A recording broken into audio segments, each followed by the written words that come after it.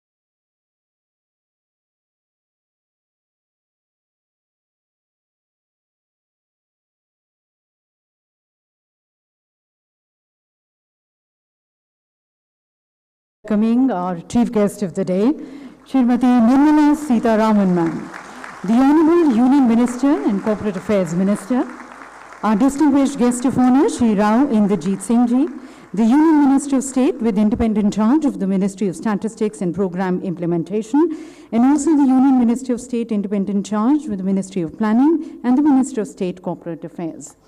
Also gracing the days are Shri Rajesh Verma, respected Secretary, Ministry of Corporate Affairs, Shri Sanjay Kumar, Additional Secretary and Financial Advisor, Ministry of Corporate Affairs, and Shri Ashok Kumar, Postmaster General Operations. And also, ladies and gentlemen, welcome to all present here in the August gathering, and also those joining us virtually across 75 locations pan-India.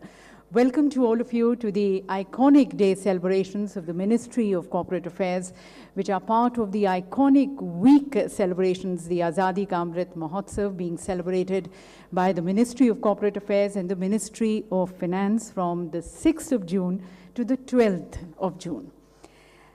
And ladies and gentlemen, as we celebrate today, it's definitely an occasion and a platform to showcase the immense strides which the Ministry of Corporate Affairs, along with its various institutions and organizations, has been able to make towards empowering businesses and towards protecting the investors, being a very able and an efficient facilitator, integrator, regulator, and educator.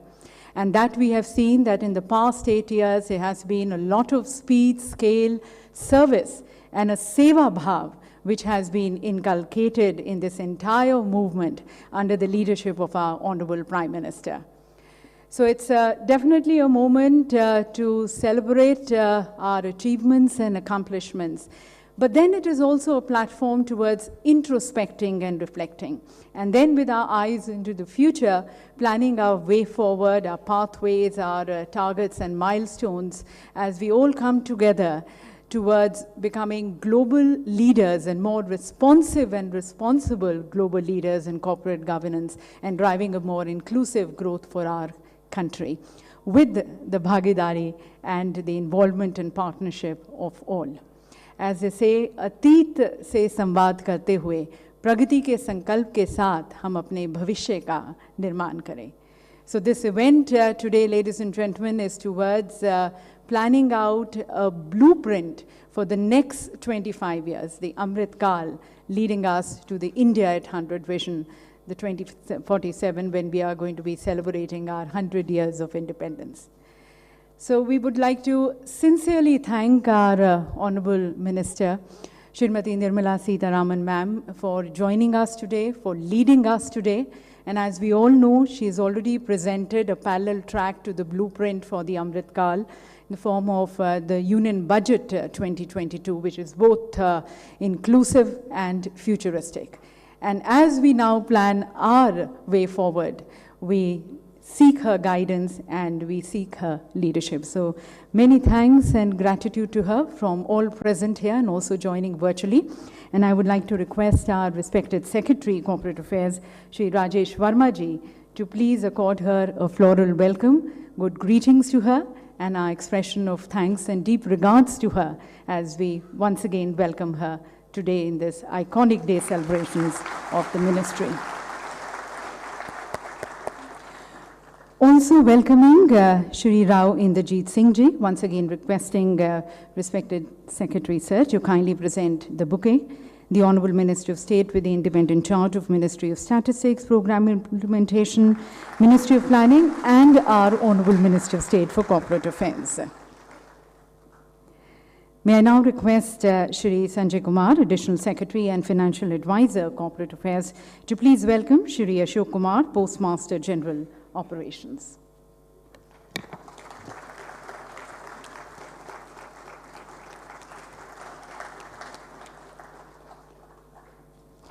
And ladies and gentlemen, as we draw this future-oriented roadmap for the ministry with all the institutions, it's definitely a beginning of many new beginnings for us and for the nation.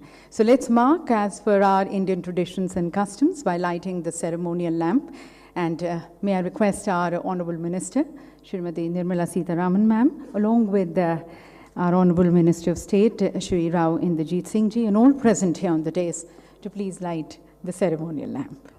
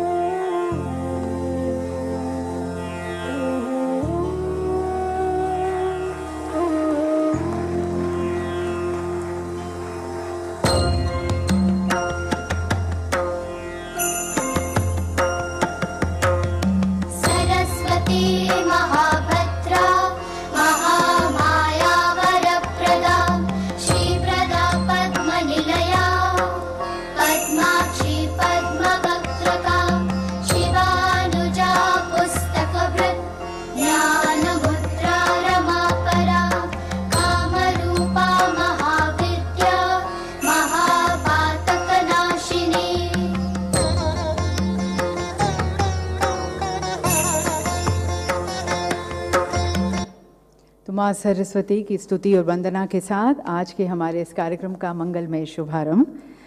And may I now request, as we open the doors to the discussions and deliberations, requesting respected Secretary, Corporate Affairs, Shri Rajesh Verma Ji, for his words of welcome for everyone.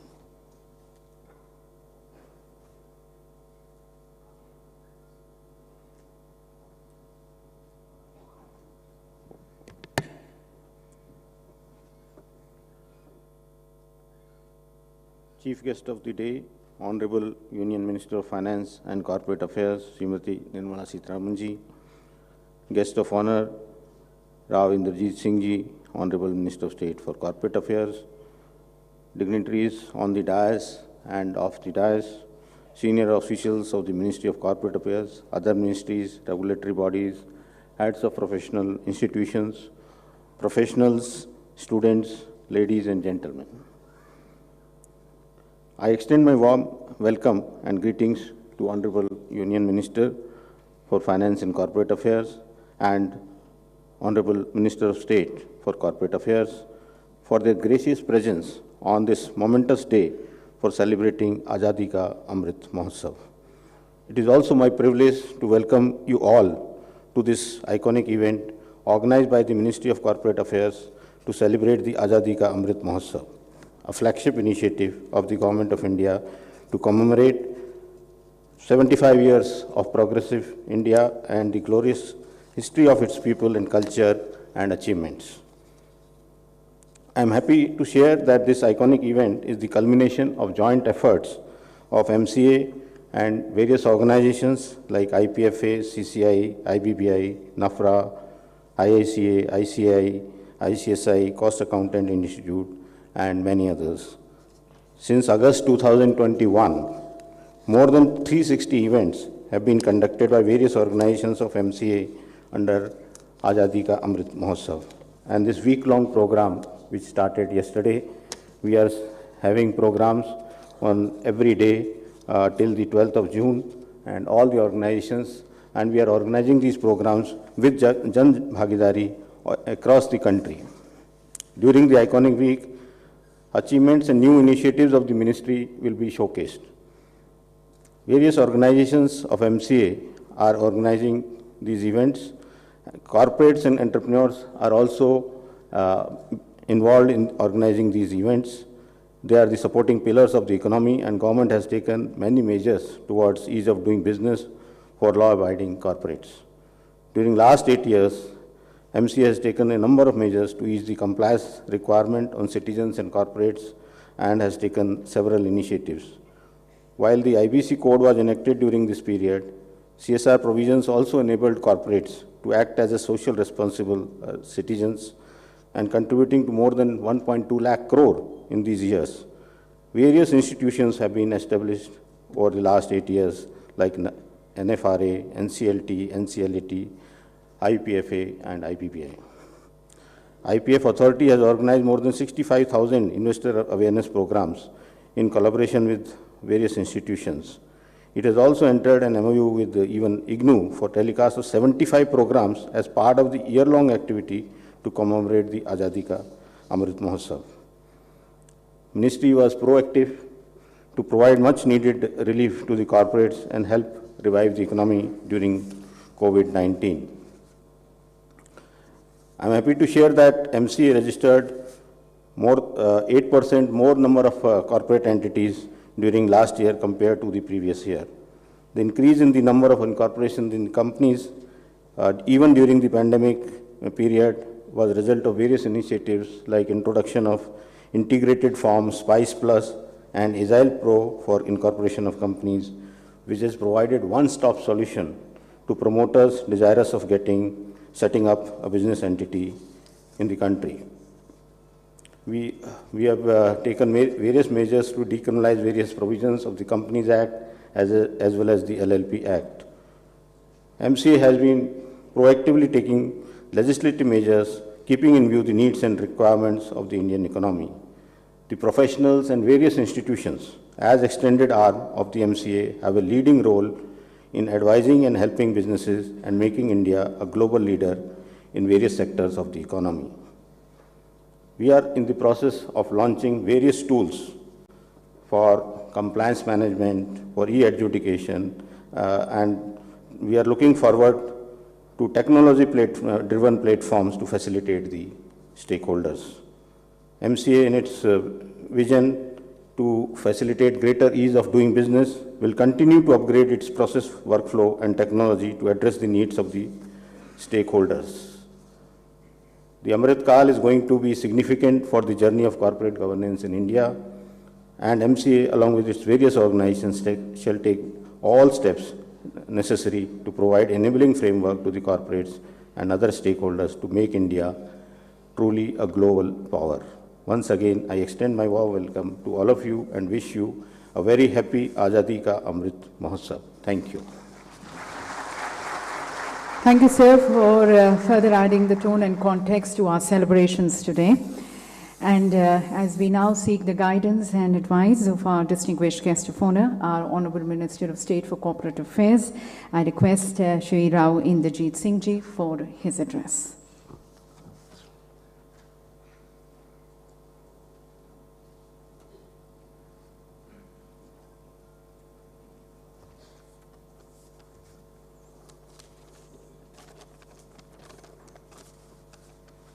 Honorable colleague and Senior Minister, Srimati Nirmala Sitharaman Ji, Secretary Corporate Affairs, Shri Rajesh Verma Ji, officers of the Corporate Affairs Ministry and other ministries, regulatory bodies, professional institutions, ladies and gentlemen. Mr. Rajesh Verma has just given a lowdown on the ministry as a whole and its regulatory bodies and the functions that they have undertaken over the last few years. With the permission of the chair, I would like to digress a little. We are celebrating the 75th year of our independence. In the lives of individuals, 75 years is a lifetime. Some may not even make it. And the fortunate few who do are on the decline. Whereas when you compare an individual's life with the life of a nation, 75 years is of little significance, especially for a country like ours. Long history, long tradition, respect globally over hundreds and hundreds of years. And they say history repeats itself. And if history was to repeat itself, can we, in the coming years, recapture what glory we once had? Let us say at the beginning of the Indus Valley civilization, 2000 years plus. India was a great nation. India continued to be a great nation for the following 1500 years. And if world economists, either from the World Bank or from universities across the globe, were to be believed, there was a time when India constituted 1/4 to 1/3 of the global economy. Till the 1500s. In the 1600s, when Aurangzeb was in India's Delhi throne, the yearly taxes into this gentleman's coffers was 100 million pounds. A sum which the so-called British Empire, on which the sun never set, could not achieve even 200 years afterwards, till the 18th century. And what happened in the 18th century? They found a foothold in India. And a small island nation exploited the resources of this vast country, which had all the natural phenomena that one would require for development. We had the Himalayas, which acted as a barrier, we had rainfall, we had agriculture, we had peace. And because of that, India not only survived, proliferated, and became a world economic power. Now, like I was saying earlier, 100 years in a nation's life is a very small amount of years.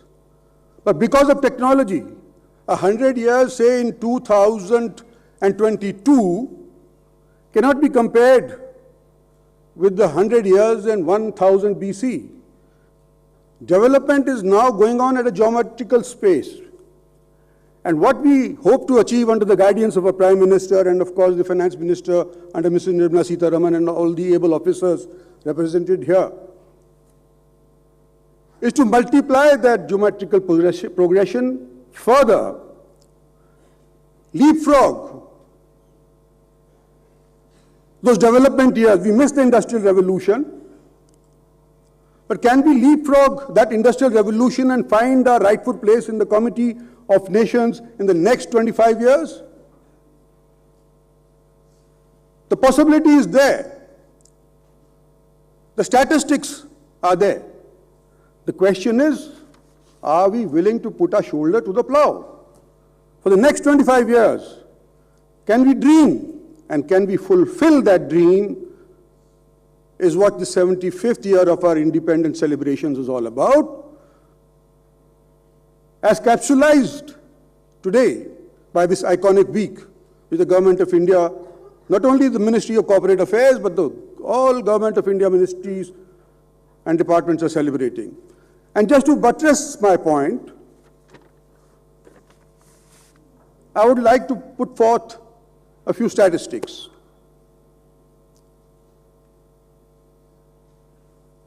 In the year 1340, when Prime Minister Narendra Bhai Modi became the Prime Minister, India growth was at 6.4%. In the year 21-22, as the latest report says, our growth, the growth of our GDP is 8.7%. The intervening 2 years, 3 years of COVID, in spite of that, we have reached a target of 8.7%, which was before we took over the reins of power in India.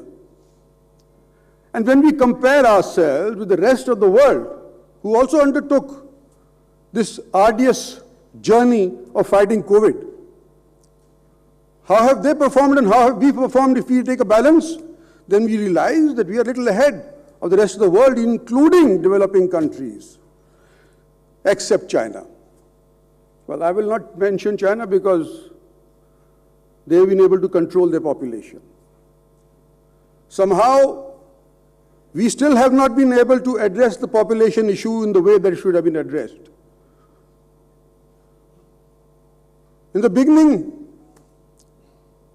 of the 15th century, China was a few percentage points behind us. Today, it's it's leapfrogged many percentage points ahead of us. And my personal view, of course, is that it is attributable to the large population that has come about over the last 50 years. But getting back to what I was talking about, India today is developing at 8.7%. This is the projection. By 2030, it will have progressed at 14.3. By 2040, it will have progressed at 20.8% annually. USA, in 13-14 financial year, had a growth rate of only 1.8%. In 2021, it has a growth rate of 5.7%. In another 5-6 years from now, in 2030, it will have a growth percentage of 15.3%. And in 2040, it will have a growth percentage of 13.9, which is about 6 percentage points less than India's. As things stand, the world's biggest economic power is going to the way the British Empire went, down the slide, down the chute. And India, hopefully, if we can live up to these expectations and projections, we will be at the top of the ladder. Germany, a country which has faced 2 world wars and has still built itself up. At the beginning of 2013-14, it had a growth in its economy of only 0.5%. In 21-22, they managed to achieve 7.4%. But by 2030, they will decline to 2.8%, and by 2040, they will decline even further to 2.3% of the GDP. Heartening news for Indians. Can we, now that we are on the upswing, can we maintain that momentum? And the countries that we looked up to, and I specifically wish to speak about the 400-500 years of British rule. No, not sorry, the 200 years of British rule. When the British left this country, Indian economy was growing at only 3%. When British arrived in this country in 1800, they were given on a platter a country whose GDP per annum was 24% as compared with the world economy. 24% of the world's economy was Indian. In 200 years, they exploited us to such an extent it came down to 3%. So, here's the challenge. The world is declining, the world economies are declining, except for China, who was our neighbor and maybe our antagonistic neighbor. Can we live with this reality of fighting China economically? Can we live with this expectation that the world economists have vis-a-vis India? Can we live to the expectation of the youth of our country? And can we live up to our history of 2,000 years? This is what the challenge is all about. This is what 75 years of celebration is all about. This is what technology-driven enterprises can achieve only if we were to put a mind and hearts to it. So I thank you all for having joined us today at this iconic week. And I hope that you and I together, the Government of India, Mr. Modi's guidance, and all our joint efforts will project India into the space and into the sphere that it really deserves. Thank you very much. Thank you so very much, sir, for inspiring and motivating everyone, and the huge progressive change which you see in India, and India becoming, as you said, the coming decades, in fact, belong to India, showing that so much of optimism and inspiring and motivating everyone. And now, ladies and gentlemen, we have a series of releases which are going to be dedicated to the nation at the hands of our Honorable Minister, Ma'am, Srimati Nirmala Sitharaman, Ma'am. And the very first, as a part of the celebration of the Azadi ka Amrit Mahotsav, the Ministry of Corporate Affairs, in association with the National Foundation for Corporate Governance, presents a short film that traces the evolution of the corporate governance in India. It also highlights the significant initiatives which has been taken by the MCA, more particularly in the last 8 years in the areas of corporate governance, so as to facilitate an ease of doing business and an ease of living for the citizens. May I request our Honorable Minister, Ma'am, Srimati Nirmala Sitharaman, Ma'am, to please launch the film entitled Journey of Corporate Governance in India, a Panorama, with a click of the remote. As part of the celebration of Azadi ka Amrit Mahotsav, the Ministry of Corporate Affairs, in association with the National Foundation for Corporate Governance, presents the Journey of Corporate Governance in India, a Panorama. The framework of corporate governance in India has evolved through enactment of various acts, framing of rules and regulations based on the principles of good governance, fairness, accountability and transparency. The Indian corporate laws have evolved and transformed in the last 75 years. The Companies Act 1913 was followed by the enactment of the Companies Act 1956. The economic policies introduced in the 1990s expanded the role of the corporates in various sectors, while the economic model shifted from command and control to a facilitative and entrepreneurial approach. The government in the past has taken various measures for putting in place a robust corporate governance framework. Recommendations made by various committees like Kumar Mangalam Birla Committee, Naresh Chandra Committee, Narayana Murthy Committee, Dr. J.J. Irani Committee culminated in the enactment of the new Companies Act 2013. A number of regulatory, statutory and non-statutory bodies were established, which included the National Foundation for Corporate Governance, the Serious Fraud Investigation Office and the Indian Institute of Corporate Affairs. These steps were supplemented by complete digitization of corporate registry through first mission mode e-governance initiative in India, the MCA 21. To cater to the philosophy and needs of a liberalized economy, the erstwhile MRTP Act 1969 has been replaced with the Competition Act 2002. In 2008, the LLP Act was passed to provide a new statutory framework to conduct business. Keeping in view the ease of doing business and ease of living, significant measures have been taken in the last 8 years in the area of corporate governance. Corporate Social Responsibility or CSR has been mandated for a certain class of companies with effect from April 2014. In the last 7 years of implementation of CSR laws, companies have spent more than 1.20 lakh crore rupees in different activities. The dissolution of the Company Law Board led to the constitution of National Company Law Tribunal and the National Company Law Appellate Tribunal to bring Indian insolvency framework at par with global standards. The Insolvency and Bankruptcy Code 2016 was enacted. In 2016, the Investor Education and Protection Fund Authority was established to educate and protect the interest of investors and refund the unclaimed dividends and shares to the rightful claimants.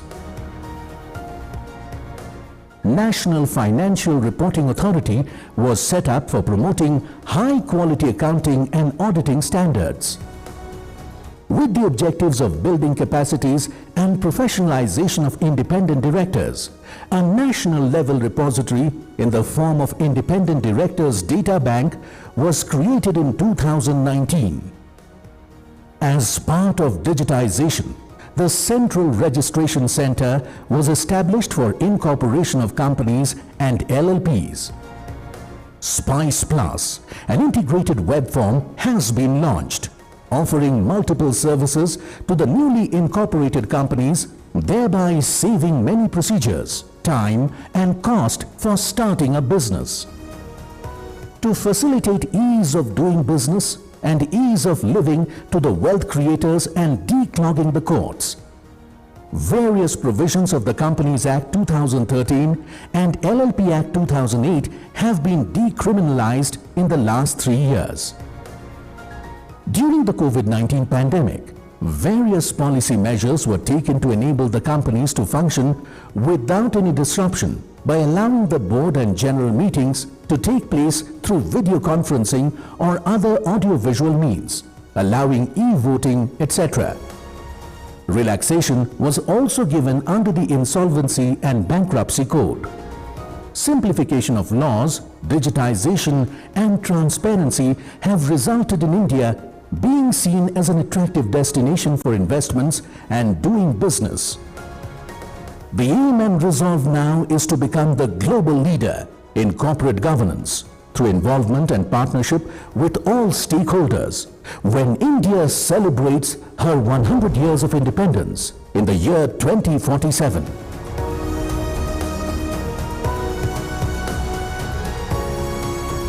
So that's the accomplishing journey of the Ministry of Corporate Affairs with all of you.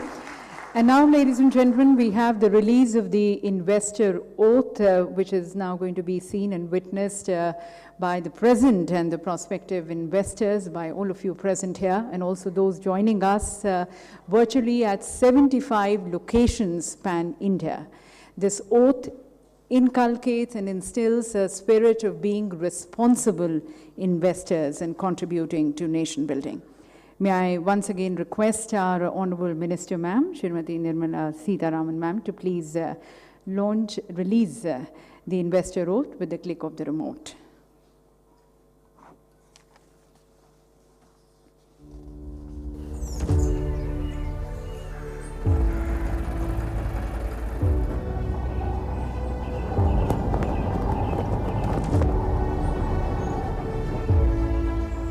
आगे बढ़ता रहे हमारा देश, इसके लिए संकल्पित है भारत सरकार। Investor education and protection fund authority ministry of corporate affairs के प्रयासों से जुड़े और उन प्रयासों को करें साकार। आइए ले संकल्प ताकि एक सुदृढ़, सुरक्षित और सशक्त राष्ट्र ले सके आकार। हम संकल्प लेते हैं कि हम जागृत निवेशक बनकर अपनी और देश की वित्तीय स्थिति को सशक्त करने के लिए निरंतर प्रयास करते रहेंगे। हम संकल्प लेते हैं कि हम वित्तीय उत्पादों के विषय में पूरी जानकारी हासिल करेंगे और दूसरों से भी साझा करेंगे। हम संकल्प लेते हैं कि हम सुरक्षित एवं समावेशी निवेश के लिए भारत सरकार द्वारा बनाए गए सभी मानकों का जिम्मेदारी पूर्वक पालन करेंगे। विज्ञापनों और भ्रामक विज्ञापनों से आकर्षित नहीं होंगे और योजना से संबंधित सभी जानकारियों को ध्यान से पढ़ेंगे और गैर कानूनी पाए जाने पर उनकी सही स्तर पर शिकायत करेंगे।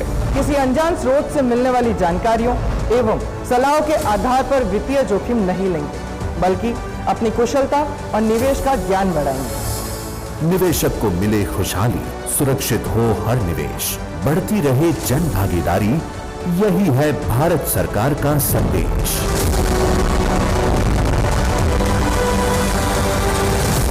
That's the sankalp, the commitment coming from everyone.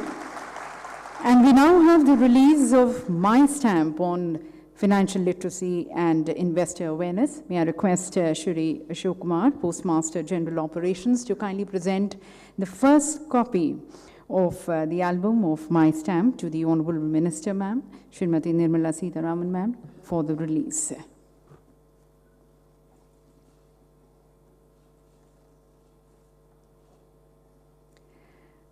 Ladies and gentlemen, with the very objective to make respective stakeholders understand about IEPFA, its mandate, its initiative for public interest, and the roadmap ahead for investors' awareness. This is the stamp of ₹5 being issued, carrying the very message of inclusive financial literacy, as well as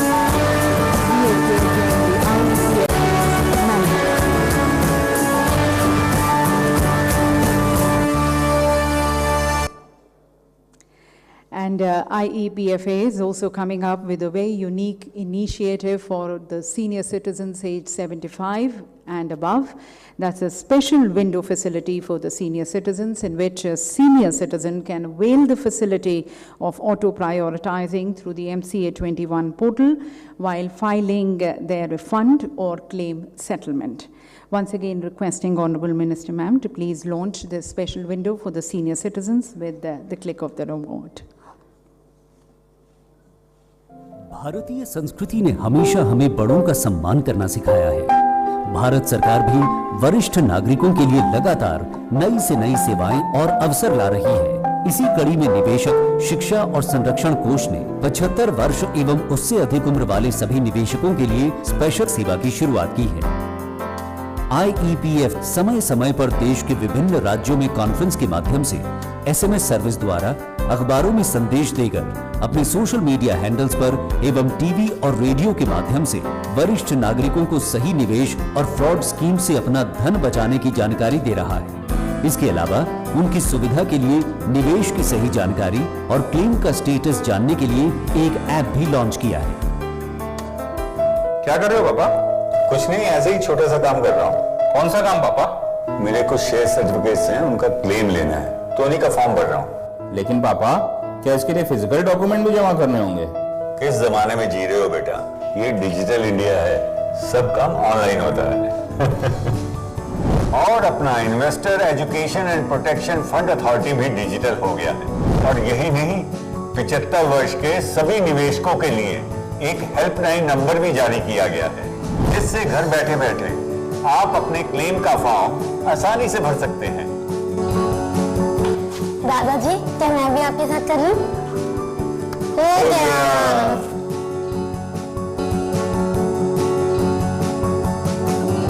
निवेशक शिक्षित तो निवेश सुरक्षित। So that, ladies and gentlemen, are our confident and very empowered senior citizens with this special window. And we now have the launch of the National CSR Exchange Portal. This is a digital initiative on CSR by the Ministry of Corporate Affairs. The portal will facilitate matchmaking and bridge demand-supply gap by providing an interactive platform to all stakeholders. It also will enable the stakeholders to list, to search, to interact, to engage, and manage their CSR projects on a voluntary basis. Once again, requesting the Honorable Minister Ma'am to please launch the National CSR Exchange Portal with a click of the remote. National CSR Exchange Portal is being launched today. Government of India initiated one of the world's largest experiment of introducing the CSR as a mandatory provision in the Companies Act 2013. By imposing statutory obligation on companies to take up CSR projects, the philosophy of CSR is to engage corporates as partners in social development by leveraging their managerial efficiency, best practices, technology, and innovation in the delivery of public good and services. Since the enactment of the CSR provision with effect from April 2014, companies have spent more than 1,20,000 crore rupees in different activities of national priorities. During the evolution of CSR in India, need for seamless interaction between companies and implementing agencies has been felt. National CSR Exchange Portal is an endeavor that will serve as an interactive and exchange platform hosting all India projects. The platform will onboard all stakeholders in the CSR ecosystem, such as corporates, implementing agencies as registered users. National CSR Exchange Portal will provide user-friendly environment, interactive mechanism, advanced visual analytics, project lifecycle management, data exploration, knowledge center, notifications, advanced search mechanism. Launch of the Exchange Portal will facilitate for more effective sustainable development in the country by helping optimize the funds mobilization and utilization, execution and project management. Now let's see how it works. Both companies and implementing agencies will have their separate dashboards. Companies can float RFPs for their CSR projects. Implementing agencies can apply to RFPs with their proposals and can also share their own project plans to companies. On meeting mutual requirements through exchange, the project could be initiated for implementation. The portal would also facilitate bringing together diverse think tanks, contributors and implementers under one platform, sharing ideas, strategies and information by taking a smart step in implementing CSR initiatives. The Ministry of Corporate Affairs launches National CSR Exchange Portal. Log on to www.csrexchange.gov.in. This portal, ladies and gentlemen, is a testimony to the very idea that technology empowers the less empowered. And may I now request the Honourable Minister Ma'am to kindly release the publication on the theme Insolvency Now and Beyond. This has been prepared by the Insolvency and the Bankruptcy Board of India and the Foreign Commonwealth Development Office, UK, for the benefit of stakeholders of IBC ecosystem in India.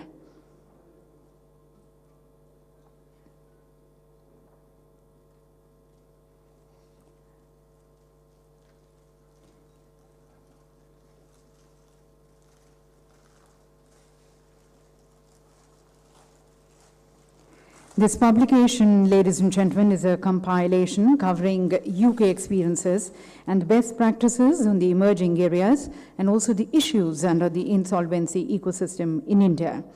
The papers in the publication have been authored by prominent experts from various jurisdictions, including India, UK, and Singapore.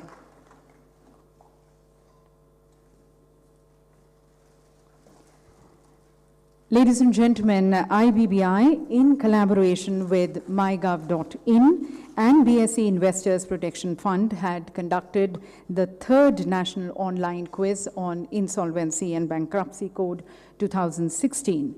This was towards promoting greater awareness and sensitizing and understanding of the code among the various stakeholders across the country.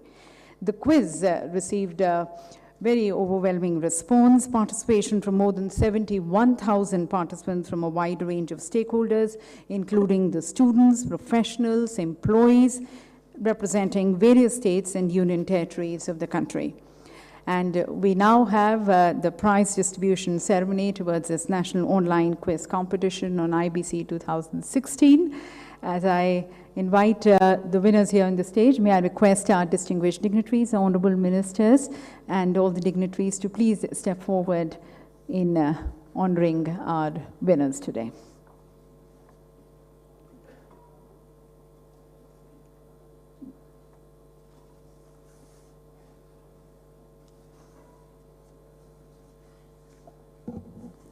So there are three awards or prizes which are going to be presented here.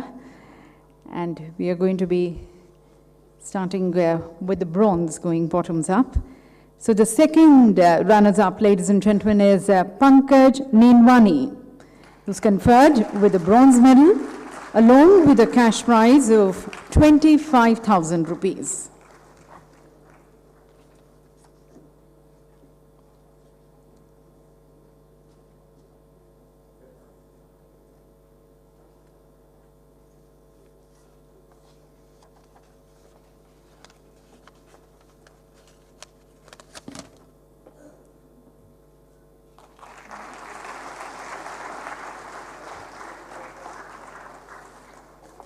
And so there's a medal, the bronze medal, and also the prize money of rupees 25,000 rupees. And now the first runner-up.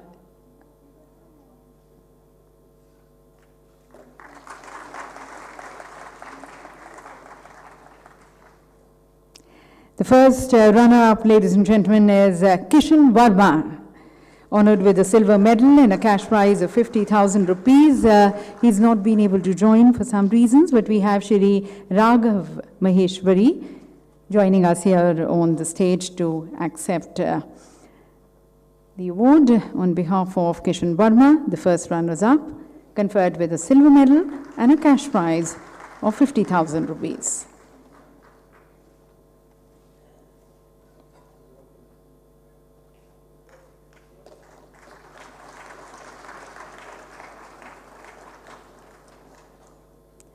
And now, ladies and gentlemen, all the bling with the gold medal conferred on Dipali Mamodia.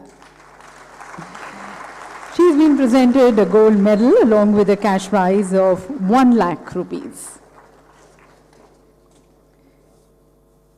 So this was a national online quiz which was organized on Insolvency and Bankruptcy Code 2016, and the 3 winners, the best of the best 3 winners being recognized here.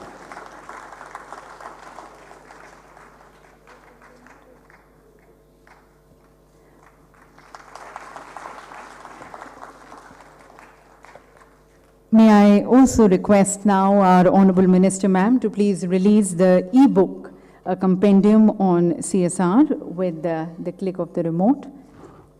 Can we have the...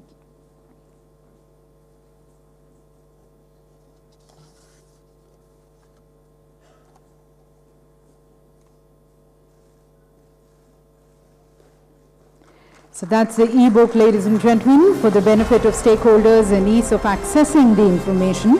The Ministry of Corporate Affairs has compiled all the existing knowledge resources on CSR, that is the CSR provisions of the Companies Act 2013, the company's CSR policy rules, Schedule 7 of the Act, various clarifications and the facts issued by the Ministry.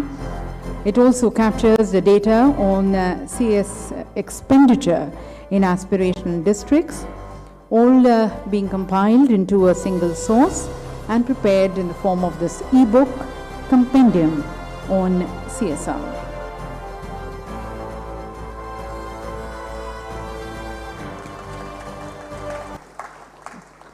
So thank you to our Honorable Minister Ma'am for releasing these various publications and the other launches, and also for honoring the quiz winners.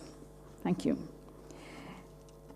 And now, ladies and gentlemen, as all of us are eagerly awaiting to be guided and to be led by our Honorable Minister, may I request Srimati Nirmala Sitharaman Ma'am, the Honorable Finance and the Corporate Affairs Minister, to please address the august gathering.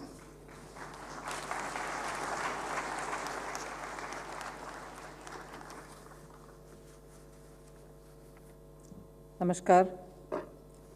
Shri Rajesh Verma, Secretary of MCA, Sanjay Kumarji, Additional Secretary and the Financial Advisor, Shri Ashok Kumarji, Postmaster General of India, and all heads of the regulatory bodies, institutions which impart education on various corporate-related subjects,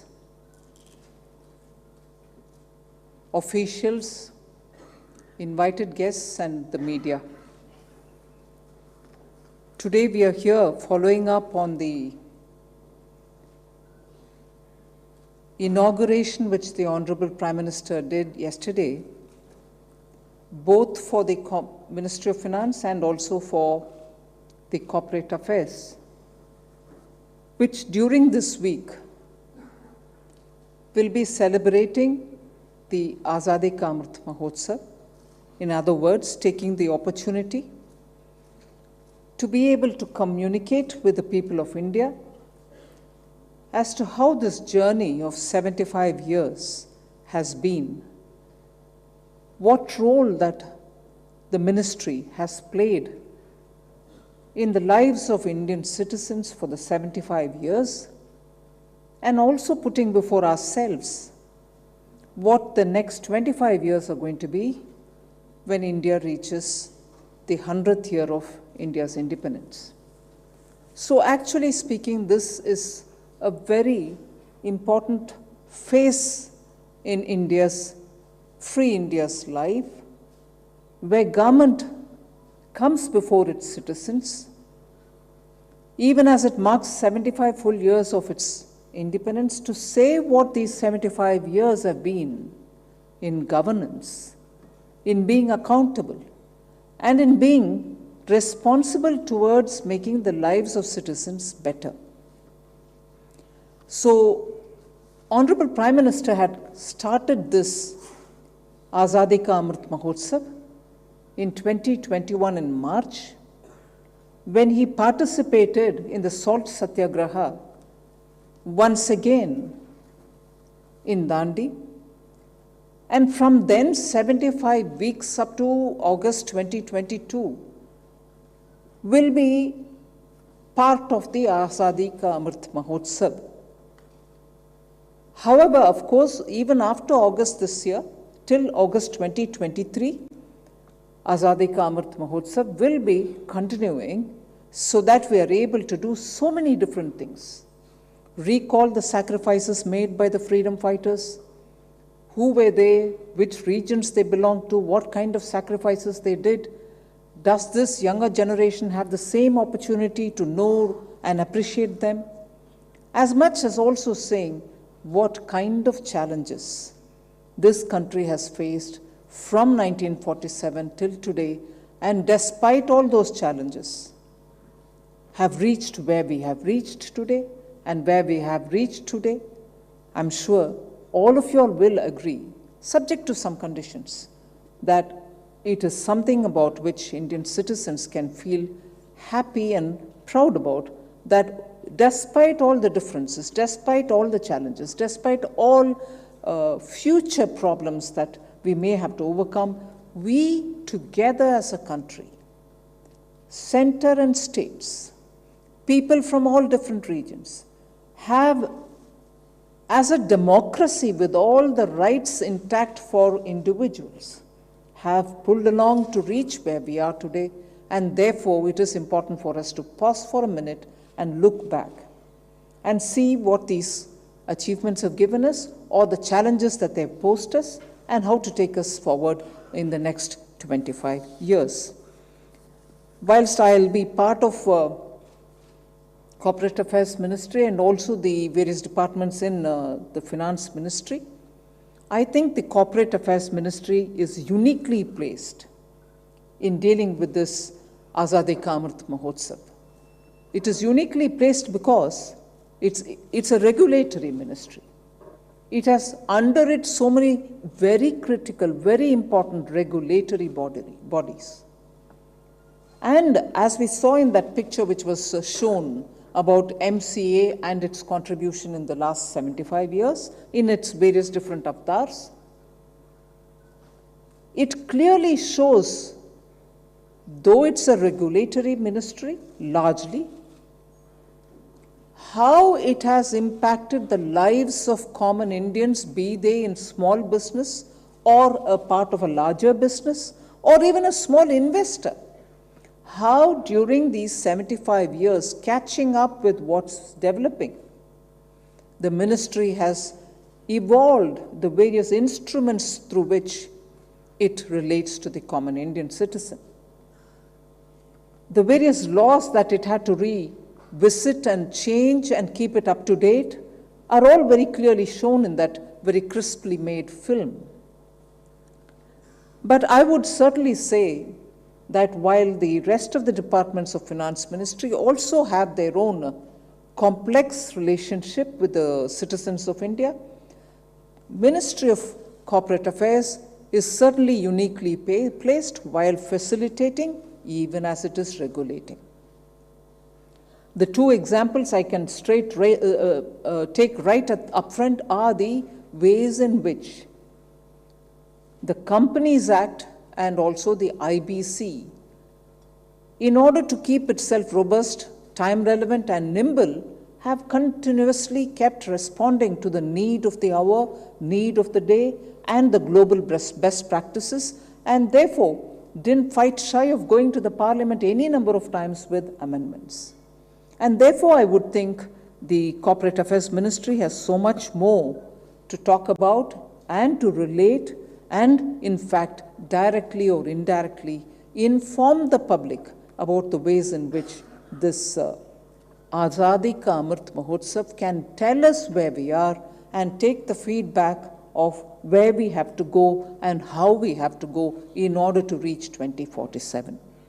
I'm sure the institutes, the Institute of Chartered Accountants of India, Institute of Cost Accounts of India, and Institute of Company Secretaries are very potent bridges for and through their students, through their practitioners, through their certified members, to communicate this to the people of India and be able to also get the inputs from them to see how this ministry can take it forward further.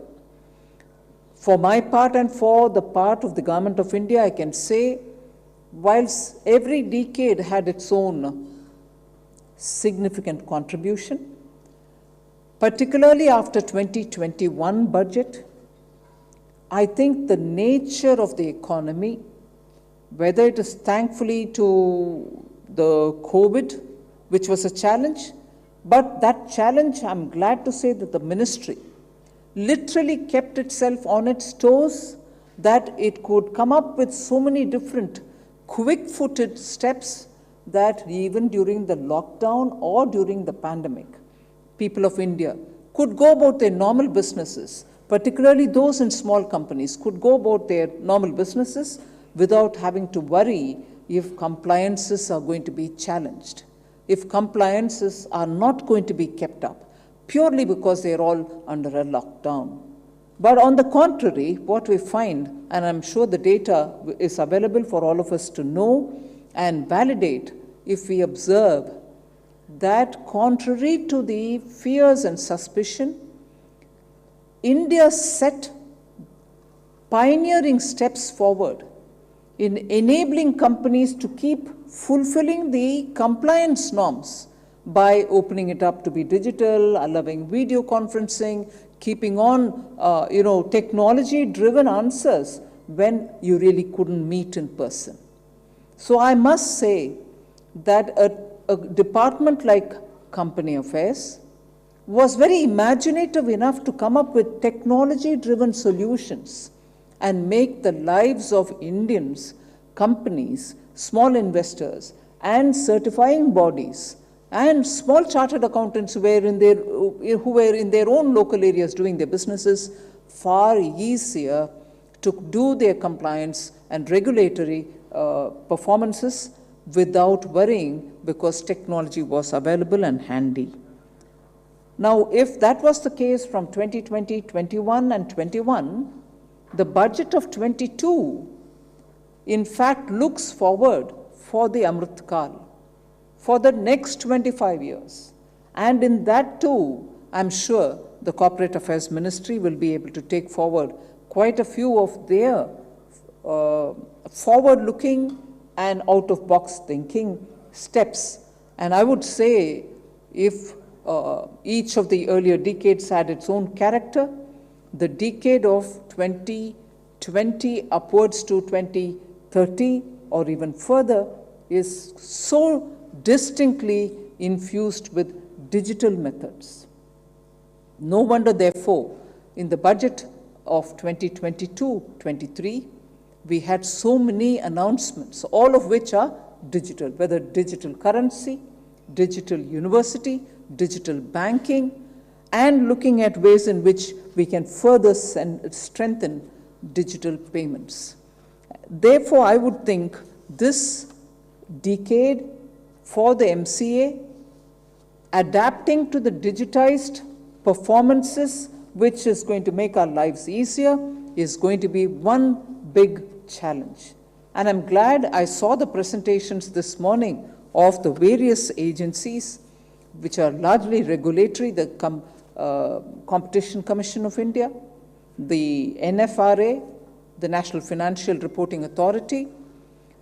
You can clearly see all of them are seized of the fact that the world is moving towards greater digitization, and in that, India leads by having come up with the India Stack, with which a lot of our functions are happening digitally. So the impact of this digitization is certainly going to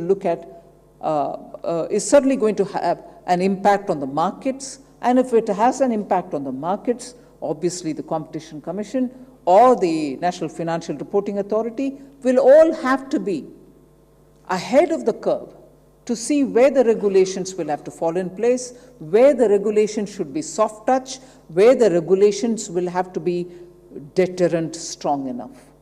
And therefore, I think this feature that the next 25 years will be digital and driven by digital considerations, because that's become now a habit, good habit, easy habit.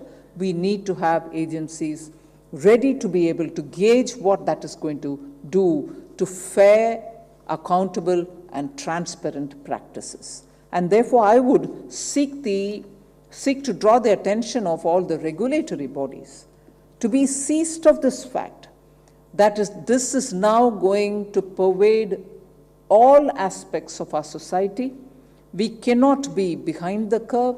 The regulators will have to understand at what level and with what effect you need to come in. And you have to be well advanced in understanding the situation rather than be caught unawares. This also, of course, gives the challenge of digital, the black dark world, which can do things in the digital arena, which can itself be a big threat. So it's very well for the regulators, it's very well for the institutes, it's very well for those who are coming out of these institutes to benefit from the digitized era. But we also need a strong manpower, which is going to be constantly looking at ways in which they can evolve the firewall mechanisms which are so required to safeguard the digital enabling platforms, the digital world that we have created for our convenience now. And the convenience has been tasted by every Indian citizen, in the smallest in the villages or even the most sophisticated in institutions. Now, every institution, therefore, I would think, will have to equally give attention to experts who will have to be with you on a constant basis, understanding the challenges where they come from, and strengthen and make robust your firewall mechanisms. Or else that which made our lives easy, that which is making our lives continuously easy, can itself become the biggest handicap if we are not able to prevent any unforeseen disaster that can be in the name of a hacker or a person who can misuse this technology, which is today so full of promise, but it shouldn't become a deterrent. Now, there are just two things that I'd like to draw the attention of the August gathering here today. During the pandemic, the MCA did perform, as I said, its roles with a lot more future-looking approach, and also understanding that that's an opportunity for us in reducing government's presence and maximizing on governance. So I think with all that, it didn't become a deterrent or a handicap. It didn't become a deterrent or a handicap, but it actually enabled people during the pandemic, is proven by the statistic before me. I'd like to share that with you. During the financial year 21-22, MCA registered more than 1.67 lakh company incorporations. And if you compare that with the earlier year, 2020-21, when it was only 1.55 lakhs. So if 1.67 lakh companies got incorporated during the year 21-22, it shows that the mechanism through which they are registering are, one, easy, two, also that the ground is not deterred by or challenged by or made difficult by the pandemic. Equally, the kind of steps which were taken by the MCA, who were transforming the regulatory environment, are worth recalling. There was a revision of the definition of small companies, which has reduced compliance burden to about 2 lakh companies.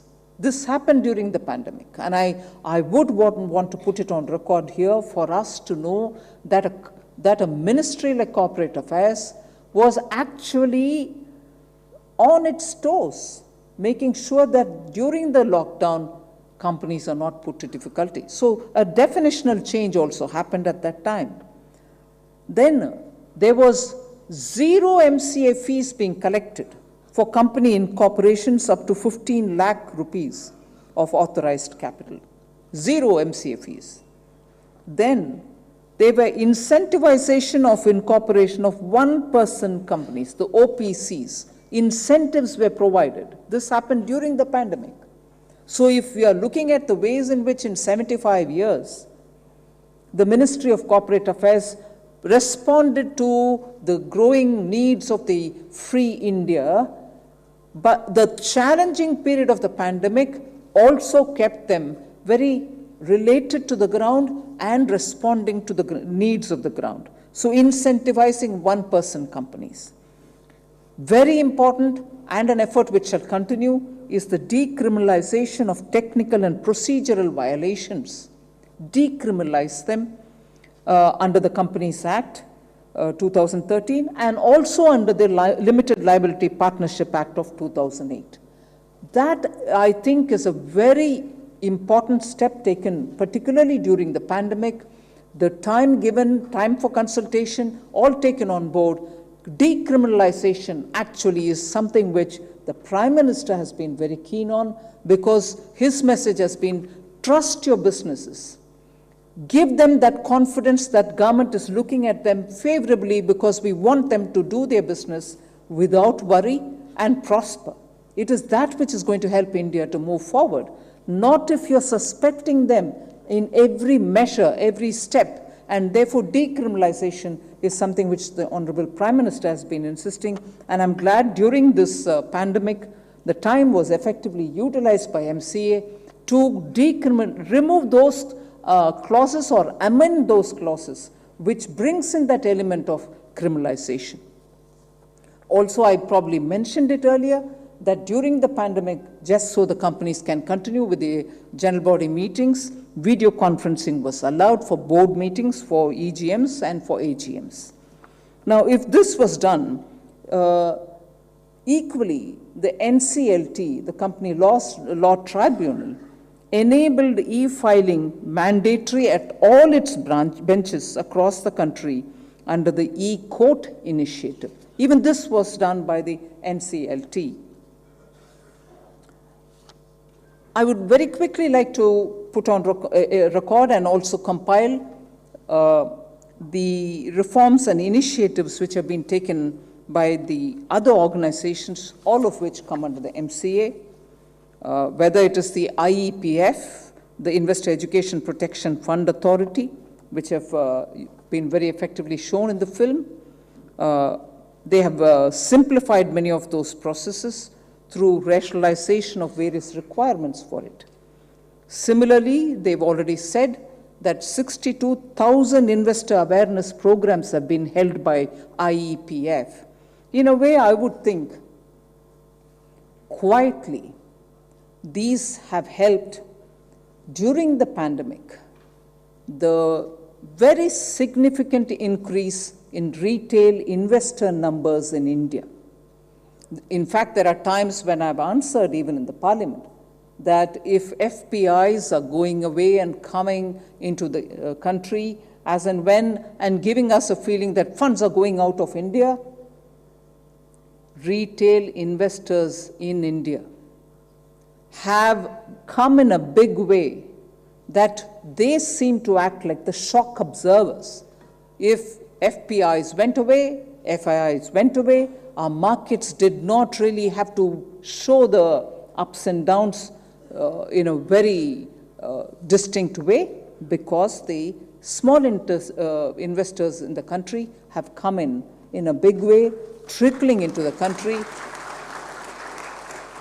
And that is one of I would think, in the 75th year for us to be able to say that Indian investors, the small and the big and everybody, are coming into the market and coming in with greater awareness being given by institutions like IEPF. I'm very happy, and I would think that brings the benchmark a bit higher for IEPF itself, because the next 25 years you have even better to perform and improve your own standards. So 62,000 investor awareness programs have not gone without being noticed and without having a concrete outcome. So I'm glad for that. The Institute of Corporate Affairs plays a significant role also in supporting organizational reform and in capacity building, also under the MCA. So I think the Amrit Kal, we have quite a few number of institutions under the MCA who are going to have to build a lot of information platforms and get in touch with citizens of India to say what you're up to. IACA, the Corporate Affairs Institute, also has done a policy advisory function which has helped us to, be able to change the IBC, deliver on very many of these corporate social responsibility related matters. I can see the members of IICA seated there. Your role is very significant and you have to keep performing much, much more there. I think also because today the public outreach and the research and study with the stakeholders on board is one big step that the IICA has taken, and I think that will definitely make a big difference. You should continue on that. Similar such role, and for a body which is fairly new, is being performed by the Competition Commission of India. The CCI has made a major contribution, and I'm very proud of this institution in being able to burst cartels, not allowing cartels to be formed, making their presence felt but not really becoming an obstruction. So bursting cartels, controlling mergers in a very soft but significant way, giving consumer the necessary protection, making sure that the markets feel that they are being remotely but silently being controlled, in the sense understanding the market and allowing it to function in a free and fair manner but without interfering in their function. And also enabling new age markets, international cooperation, and so on. I honestly think the Competition Commission of India, when of course I'm in their private audience, in the sense when I attend their CCI programs, I keep telling them, you've not done enough, you've not done any number of suo motu studies, you've not picked up on certain things which are very critical for India, your presence will have to be there, felt by everybody, and so on. But for a minute, let me imagine that this road doesn't exist, nobody's here. They are actually doing a significant job in making sure India's free market is fair market, and making sure in an era when mergers and acquisitions are going to happen in a very big way, mergers and acquisitions are happening in India in a big way, the CCI is remaining like a shadow but without affecting functionalities. So I wish the CCA in the next 25 years also makes sure that a modern India, digitized India, a corporate India, an India where retail investors want that support, CCI will stand up to the challenge and meet the expectations of the Indian citizen. A recent, but I'm treading on a bit of a sensitive area. Like in the Western world, they would say you're treading on a minefield, but I'm not treading on a minefield, but an institution which has yet to make a very big beginning, but has a role to play, is the National Financial Reporting Authority. I think they have a big role in that they are looking at listed companies, they are looking at not so listed companies, but of a certain stature. They're also looking at firms, and they should also expect that the government will also come up with requests on certain companies on which I would want them to understand the significance as our institutions abroad. And this morning I heard the chair of NAFRA telling me, I don't know, there is also hesitation in using the word NAFRA. It's nothing to do with Nafrat. It is National Financial Reporting Authority. which has a very big role to play, is the size of the job, the audience that they are dealing with, the companies that they are looking at, and the stakeholders who they are going to have to address. I'm being told by the chair is comparable exactly with their counterpart in the United States of America. But they are recent, they are in the US, fairly old body. But NFRA is again a body which has to do quite a lot of work. And I understand you have issued financial reporting quality review reports. You've also had 4 audit quality review reports, and you're also now looking at recommending amendments to various rules and regulations. I wish the body all success. You also have to catch up with a lot of work which is now before you, and I hope in the next 25 years this body also will stand up and meet the demands and expectations of the people of India. Very quickly on the National Foundation for Corporate Governance, definitely you're trying to have a lot of voluntary adoption of good corporate governance practices. I wish all the very best even for the corporate governance body. So for the next 25 years, not just this week, this gives us an opportunity for us to be able to speak about our achievements, but more to think in terms of a futuristic, visionary, for a fresh new India which is so bubbling with the youth, all of whom want to be in this country but receive the best of global practices in terms of running their companies, in terms of meeting with expectations of people who give them equity fund or people who are providing debt funds.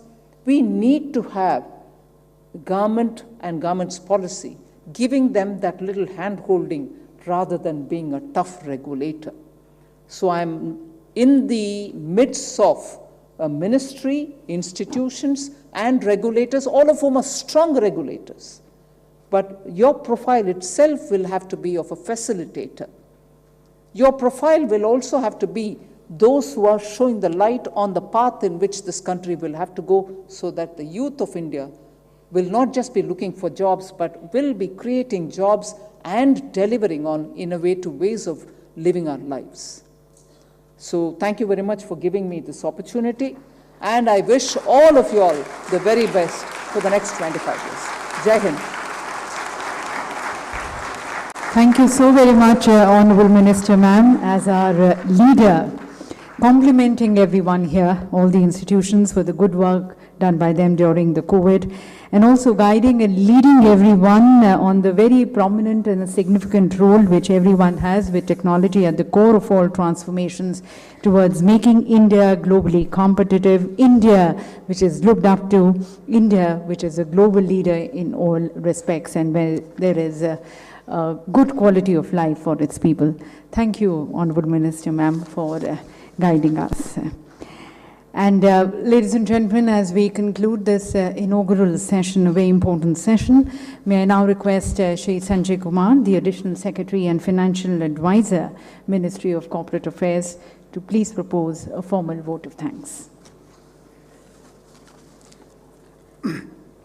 Honorable Minister of Corporate Affairs and Ministry of Finance, Shrimati Nirmala Sitharaman ji, our guest of honor, Shri Rao Inderjit Singh ji, Secretary, Minister of Corporate Affairs, heads of various regulatory bodies and other organizations, all senior officials, dignitaries, ladies and gentlemen.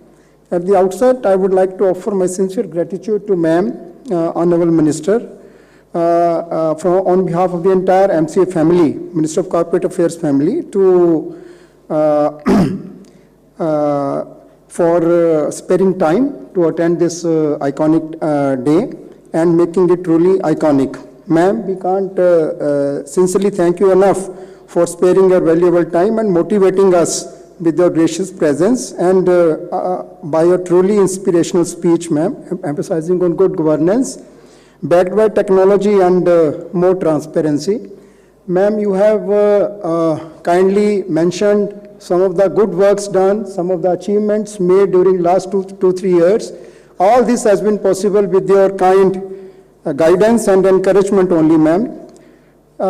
This ministry, as you mentioned, is uniquely placed, and we have already, as you mentioned, we have made good contribution to the building of country's economy, and we will ensure that we attain further glory with your kind guidance and your leadership, ma'am. I'll also like to thank our guest of honor, Shri Rao Inderjit Singh Ji, for his mentorship and valuable guidance and support throughout the preparations, especially for the very inspiring thoughts how in the next 20-25 years, backed by solid and concrete statistics, how we can really go back, achieve our old glory. Really thanks to you, sir. On behalf of the ministry, I'd like to thank Shri Rajesh Verma for his constant and all along support, guidance and direction for all these works which we are doing. I would also like to offer my sincere gratitude to all the dignitaries, all the guests and invited panelists for the upcoming technical and plenary sessions, for accepting our invitation and adding value to this iconic ceremony. Ma'am, we would like to thank you for releasing short film on corporate governance, commemorative postal stamp on investor awareness, investor oath, e-book on CSR compendium, publication on IBC, launching of the CSR exchange portal, and special window facility for the senior citizens, which will go a long way in easing the way we conduct our business and understand the financial world, and also presenting awards to the winners of the National Online Quiz. Last but not the least, I would like to thank Shri Manoj Pandeji, our Joint Secretary, and each and every staff and member, distinguished guests, officials, professionals, students, ladies and gentlemen, whose sincere and tireless efforts and participation has made it possible to make this event a grand success. Thank you, everyone. Jai Hind. Thank you, sir. And with that, ladies and gentlemen, we conclude the inaugural session, thanking once again our honorable ministers and all the dignitaries here on the dais, all present in this August gathering also, and also those joining us virtually across 75 locations in the country.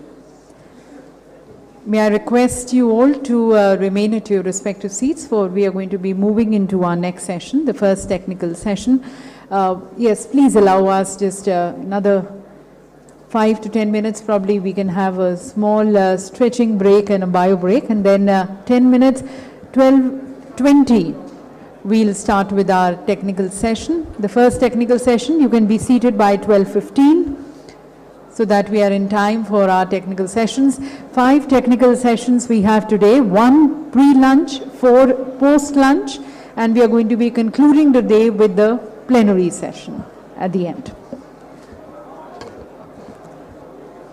So just 10 minutes of short break. There is no tea, but yes, stretching break. And if I can just request the stage to be set for the next session, please. Thank you.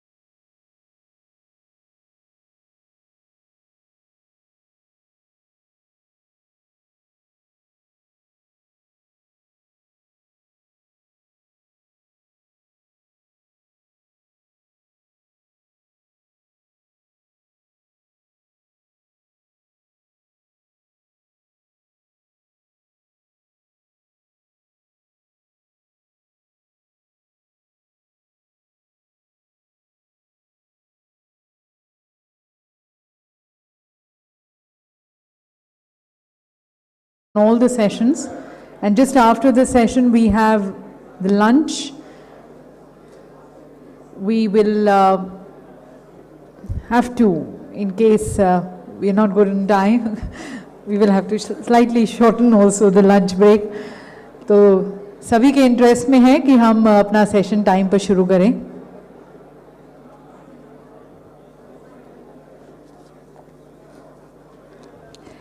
So we have, as I mentioned, 5 technical sessions on different topics. We've already, and as the Honorable Finance and the Corporate Affairs Minister, Honorable Minister Srimati Nirmala Sitharaman had also mentioned that we need to build on creating more investors' awareness, protection for our investors, driving a more inclusive economic growth for the country. So towards that, we have our very first session, the technical session.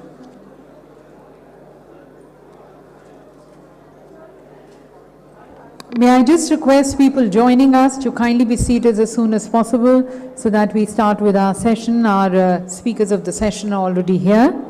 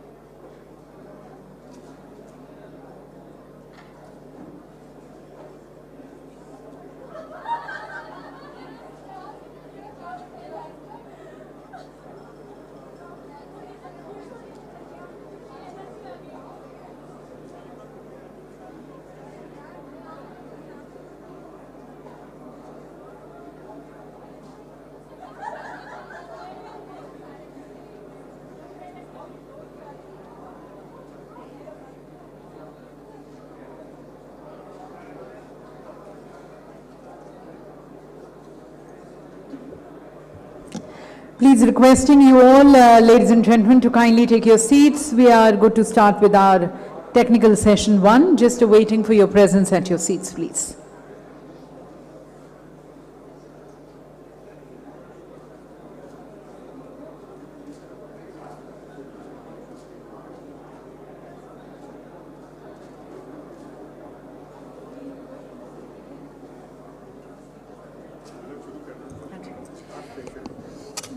So welcome to everyone to the first technical session, and as we work on building the samarth of our investors, we have the investor education, awareness and protection for inclusive economic growth technical session on the subject.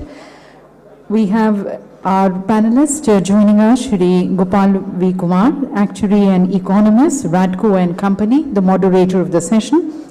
Shri Bijon Mishra, he represents the consumer's perspective, a consumer activist. Shri Dhirendra Kumar, finance expert, CEO of Value Research. Shri Anil Kumar Sharma, Executive Director of the Reserve Bank of India. Shri Rakesh Jain, Chartered Accountant and Director FSL Software Technologies Limited. And Shri GP Garg, Executive Director, SEBI. The session chair, ladies and gentlemen, Shri Manoj Pandeyji, Joint Secretary, Ministry of Corporate Affairs. Just before I hand over to our Honorable Chair of the session. Just requesting once again all of you, request your kind attention, in fact your utmost attention to the session which is just about to begin, the technical session on investors awareness. Please take your seats. सभी लोग जो पीछे की तरफ खड़े हैं, please आप यदि जल्दी बैठ जाएं तो हम अपना सेशन शुरू कर पाएंगे.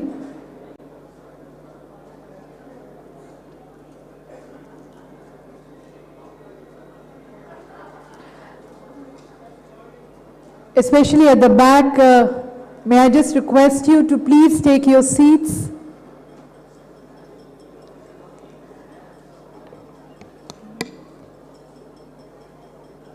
So thank you once again to everyone for joining us, and with that, as we begin the session, may I request Shri Manoj Pandey, Joint Secretary, Ministry of Corporate Affairs, and the Chair of the session for his introductory remarks.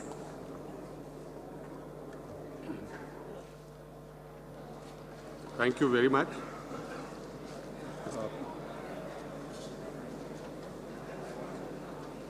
Today, I am joined with my colleagues in IPFA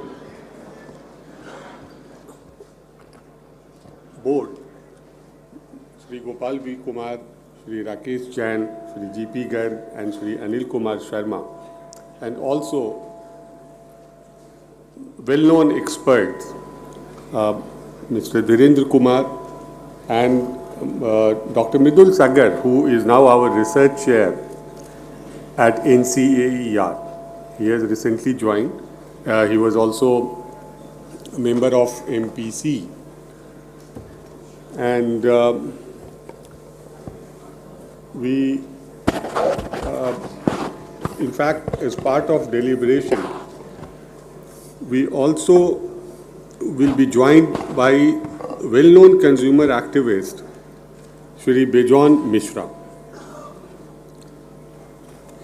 The context setting, the moderation will be done by Shri Gopal V. Kumar of this session. But let me set the context. You would all be aware that in year 2016, Investor Education Protection Fund Authority was established. The twin objectives of this authority are: one, refund back the dividends and the amounts which come back to the Consolidated Fund of India if they remain unclaimed for 7 years.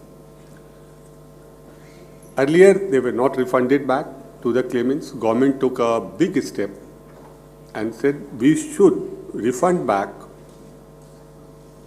the amounts and dividends to the rightful claimants, if there are rightful claimants and they are coming forward. Second, the bigger step was the underlying shares. Now, underlying shares also are coming to Investor Education Protection Fund Authority, and they are lying in our demat accounts. Now, dividends, amounts, and the shares combined together would be a huge sum to a person.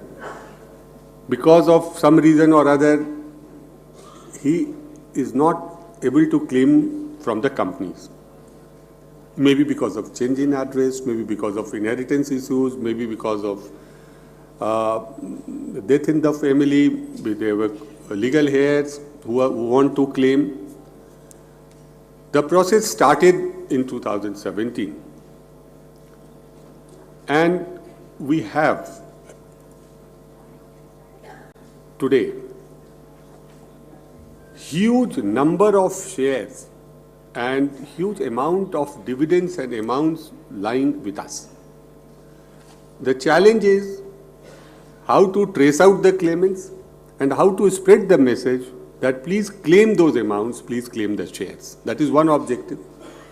The second objective, which Honorable Minister also mentioned, is about spreading awareness about importance of investment and also regarding Ponzi schemes. In rural areas particularly, people have fallen prey to those Ponzi schemes, and we are helped by several institutions like CSC governance, India Post Payment Bank, representatives are here from those institutions, Nehru Yuva Kendra Sangathan. So we have taken support of all these institutions, going among youth, going to rural areas, going to semi-urban areas, explaining them through short videos, through short films, through documentaries, through literature, through regional literature in several regional languages, Investors Handbook, and also going to states and organizing conferences. We organized one at Bhubaneswar, second at Dharamshala, third recently at Guwahati. Why? Because we have found that people have fallen prey to the Ponzi schemes, they are getting duped, and at the same time, we are also encouraging that invest wisely. It's wise to invest, and what are the right products to invest. With these two twin objectives, as Honorable Minister has also said, we have now conducted more than 60,000 investor awareness programs in last three years. We are a new organization, established in 2016, started working in 2017, and within next 2-3 years now, what we have done. When we started in 2017-18, the number of claims filed were around 12,000 or 13,000. Today, the claims which have been filed before us have crossed 87,000. Why? Because we are settling the claims also. We have disposed 50,000 plus claims, approved last year only more than 12,000 claims. The claims which are pending with companies and the claimants, we are asking them to file e-verification report. It is all digital, no physical documents are required. It's digital filing is happening, and through digital processing, the shares are refunded back to the claimant's demat account, and amounts are getting transferred to the claimant's bank account. We have so far refunded about 1.63 crore number of shares. It's not a small amount. 1.63 crore shares have been refunded, and the amount, if we calculate the market value, it would be around 1,500 crores as on date. It depends. It could be because of market fluctuation. Similarly, dividends have also been transferred to these now 28,000 plus claimants. The challenges in next 25 years, because that is the idea of today's deliberations, what we have done in last 5 years, last 4 years, and what we intend to do in next 25 years. We have to go to rural areas, semi-urban areas, and also to urban areas, because we have seen that in urban areas also, the right investments have not been made. The people are being duped. There are Ponzi schemes which are there. But to attract investment and to say you have to invest in market products, we have to go to rural areas, we have to go to semi-urban areas, encourage savings, encourage investments. I'll request all the August gathering here that please go to our portal and the website. You will see variety of material. Plus also we launched a series of films, short films, talking about importance of budget making, importance of savings, importance of investments. Small, see, there are rural characters who are in fact playing roles and giving information. I'll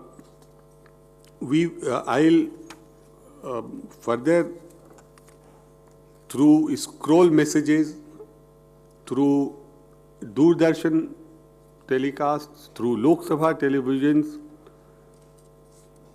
and through jingles, through various publications, we are reaching out to people. An important part is partnership with IGNOU, where 75 lectures, series of lectures are happening, where importance of investments will be told to the viewers. And it's a very important platform for us. We have research chair at 2 places at present, one at IICA, other at NCAER.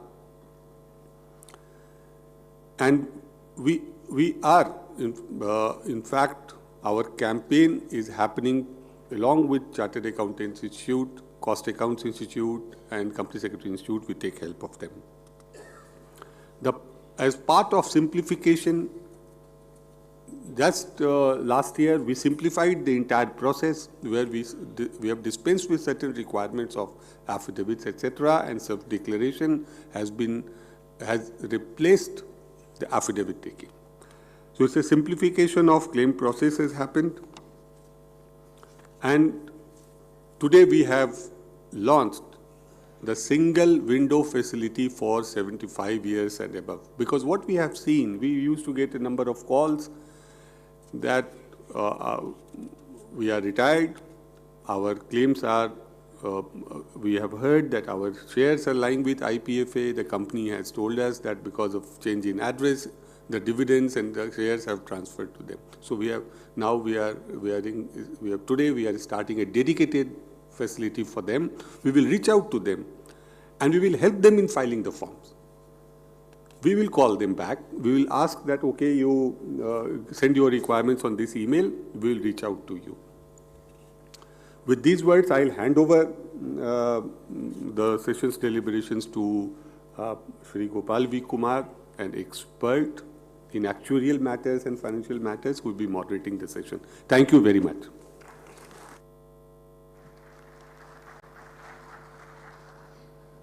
Thank you, Manojji, for setting the context of this discussion. This discussion is very important. Whatever Honorable Minister said, the role of investor education and protection is very, very important for Prime Minister's vision of 100 years of independence. Indeed, a great pleasure to be among this distinguished panelists. An august audience, a warm welcome to all of you to this technical session on investor education, awareness, and protection for inclusive economic growth. हम आज़ादी के अमृत महोत्सव मना रहे हैं और उस महोत्सव के अवसर पर इस गंभीर विषय पे मंथन और चिंतन हमें जरूर करनी चाहिए और हम करेंगे। और इस मंथन और इस चिंतन से बहुत सारी ऐसी अमृत संकल्पों का अमृत, हमारी नई ऊर्जाओं का अमृत, विचारों का अमृत निकलेगा, जो हमें अगले 25 साल के हमारे देश के सामने जो चुनौतियां हैं, सपने हैं, उनको पूरा करने में हमें बहुत सहायक होगा। As you know, we have to be economic superpower. What is our economic objective of the role of financial savings and investor protections are very important. To reach the goal of 5 trillion USD, we need to have very high capital formation, and the role of financial savings and protections is very important in that. The topic is investor education, awareness, protection for inclusive economic growth. Manojji has already set the context, and that context is what we have achieved so far, which will help us understand and plan for the next 25 years. Today's discussion is 75 versus 25, but we'll talk about 25% about what we have done in 75 years and 75% of what we'll be doing in next 25 years. That is important because we have to look ahead. Book value is right, but intrinsic worth is more important than book value. So there are three concepts in this topic. One is investor education, awareness. There are many connotations. We start with awareness, education, right? Education, then it goes to empowerment. The time has come that we should move from investor awareness to investor empowerment. And what is investor education? It's just creating those abilities in our investors to take financial decision. We have to make them enabled to take that decision. And protection is creating an ecosystem to protect the interest of investors in the world of information asymmetry, especially in the financial world.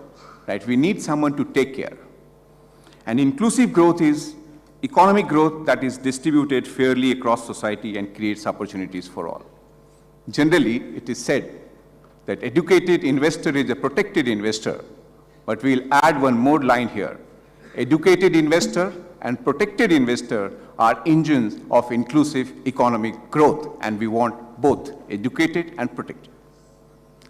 If investors are educated, the onus on protection lessens down, right? If you are not educated, protection element will be higher. So you have to play the balancing act. Today, with the distinguished panelists, we'll discuss the various dimensions, subject, and try to collect some Amrit, some nectar out of that discussion, which will motivate us in next 25 years. I heard Honorable Prime Minister yesterday, and he said that we should move towards people-centric governance from government-centric governance. I think this has a huge, huge scope where we can go. And that is what we need to inculcate in our governance in next 25 years where we want to achieve. We'll introduce you to the panel. I think in next 30 minutes it will be very difficult to get the Amrits from them, but we'll try to extract as much as we can. So our chairman, Manoj Pandey ji. We have Sri Vejon Mishra, consumer activist. Sri Dhirendra Kumar, finance expert and CEO Value Research. Sri Anil Kumar Sharma, executive director RBI. Sri Rakesh Jain, chartered accountant and director FSL Software Technologies. Sri GP Garg, executive director SEBI. And Dr. Midul Sagar, research chair, IPF at NCAR. Obviously, as I said, that 25% of the time for 75 years, what we have achieved. Yes, we have achieved a lot. We have achieved a lot. If you see demat accounts, I think it's 83 million. Mutual fund, if you see AUM to GDP ratio, it's very high. Life insurance penetration has gone up. But have we achieved our potential? Probably no. We deserve much more than what we have achieved in last so many years, right? So we have to move to the next level. So we'll start that, and my request to the panelists is that, as we discussed, we will focus 25% time on what we have achieved. Milestones are important, history is important, but we have to focus on, come out with some ideas, thoughts, which will guide us in next 25 years. So my first request to Mr. Vejon Mishra, who has been an activist, consumer activist, and Jago Grahak Jago, इनका एक मूल मंत्र रहा है. तो मैं पूछना चाहूंगा मिश्रा जी से, ये ग्राहक अभी भी सो रहे हैं या जाग रहे हैं? Thank you Gopal ji. पहले तो बहुत बहुत मुबारक सबको, और हमारे जितने EFPI का जितने लोग हैं जो इस कार्यक्रम को बनाए, सबको बधाई. It's a big success, let me tell you. You heard the honourable minister, she is already praised, and I once again want to take this opportunity. Manoj ji, आपने कमाल का काम किया है. Thank you very much for doing this great work.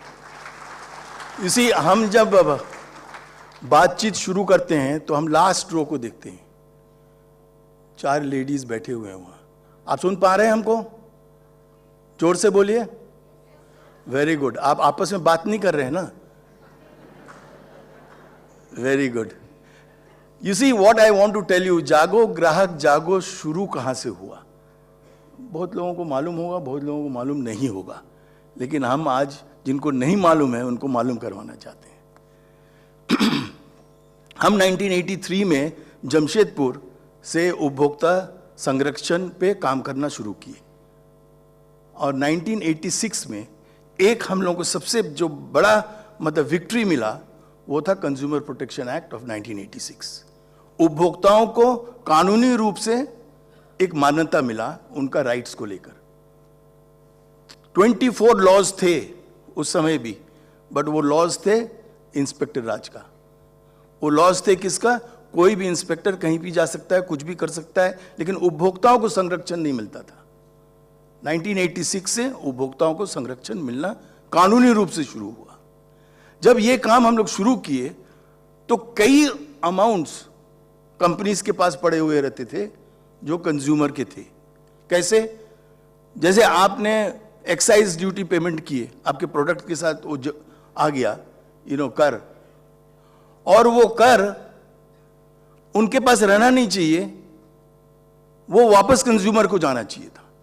लेकिन कैसे पता लगेगा किस कंज्यूमर को कितना देना है, कितना वापस करना है? तो सुप्रीम कोर्ट तक ये बात चला। सुप्रीम कोर्ट ने डायरेक्टिव दिया कि ये कंज्यूमर वेलफेयर फंड बननी चाहिए। तो सरकार ने 1991 में under the central excise and salt act of 1944 में अमेंडमेंट लाकर 1991 में कंज्यूमर वेलफेयर फंड शुरू करवाया, जहां पर आपका पैसा कंपनी से आकर it got deposited into the consumer welfare fund. And now under section 57 of the GST Act of 2017, it is being managed by the Department of Consumer Affairs, but it is under the Ministry of Finance.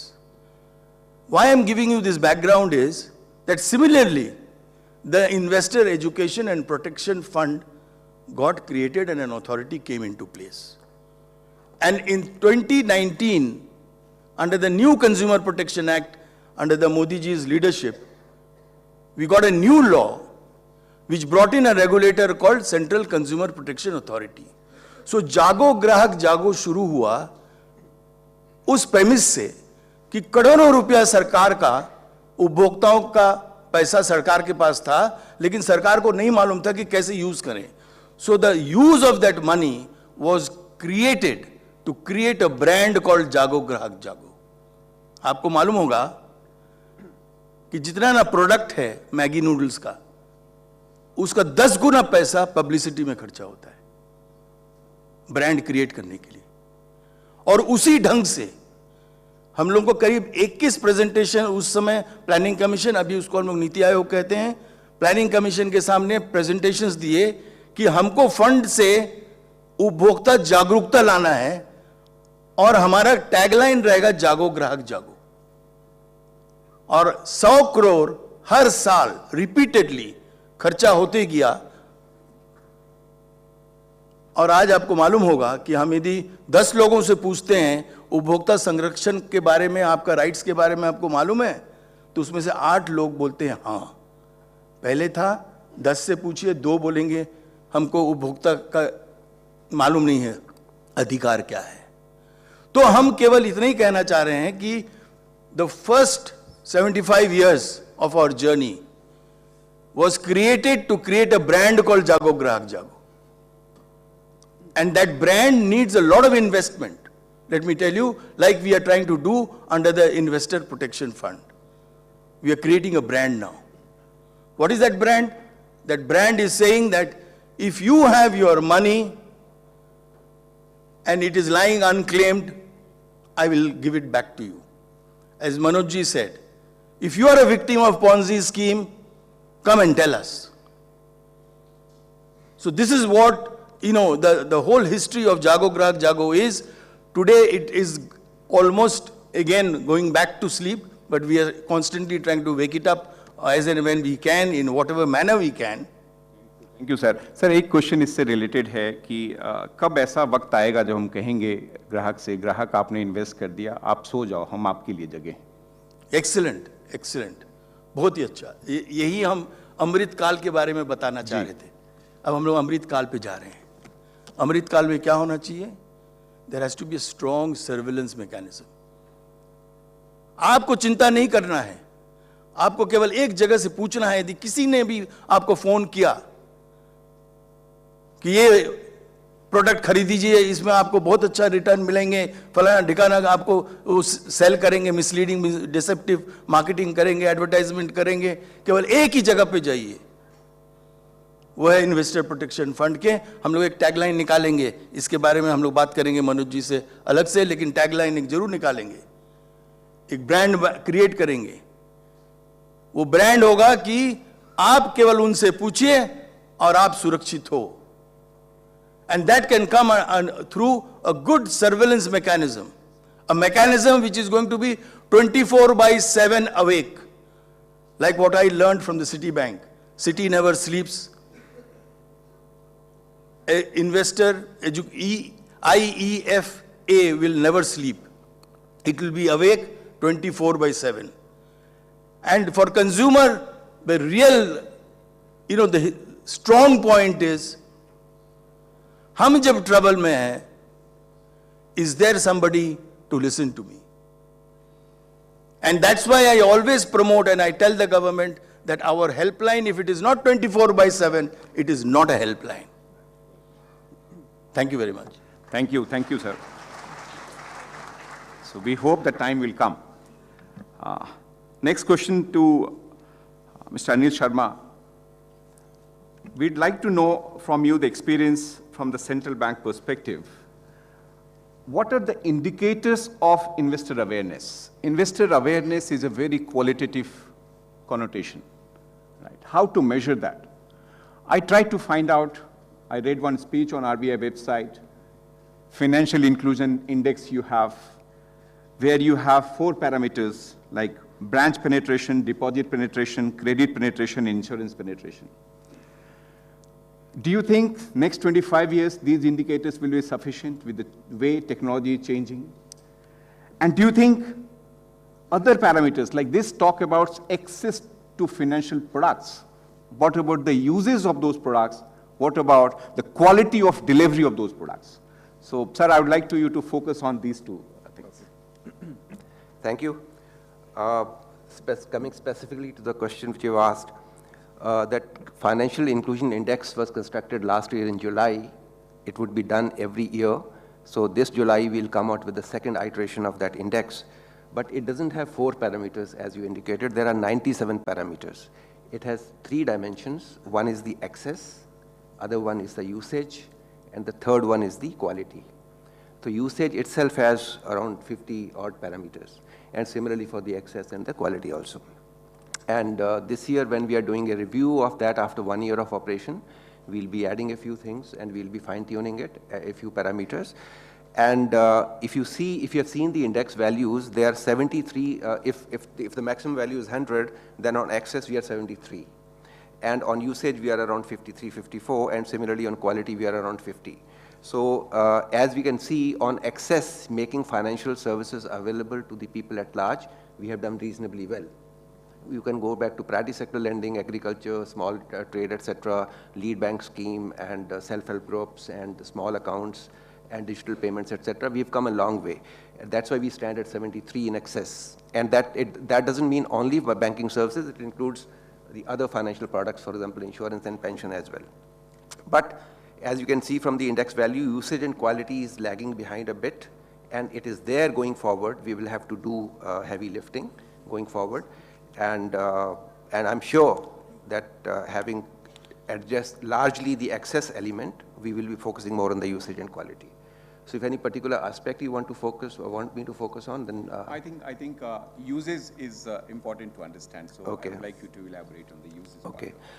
Like, for example, if ATMs have been set up, then that is an infrastructure which is available. But are they being available? What is the uptime? What is the downtime? What are the issues coming out of the usage of the ATMs? Whether those grievances are being addressed properly? Because if the grievance redressal is taken properly, then the usage will be, it will be higher. Similarly, the quality, and this has an element of quality also. For example, we have ATMs and we have banking outlets and we have BCs. But if you see, forget the country, if you see within the state, let's say take any example, any state which is advanced, let's say Maharashtra, it's comparatively advanced state. But the situation in terms of the availability of infrastructure is not the same in Western Maharashtra and Eastern Maharashtra. Similarly for Rajasthan, for example, the Western Rajasthan has a different availability parameters vis-a-vis the Eastern Rajasthan. And similarly it goes northeast, east and other areas. So that element of differences in the availability of the infrastructure at the district level, we have gone to the district level for getting this quality parameters. That has been factored into the quality component, and that is factored into the measurement of the quality. Any specific suggestion you have how to improve it further in next 25 years? What would be your advice on that? See, improvement would be if people are going to find the infrastructure reliable, ATMs work, banking outlets are available, BCs are delivering, and they are delivering the quality service, the usage will go up. If the digital payments are, making it convenient and easy for people to do transactions, they are going to use more and more. And if there are any grievances which are coming out of such usage, if they are addressed properly, people are going to get confidence and they're going to come back even if there are a few mistakes here and there. So that is where the driving will have to take place. Right. Thank you, sir. Next question for Mr. Dhirendra Kumar. You have been an expert on the subject. What other factors you think can be added to the awareness benchmarking? Some of the factors which generally we read in newspapers is that still our financial savings is down and our savings is a lot on physical assets, right? And probably the awareness and education take us to the financial savings, our investment in the financial products. So can it be a factor? Should it be a factor? Because ultimately education should take you to the next level of investment. That is one. Second is that one of the challenges in the market, in the consumer mind, has been their risk and returns are not aligned. They always see return, right? And return overshadow their risk, understanding of the risk. So how should we really align the risk and return and communicate to the consumer, to the investor at large, that you have to think about risk and return together, not just return? The financial landscape has changed quite dramatically. The risk and return, it is very difficult to relate to it for an individual simply because return is measurable. It is quantifiable. You exactly know that you'll get 8%, 7.7% or 7.3% in this scheme, that scheme. Post facto, you can measure it for the index, for the stock, for a mutual fund. But and risk visits you once in a while, and risk visits you once in a while, and it hits you very hard. And till it hits you, you don't know what the risk is, because it's almost like you are normally averse to wearing a helmet because it creates discomfort. Only once in a while you get a feel that, okay, this guy actually had, met with a calamity simply because of this stupid thing, one small thing. So, risk has to be appreciated that way. And there is a reason why people don't understand this. Historically, India is a fixed income country. Historically, and there is a reason for it. Till the 90s, in fact, I just think of the way the market has changed ever since I've been looking at the market, or the way our market environment has changed. If somebody gets up, today, who died in 1990, and comes and sees that, okay, this is our stock market, he will find that, okay, all the new thing that has come up, the stock exchanges, in the current form, they did not exist before. The dematerialization, people are not sitting underneath the tree and actually talking of the Badla system. That is the system we had. 40% of the securities that were delivered to people used to be bad, bad deliveries. So when you look at the changing complexion, so on that count, I think we have traveled a long way. We have made our market very secure on the nuts and bolts aspect, the mechanics of it, the dematerialization, the security of the system, the SEBI coming into being, they're able to get after somebody who misbehaves, and all that. The regulation of the companies going public. We had vanishing companies before that. Then comes, the mindset bit.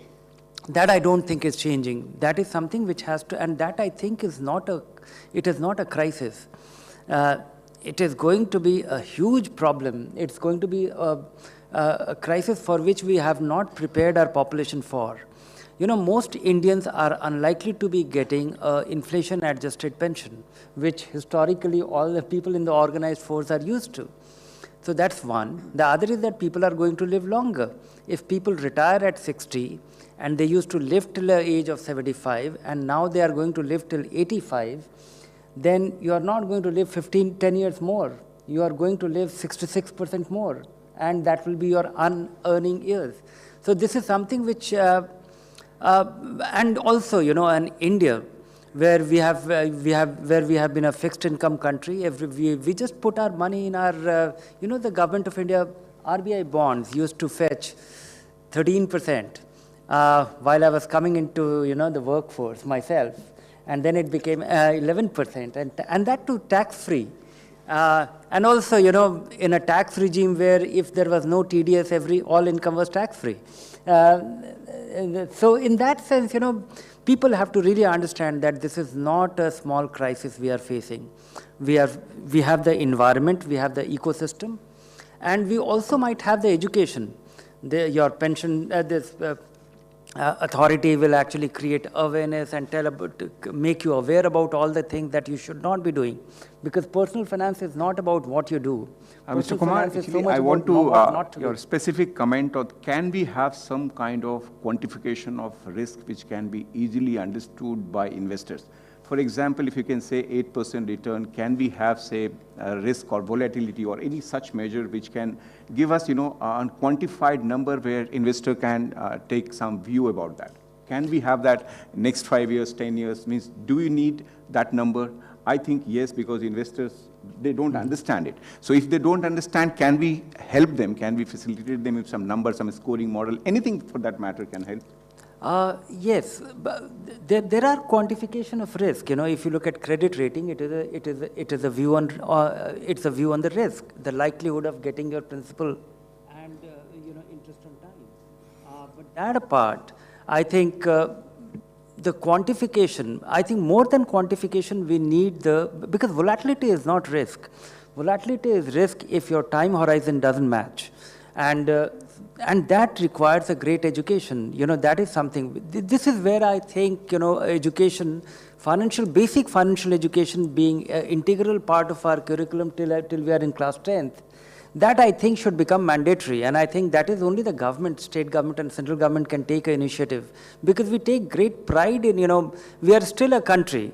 I have grown in a family where I was not aware of whether we are a well-off family or whether we are a rich family or whether we are a poor family, where parents don't share about the financial status of it is not considered a cool thing to be financially minded.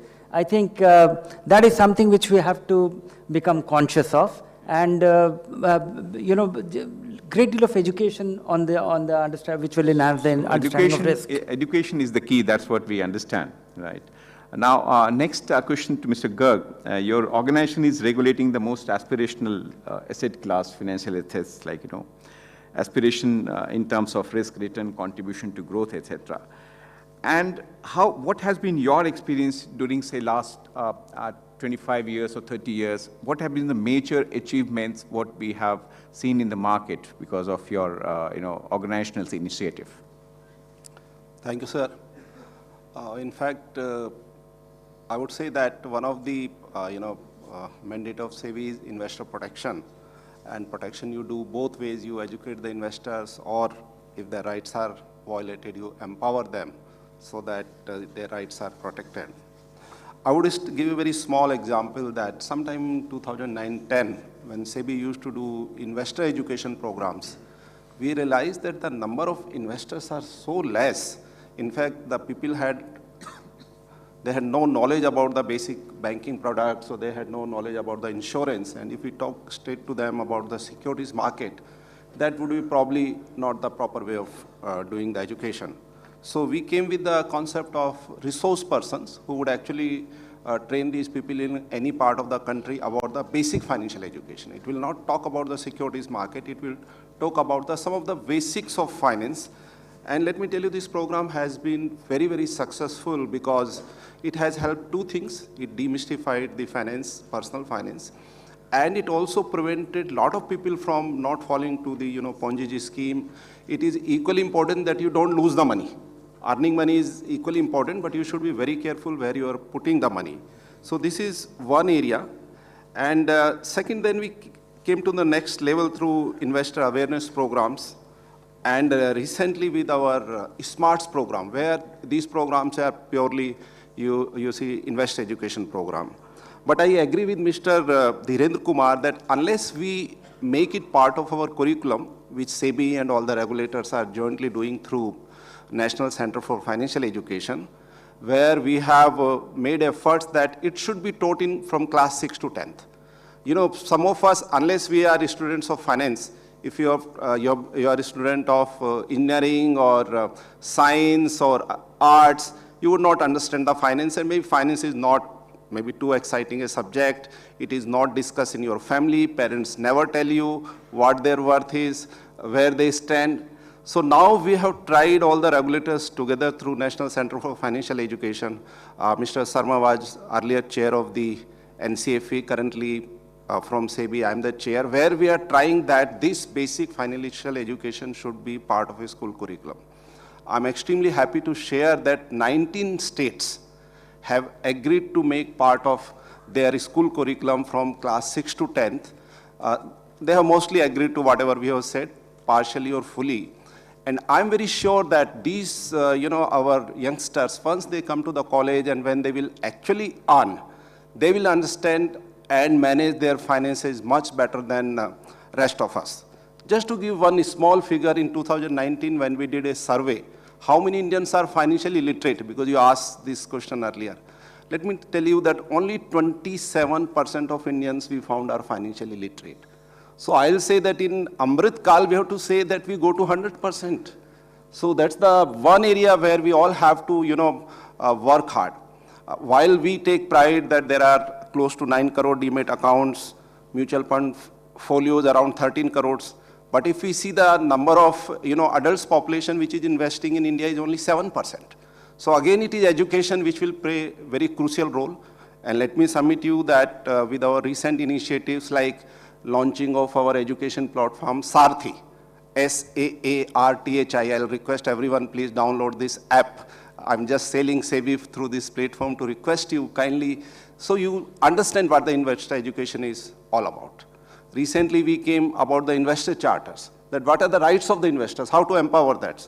So I think some of these measures where, citizens feel that they are putting their money for their own benefits, for their betterment, this place is safe, and they will get, long-term returns. I think we'll, do a lot for the country, and that will be the real inclusive growth. From 7%, I would prefer that in Amrit Kal, we must definitely go to at least 50% of Indians, because that is the figure of the most developed countries, and 100%, financially literate Indian population.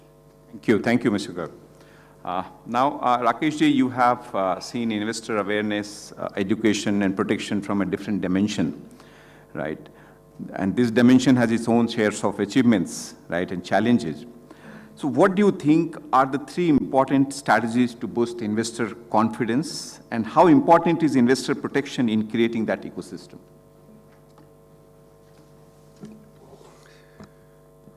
Thank you, Gopalji.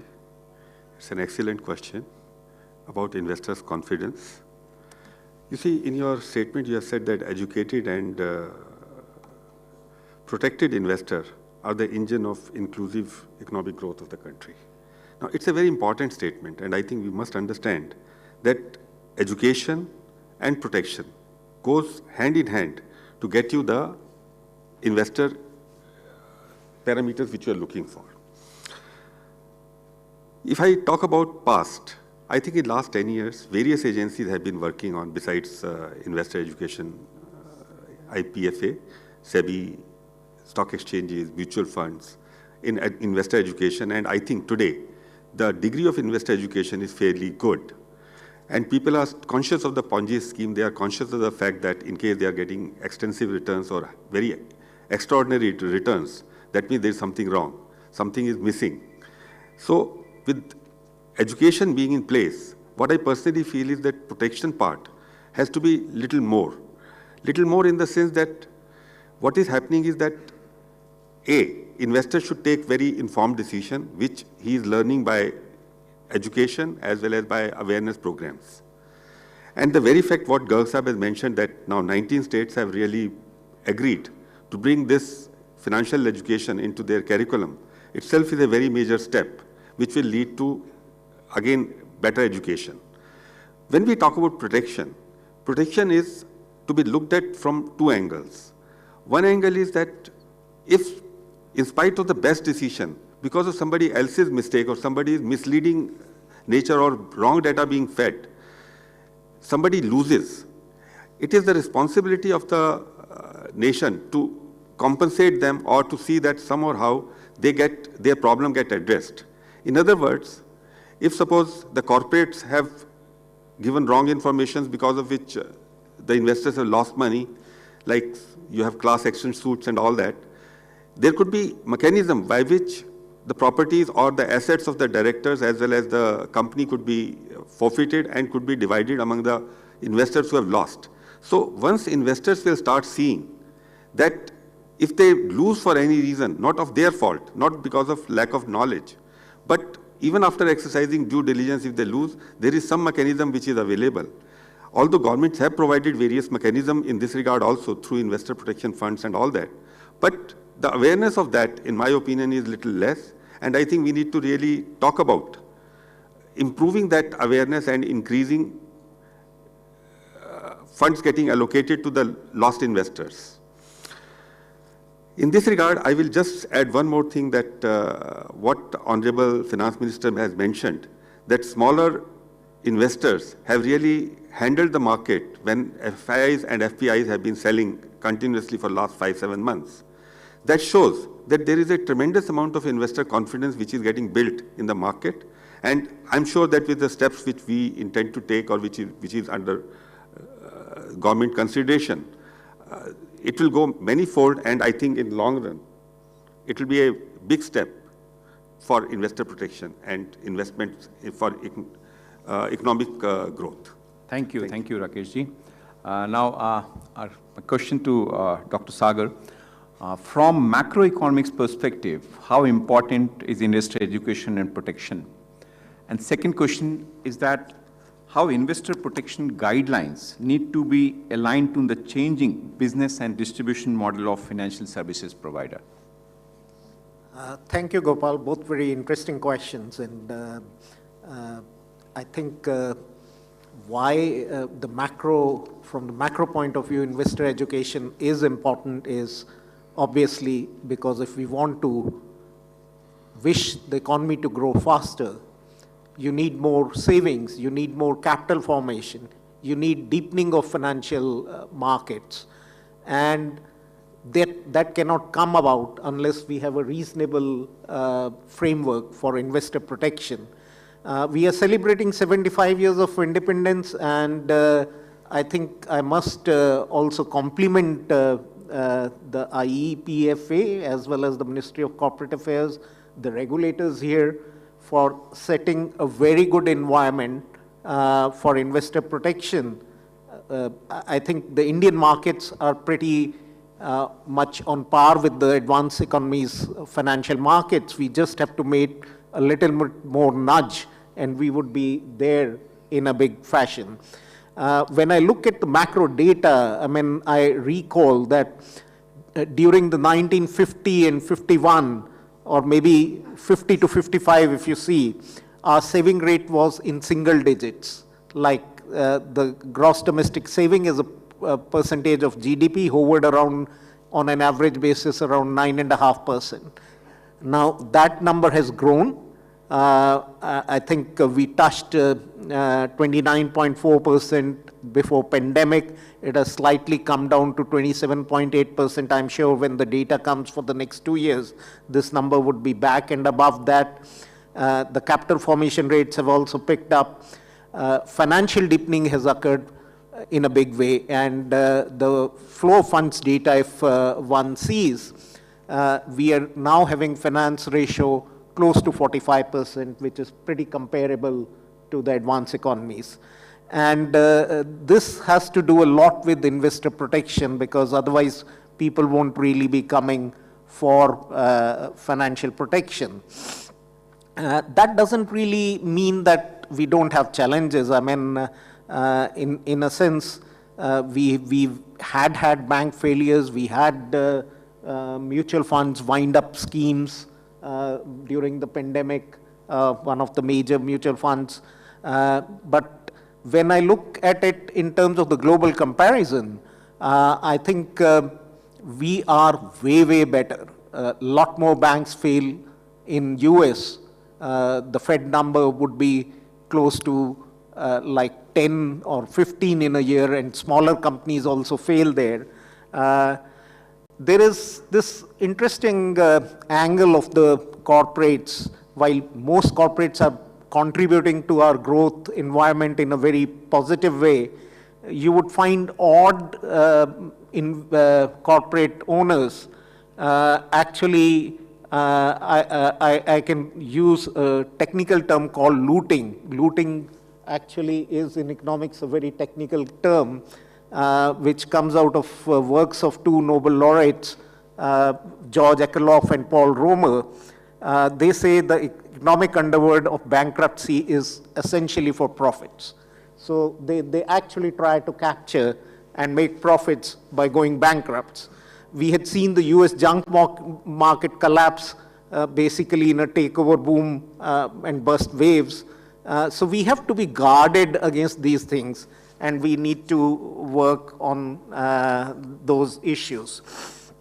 Now, in terms of the investor protection, we are a bank-dominated economy, financial system, but we are moving very rapidly towards markets.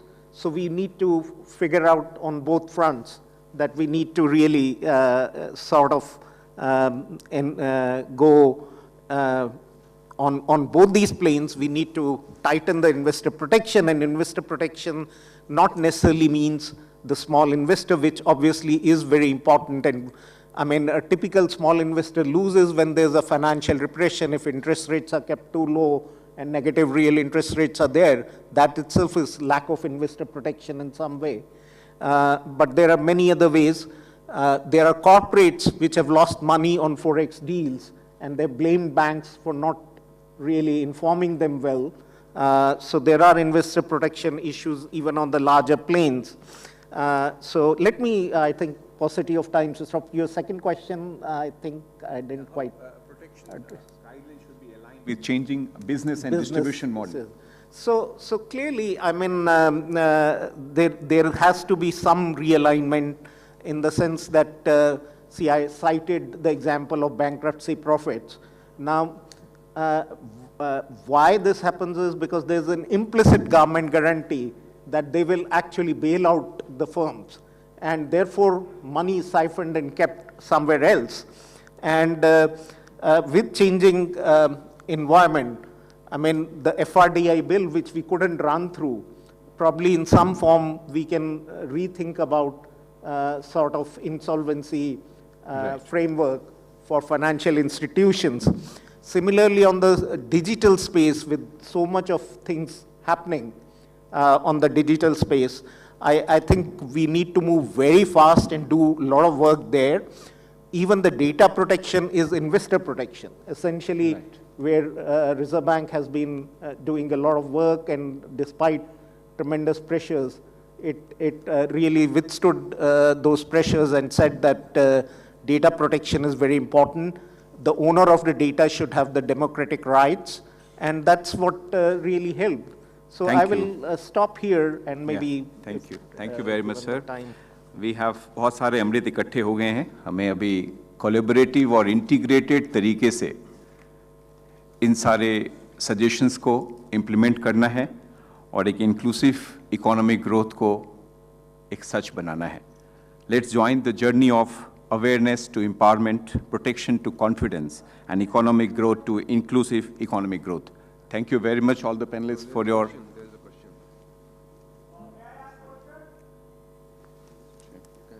Yeah, please.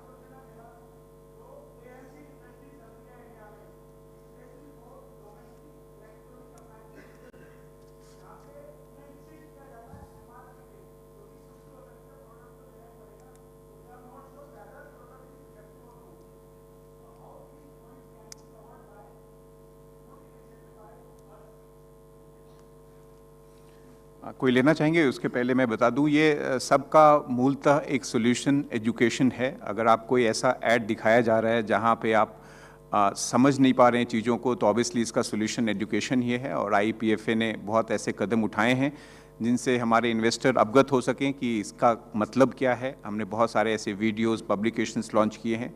But ये एक सतत journey है, ये यात्रा है। Investor education एक दिन का सब्जेक्ट नहीं है। हमें अपनी रिस्पॉन्सिबिलिटी को समझना होगा। ऑब्वियसली यहाँ पे रेगुलेटर, डेवलपमेंट अथॉरिटी हैं, बट हमें इन्वेस्टर की भी कुछ रिस्पॉन्सिबिलिटी है और हम इन्हें इस रिस्पॉन्सिबिलिटी से बहुत सारे माध्यम से अवगत करा रहे हैं और कराएंगे। आई जस्ट वांट टू या प्लीज। बहुत बहुत धन्यवाद कि आपने ये बात उठाया है। ये बहुत ही अहम बात आपने उठाया है।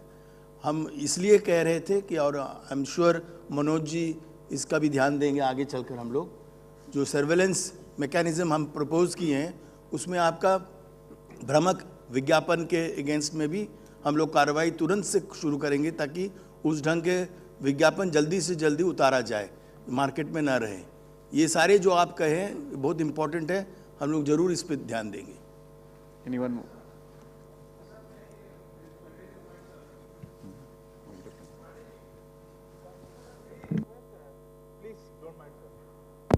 IPF के बारे में आप बार बार ये बोल रहे थे। हमने IPF में नवंबर में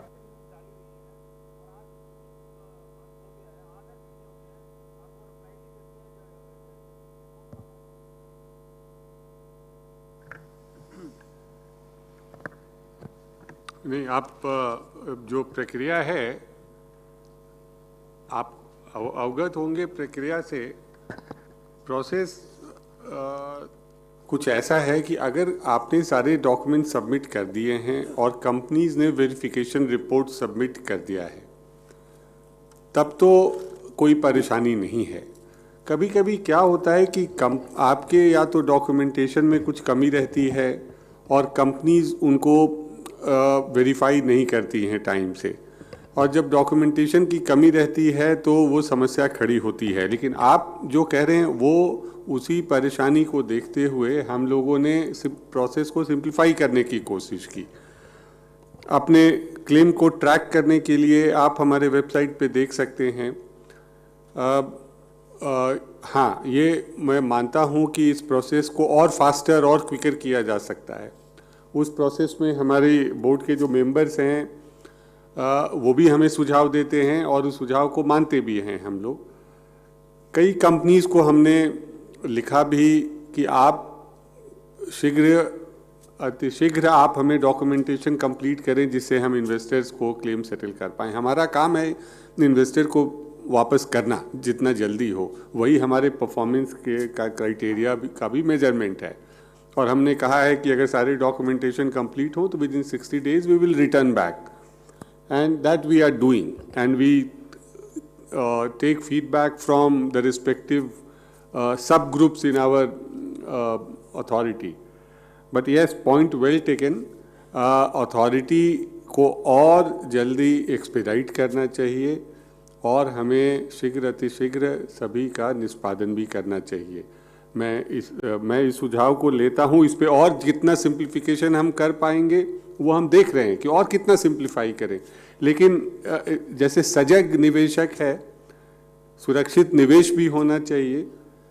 तो कई बार हम लोगों ने ऐसा भी देखा कि एक क्लेमेंट जिसने कहा कि मैं ही वो क्लेमेंट हूँ, सही डॉक्यूमेंटेशन मेरा है, पैन नंबर है, आधार नंबर है, और जब वो कंपनी ने उसको वेरीफाई भी कर दिया कि हाँ यही आदमी है, जब शेयर लौटाने की बात आई तो एक काउंटर क्लेम भी आ गया हमारे पास कि हमारे पैन को फोर्ज कर दिया गया, हमारे आधार कार्ड को फोर्ज कर दिया गया और हमारे शेयर को दूसरे क्लेमेंट क्लेम कर रहे हैं। तो थोड़ी सावधानी, चूंकि हमारा काम दायित्व इन्वेस्टर प्रोटेक्शन का भी है, तो we have to protect the rightful claimants. I am always using the term rightful claimants because in the market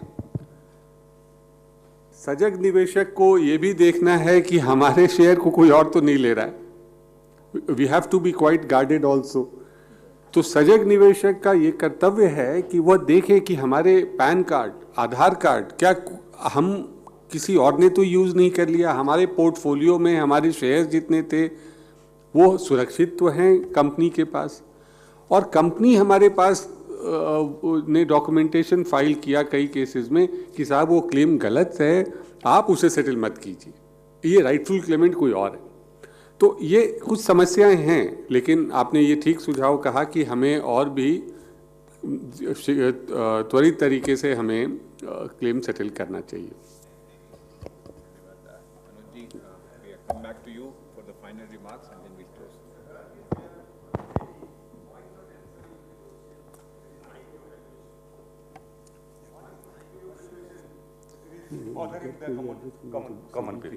thank you sir. मुझे एक्चुअली क्या है, आप मिस्टर गर्ग हैं सेबी की तरफ से, अच्छा होगा कि लंच के दौरान आप इनसे अलग से बात करें, क्योंकि एक तो मैं भी अवेयर हूँ, मुझे भी कुछ अवेयरनेस ऐसी हो रही है कि 1 बजे तक का टाइम था, हम लोग टाइम एक्सीड कर गए, नेक्स्ट सेशंस हमारे लाइंड अप हैं। तो मैं आपसे आग्रह करूंगा कि मिस्टर गर्ग से आप अलग से मिलकर बात करें, ये आप बताएंगे कि कैसे वैल्यूएशन का तरीका क्या है। तो एक बहुत बहुत धन्यवाद आपके फोरनून सेशन में पार्टिसिपेट करने का, मेरा मिनिस्ट्री की तरफ से ये दायित्व भी बनता है। many thanks, and as Mr. Bijon Mishra said that was saying that it was one effort of an individual. It's not that. CCI, IBBI, NAFRA, IICA, ICAI, Cost Accounts Institute, ICSI, NFCG, all have partnered together to make this event successful along with MCA officers. So it's collective effort from all. We have a plenary session in evening which is going to be addressed by Secretary Ministry of Corporate Affairs and head of all regulatory bodies, which is apart from other technical sessions which would be very insightful. Thank you very much. Join us for a lunch. Thank you. Before that, ladies and gentlemen, just request few minutes of yours as we express thanks to all our speakers. May I request Joint Secretary Sir, Shri Manoj Pandey to kindly present the mementos. Thanking first our panelist, Shri Bijon Mishra ji. आपके बस 2 और minute लेना चाहेंगे, उसके बाद आप lunch पर आमंत्रित हैं। श्री धीरेन्द्र कुमार जी।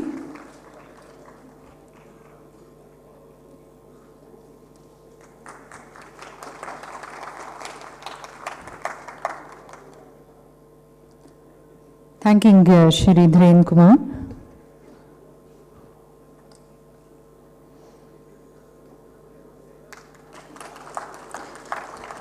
Our expression of thanks to Shri Anil Kumar Sharma.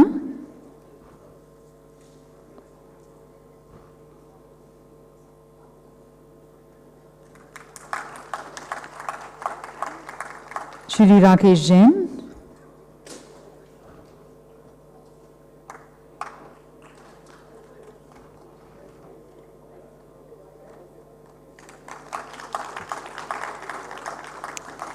Thanking Shri G.P. Garg.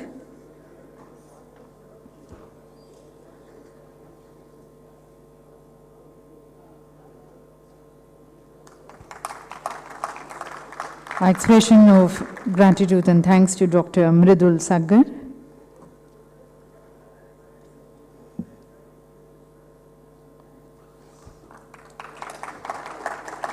And utmost thanks to the moderator of the session, Shri Gopal V. Kumar.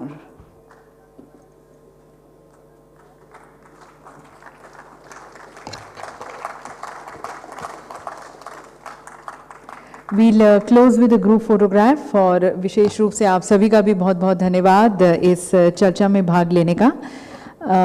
हमारा 40 मिनट का लंच हम थोड़ा सा शॉर्टन कर रहे हैं क्योंकि हमारे टेक्निकल सेशंस भी हैं, 4 टेक्निकल सेशंस और प्लेनरी सेशन। तो आपसे निवेदन है कि 2:10 पर या 2:05 पर यदि आप यहाँ पर अपनी सीट्स वापस ले लें तो हम अपना next technical session Okay, let us make it, if you can make it by 2 o'clock so that we start our next session on time. The arrangements of lunch have been made outside. Please carry your belongings with you because when you get back, probably you might not be on the same seat. So just ensure taking your things along with you.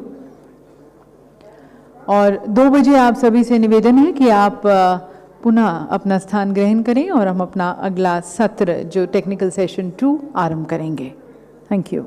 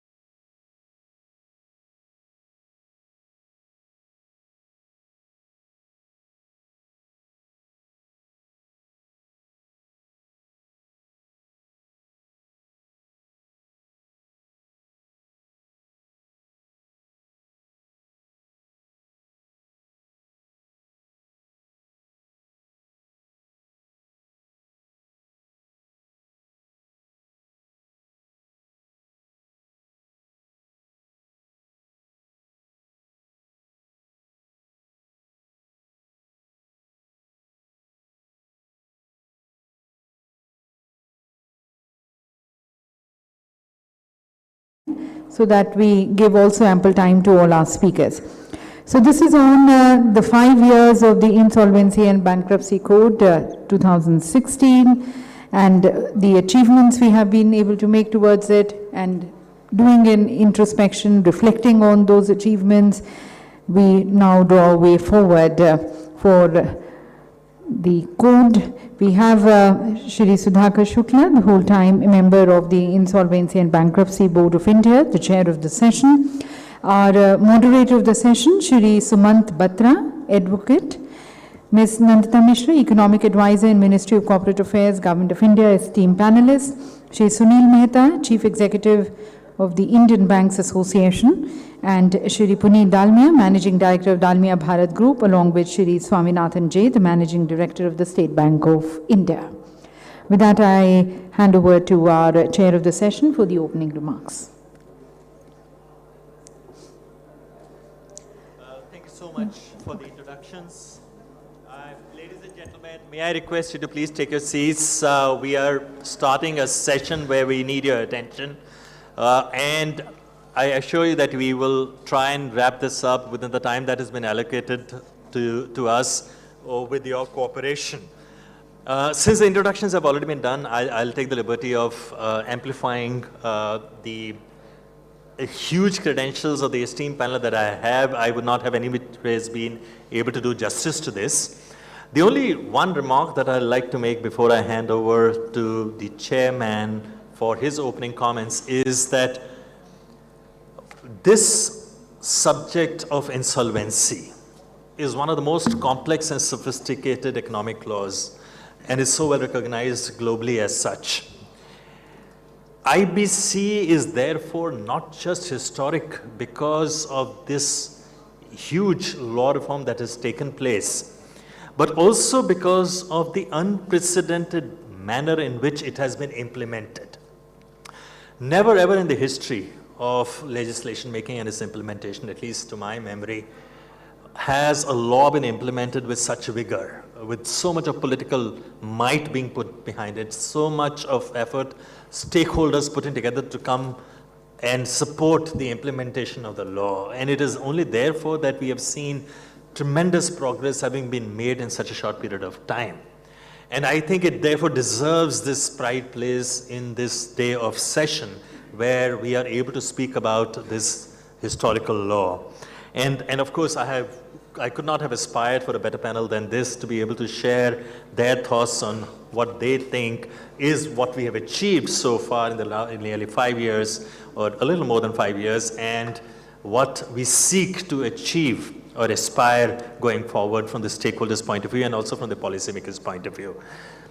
Over to you, Sudhakarji, and thank you so much for chairing this session. Your comments, then we move to the panel straight away after that. Thank you, Batra Sahab, and also the fellow panelists. And my actually just a small job is to how to set the context right so that discussion can be web around and give a meaningful discussion in moving forward. So I think I recall what Finance Minister, Honorable Finance Minister said in the morning, that it's a evolving law, and she said that legislation and has no hesitation to amend again and again if market so warrants. So this is a very positive vibe which she gave, that so many amendments have happened in this very nascent time, but still you can foresee and you can also visualize that what she has mentioned in the budget speech, a 7th amendment is also on anvil. So topic of the day is basically credible journey of IBC and incredible outcomes basically, and moving forward is the aspect, and each of the panelists would be discussing, so I am not going into it. She was mentioning today in the morning that IBC and other statutes as well have to face the challenges head on and also endure and always work towards a vision which is evolving. It's a dynamic vision concept she gave in the morning, and it is very pertinent in the context of IBC that when we envision we don't have, today I don't have horizon for 25 years coming, as in the previous panel discussion it was said. But what we say is that every milestone, every problem we try to encounter to fix the challenge and give a vision for moving forward all the time. So that is important aspect of IBC. And if you see the first amendment of IBC itself, challenge was basically that promoter himself, the first case settled under the IBC, promoter himself took the CD with 85% haircuts to financial creditor. So that has created some discussion in market that IBC is trying to promote backdoor entry of the promoters. So this has to be stopped. And we have seen the 29A in that. And if you see the first amendment, the vision also come into fore, because vision statement of personal guarantor was also laid down in the first amendment itself. So later it was notified and other things happened, but vision on having some provision going against the guarantors was very much part of the first amendment. Then we had 29A, after that 12A came in, and 30, then the 330 days mandatory timelines were announced, but Supreme Court actually mentioned that this cannot be mandatory, it has to be directory. So these things have happened, and I don't want to repeat because time is very essential today, and just leaving you with some road ahead, which we are trying to see, and panelists would be alluding more, is IBC has a mandate which is threefold actually. One is basically rolling out the missing elements, and you have seen discussion on cross-border is happening. We also like to have discussion on group insolvency, individual insolvency and fresh start process, and even mediation. So this is how it would be rolling out in future. These building blocks would be covered in due time. In building institutions, actually, we want to reorient the institutions, and we are saying that IP services have to be professionalized. And also we are trying to see that valuation profession also gets its due, along with credit of committee of creditors. We are saying code of conduct is on anvil. So we are doing so many things which are on the side of building institutions, and process improvement is very important, and we are trying to see that delays which are troubling us today should not trouble us in future. So that's what I wanted to say in the opening remark, and I hand over to Batra Saab for leading the discussion. Thank you so much, Mr. Chairman. I can understand it's very challenging to sum up the journey of, and such a glorious journey of the IBC in the last 5 years in just about 3 months' time, 3 minutes' time. But I'm sure you'll have opportunities during the next 30 minutes also to maybe reflect on it. We've been talking about 5 years. Now, 5 years is a long time for the market, I understand, but 5 years in the life of a legislation is just a pittance. It's very unfair to expect a lot from a legislation of this magnitude in a period of 5 years. Yet, of course, it has reached a lot of milestones, it has covered a lot of ground. But it is actually something which we need to hear from the horse's mouth. I mean, the main players, the main stakeholders who have been using it, what is their sense of it? And therefore, I'll go straight to Mr. Swaminathan here and ask him, with so much of baggage of SICA that we had when this law came into being in December 2016, what do you think has the experience of banks been in the last 5 years in terms of how the IBC has evolved, how it has served its purpose, how it has met the aspirations of the key stakeholders? Over to you, Mr. Swaminathan, please. Thank you, Batra Saab, and of course at outside, thanks so much for being part of this iconic week. It's a privilege. Thanks to MCA and IBBI for this wonderful opportunity to be part of this panel. Coming to your statement in terms of as the largest consumer, representing the banking industry of this hallmark legislation, I would agree with you that for a legislation like IBC, 5 years is too short a period, so we can be a little less judgmental in terms of its success or otherwise. Having said that, maybe 2-3 points that I can say to set the context. See, number one, that all of us would agree that IBC has brought a way forward for an orderly resolution of corporate stress, which was actually absent, and as you mentioned, SICA, the CDR, the S4A, several measures of the government or the regulators or the banks putting packages in place was all towards restructuring, and there was very little recovery. And IBC as a legislation has brought an orderly way of resolution of corporate stress, which is very, very necessary. It's important to do ease of doing business is what we all talk about. Ease of exit also should be part of the game. Then only the businesses can thrive and succeed. The efficient ones will get better.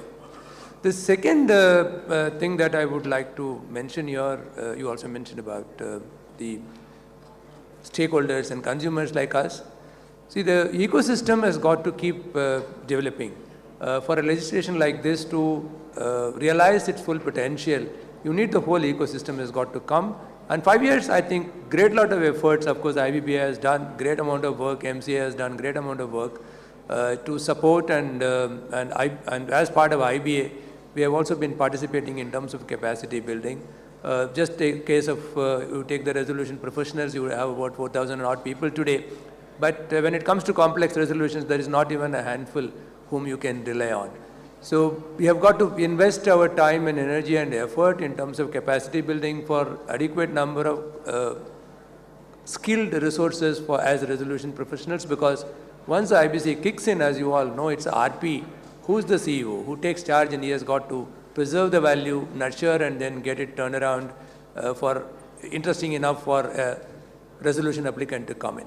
The second, of course, as mentioned by the legislation and the code, and as affirmed by the courts, including the highest court of this country, the Committee of Creditors is an institution of faith, and the commercial wisdom of COC is supreme, is what even the highest court has said.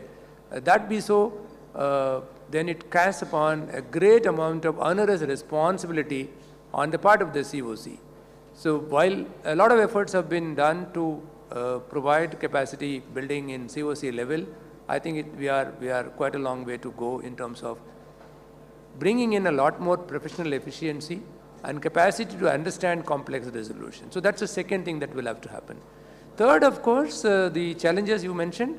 There have been very many efforts, including what the chairman mentioned about the forum shopping and steps to frustrate the positive outcome in the quickest possible time is being attempted by several borrowers. And I think this is somewhere we would require the tribunals to be a bit wary of entertaining this, so that the turnaround time that is envisaged in the court can get realized as soon as possible. These are my initial thoughts in terms of IBC as an experience. Net, if you would like me to sum up, is that it has been certainly a success. Can it be better? Certainly yes, and it's an evolving legislation, as the Honorable FM also mentioned, that I'm sure things from here will only get better. Thank you. Well, thank you so much. And I mean, as you spoke, I was just loud thinking a little bit as I'm speaking out now that, we all recognize that the insolvency legislation serves a much greater purpose in insolvency, and sometimes it becomes very difficult to even articulate in the form of the statement of objects in the code. Of course, the courts have defined it, have clarified it, and we now have much greater clarity on the larger purpose that the insolvency legislation serves in the economy.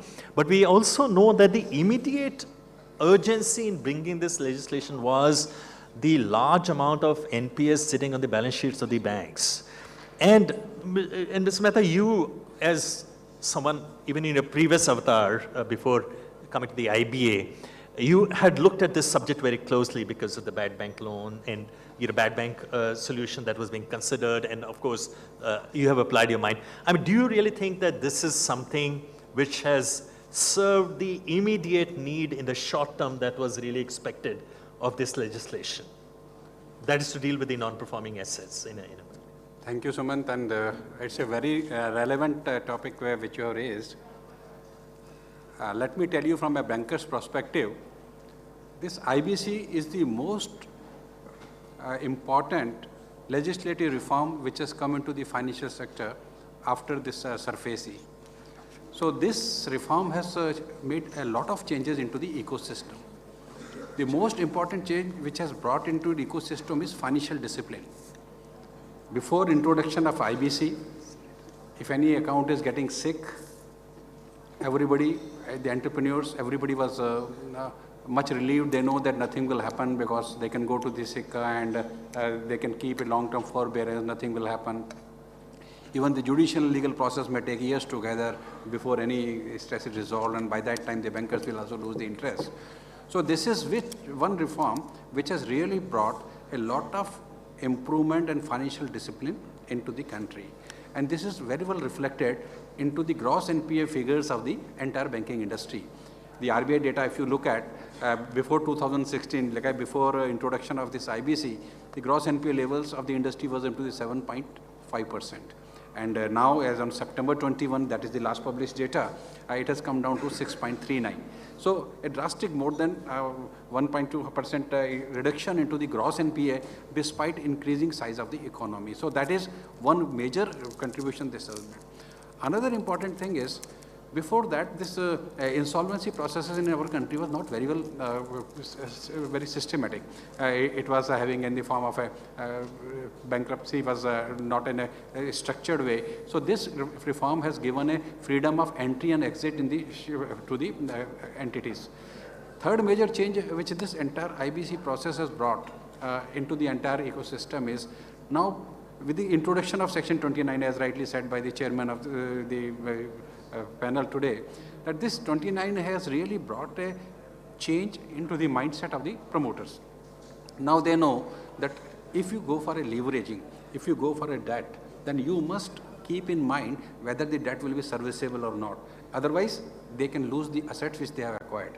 And this has inculcated a habit of deleveraging the balance sheets. This has started a habit of mobilizing more equity, putting more stake of the promoters into the system, and that has created a vibrancy. So you will observe that because of these changes into the ecosystem, the delinquencies in the corporate sector has gone down substantially. Even during pandemic time, very few cases came for restructuring and the delinquencies levels have come down to a very great level. So this particular legislation has really made a great contribution in changing the mindset of the entire ecosystem. Now the bankers have also become more responsible. They understand that if they do not take a right time decisions, they will be forced to take the case to the NCLT, and in the process, sometimes you get a good resolution applicant, otherwise the case can land into the liquidation where the banks will have to take a very heavy haircut. So it has disciplined both, not only corporates, it has disciplined the banker side. So Sunilji, I'll come back to you again on another issue, which is a drop down from this, but I mean, as you mentioned about the fact that the figures themselves speak about the outcome in terms of how it has impacted the reduction of the NPAs that are dealing with the resolution. One question that I had from you, for you, Mr. Swaminathan, here is that, while of course in the first 2.5 years or 3 years, if I may say, we saw a great amount of excitement amongst the banks to use IBC. And then, of course, COVID happened, and COVID obviously resulted in a complete lockdown and slowdown as well. But, I mean, we expected that the things would pick up from where they left before the COVID, and you will see, again, big rush of cases coming into the NCLT by the banks. We haven't really seen that. Or is it just a perception, or is it just, is it a shadow of doubt that is appearing, or is it, what's the reason, or is it just, as I said, a myth? Oh, yeah, that's a good question. Maybe I would like to put that in two parts. See, number one, are there less number of cases being filed or less number of invocations? Yes, that's a fact. The statistics will speak for itself. But what's the underlying reason for the numbers being less is all we know. That we had a period of, all of us are aware, 2012 to 2015, and then 2015 to 2018, the two blocks of huge amount of corporate stress that we saw. So when the IBC came into being sometime in end of 16, and there were kind of huge number of cases which have got to be filed. So there is no point in comparing that particular period with the current period, number one. Number two is that, we had about a year of COVID. The invocation of IBC itself was in suspension for about a year or so. And then the year that followed, there was so much of assistance provided by the government and also forbearance given by the regulators that there is not enough defaults. In the sense, people who are under stress on account of COVID have been supported as well. So we don't see that much of stress piling up. So these are the two reasons I would see as to why there have been fewer invocations. Certainly, it is not on account of that, bankers are not interested in IBC. Certainly, we are seeing IBC as and NCLTs as one of the definitive ways of resolving corporate stress. But fewer numbers, I think, is a good sign. Well, we can be happy. I mean, that's encouraging to hear because, I asked this question, in fact, largely for the purpose of the market. We understand as somebody who operate within the system as to what the reasons are, but sometimes it's important to dispel the perceptions and impressions that get created because of the slowdown in filing. Yeah, but yes, one thing is a reality. I believe that one of the reasons why probably we could have achieved more resolutions or probably even greater valuations and price discovery would have been had we been successful in developing if I may say, a formidable debt, non-performing asset resolution market through distressed asset investors coming into the country, setting up shops. So a lot of them did in the form of ARCs. Their Indian culture is quite really different from that which appears in other parts of the world in terms of how you cherry pick assets which are low-lying fruit at a very high discount. In the Indian market, it's quite unrealistic to expect such heavy discounts at which the offloading of the non-performing assets will happen. But Mr. Dalmia, you have been operating this market very actively. Do you really think that that's a factor that we need to focus on going forward in terms of building a distressed asset acquisition market by even bringing foreign players and also, of course, incentivizing the Indian players? Sure. Thank you, Mr. Batra. I think it's a privilege to be here. And I think, first of all, if I just step back, I think since independence, this is one of the most path-breaking reforms that we have seen.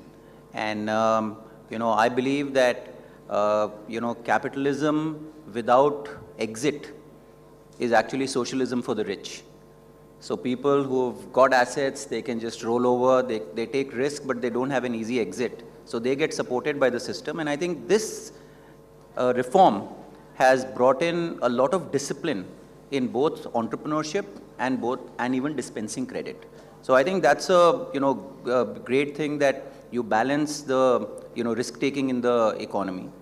The second part is I think all assets are going concerns, and when an asset becomes sick, these are national assets. Sometimes it is inefficient, sometimes it is just bad management. I think these are national assets, so they need to be revived quickly to preserve jobs and to ensure that they contribute to the GDP. And I think the fact that 6 lakh crore worth of resolutions have happened, is a very, very encouraging sign. And it has a multiplier effect because if the bank balance sheet gets strengthened by 6 lakh crore, the credit dispensing ability will be 4 or 5 times. So it's 25 to 30 lakh crores of extra lending capability. So I think it has been a very encouraging reform. And the second part, which I also feel, is that the government has been very engaged. I think not just they did a bold reform, I think there have been several places where they've engaged with all stakeholders and they have come up with new ideas on what to improve. So all in all, both in terms of, strengthening the economy, providing transparency and just engagement to improve the market, I think it's been great. Now, regarding the development of the market, I would just say that, many times different lenders face different circumstances. And, sometimes when you get into IBC, it's a long process, 330 days. So some lenders may, depending upon their circumstances, want to offload debt early. And if you can provide a secondary market for stressed loans, I think that could be an interesting, thing to examine. What are the merits and what are the checks and balances required before, putting this in place? Like you could sell the loan on an exchange or with proper price discovery. So different people can sell their, loans either through the IBC process or through a secondary loan market. I think that will deepen this market. And I've also seen while Indian entrepreneurs are willing to go through the legal proceedings and they have the patience to go through the ups and downs of litigation, many foreign players, stay away from such things. So for them, if there's an easier way where they can buy loans from the secondary market and take the risk, it is something that will invite foreign players a lot more. So I would say overall, it's a path-breaking legislation. Government is very engaged. It's helped the economy and all stakeholders are contributing to further enhancing the effectiveness of this resolution. And I think that's a great sign for India. Well, thank you so much. I think you made a very valid point that, in order to attract investors, especially the foreign investor, you need certainty around the law about the outcomes and also the time that it takes. And that's where we are still making progress. We still have some ground to cover, but I think we are reaching there and we will in times to come. I just want a 30-second input from you, Sunilji here. He made a point about the secondary market being developed, or they need to develop that.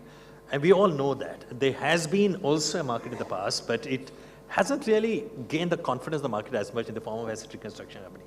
Just a 30-second comment from you in terms of what you think is something in the pipeline which we should expect in near future or something like that. So let me share with you, I think regulator and the banking system is closely working for creating a secondary loan market, and it's already housed in the Indian Bank Association where the platform has already been created. It is under testing. Because right now the IBC offers a platform only when the account becomes 6. So after it becomes 6 and it becomes NPA, then only it goes to the IBC. But with this platform, the advantage will be that the account can be, you can have a change of hands, and even the lenders can transfer the asset to another person who want to invest into that asset at a even pre-NPA stage.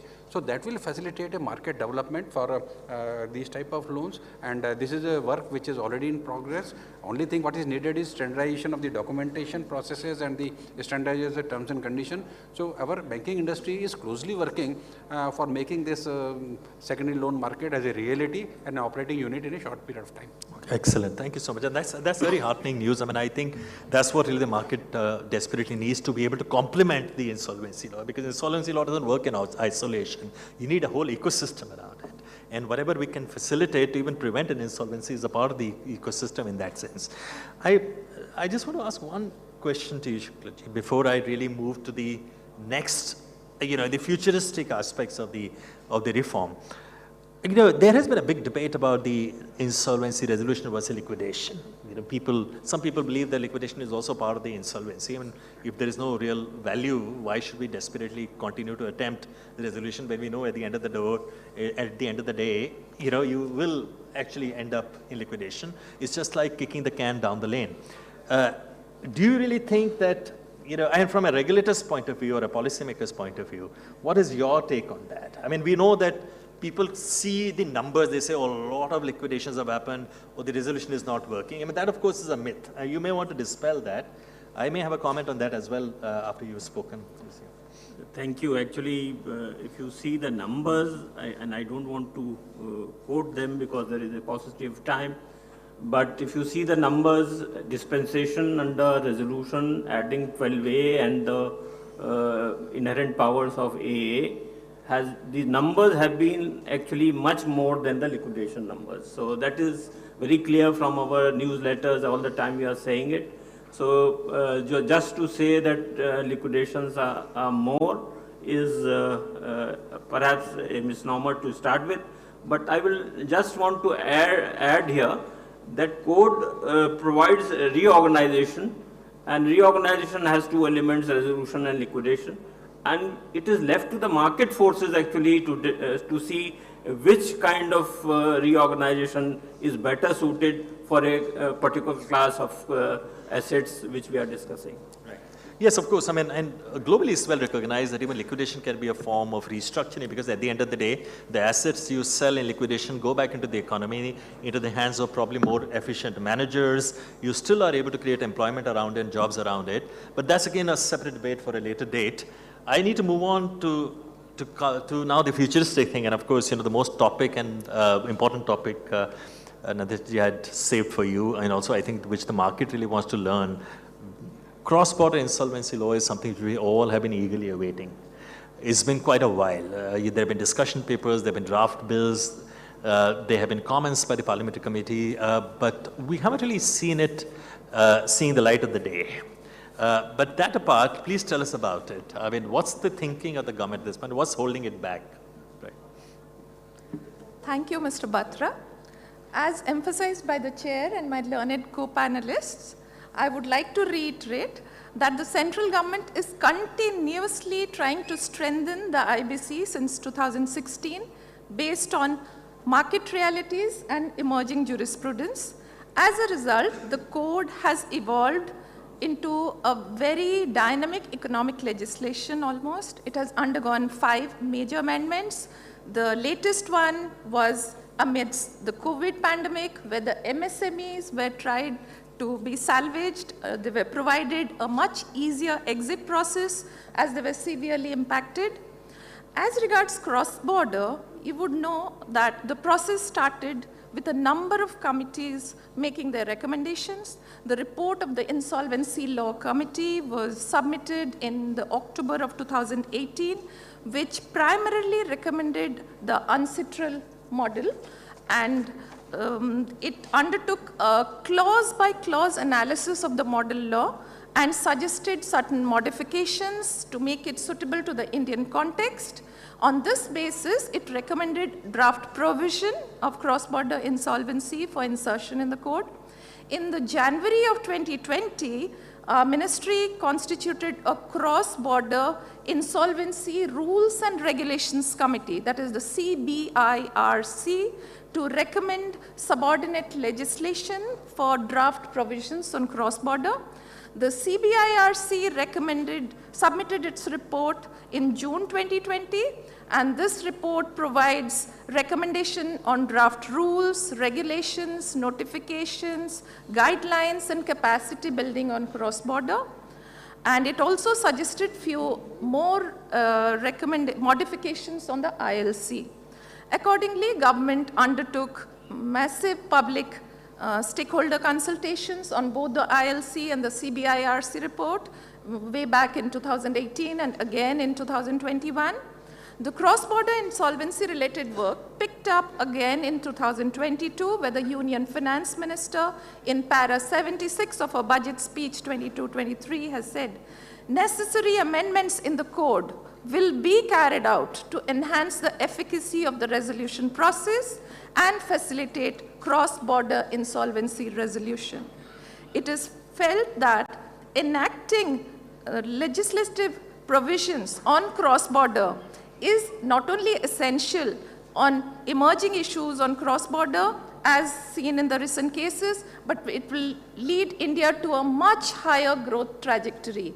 With the geopolitical axis changing in the near future, we are really looking forward how the geopolitical scenario is going to be aligned and which way we are all moving towards. And I'm sure as all interministerial consultations are going on, but public comments have been received and we're under active consideration of the ministry, we might see it in the near future. That's all I can say as of now. Thank all right, you. so I mean, I'm going to ask you a different question. How would you define near future? How soon? Silence from a government servant. I know, and I understand. I expected the reply. I do understand. It's a difficult question to answer, and I also didn't expect a definite answer because it's a complex policy issue, and we all know that the implications of that will be enormous, and one has to fully comprehend that before one is able to sort of take it to the parliament, and the parliament is able to debate it and enact a law for us. I mean, normally I would have ended the panel session with a rapid fire, which I normally do, but this session itself was a rapid fire with just 35 minutes. But I'm going to take a liberty of asking a couple of quick questions from some of the panelists, not all. I don't have the time, unfortunately. I'm going to ask Mr. Dalmia, you one question, and just one line answer, please. Would you be fine with the legislation coming on how much haircuts that the bank should take? Do you think that the legislation should prescribe that in any manner, how much haircuts the bank should take, or should it be left to the commercial wisdom of the bank? I think it should clearly be left to the commercial wisdom of the COC, because it's their skin in the game and they are taking all the risk. All right. Okay, so Mr. Mehta, again for you, I mean, I know this is a difficult one. Again, at least from my perspective, it may not be for you. Do you think that you need regulated guidelines for the COC functioning, be it in the form of code or whatever, or do you think it is something which is left to be applied voluntarily by the banks to the COCs? One thing that outright I'll say that yes, ethical conduct of COC is a must, and it need total understanding of how to conduct it in the best interest of all the stakeholders. Having said so, let me tell you 2-3 things. One very important thing is, if we codify this code of conduct, we would not have reached the level we have reached, because a lot of judgments and decisions have been taken by the COC, which got later on the jurisprudence support also in the way for value maximization. And in one of the case, like one of the panelists, he knows very well about it. One of the case where the highest value was offered, even more than 100% value was worth, I can even quote the Banani Cement case and all that. So 100% value, because COC could dare to take a decision of differing with the highest bid and getting a higher value, and the interest of everybody was maximized. Similar thing happened in the other cases also. I can Bhushan Power was another cases and similar cases. So what I mean to say is, if you codify everything, then people will say 1, 2, 3. I'll go for only this option. I'll not go for the another option. Right. What COC is doing, basically COC is stepping into the shoe of an entrepreneur. Right. They are replacing the entire board. Sorry, Suliji, I mean, we're short of time, but thank you so much. I mean, I think we have your answer, that what you're saying is that there is a need to have guidance for COC, but codifying it may not really be the answer in that sense. That's what I answer. So, I mean, I think I'll leave it at that, because we were told there's 35 minutes an effort was made to reduce it to 30, but we didn't agree. We said we'll stick to 35 minutes, and we have stuck to 35 minutes. So thank you so much, Mr. Chairman. I would have loved to give you some closing comments as well, but unfortunately, we don't have the time. But I'm sure what we will do is, at least I'll try to do a synthesis note of what we have discussed, the comments that have fallen from the esteemed panel, and do a one-pager for you to consider as the takeaways from this session from the panel. And I apologize to the audience as well that we couldn't give you the time to ask any question that you might have. But please feel free to ask me or the other members of the panel as we step down on the sides. If you have any question, we'll be very happy to answer. But I have to apologize, we just didn't have the time. So thank you so much for your attention. Yeah. Thank you, Mr. Batra, for this excellent session. You've been an excellent moderator adhering to the time, very responsible moderator, in fact. Thank you. And may I request our chair to kindly present the mementos to everyone.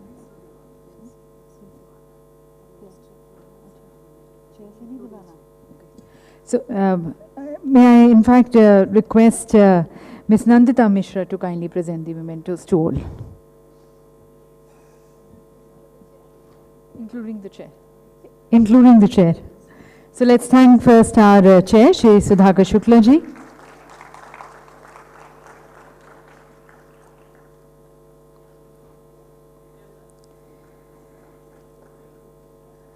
Our panelist first, Shri Sunil Mehta.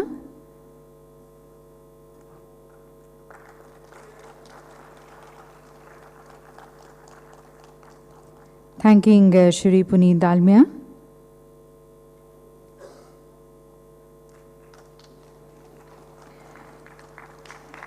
Shri Swaminathan ji.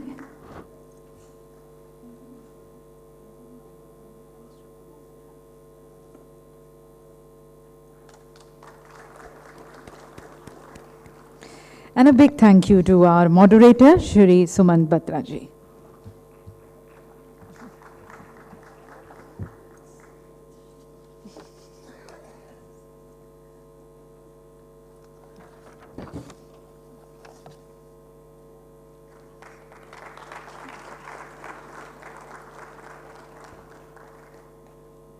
So meanwhile, as we close here with a group photograph, ladies and gentlemen, requesting you all to remain at your respective seats. We are moving straight into our next session. And herein, we are going to be understanding the important role of the independent directors in corporate governance, who in fact as mentors and guides and even watchdogs and conscious keepers of corporate governance. We once again, as I invite our speakers here, just requesting if we can have this session for half an hour.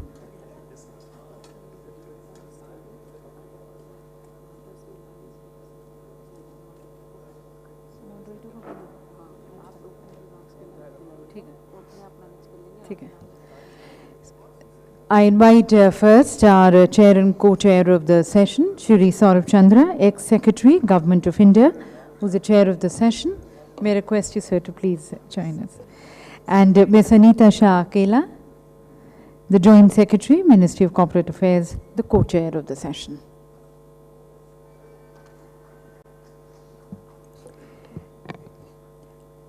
Our panelist, the moderator of the session, Dr. Neeraj Gupta, Head of the School of Corporate Governance, IICA. And as we look into the role of the independent directors, we have the ex-MD of 3M India, Mr. Ajay Nanavati, as our panelist, and ex-chairman, Bank of Baroda, Mr. Anil Khandelwal.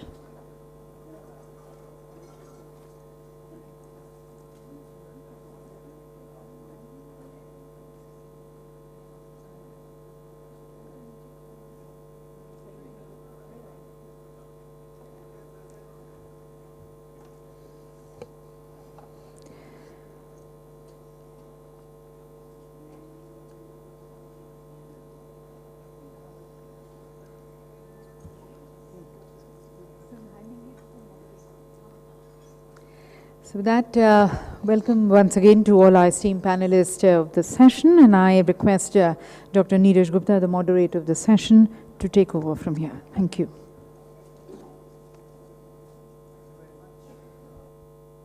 Ladies and gentlemen, my name is Neeraj Gupta.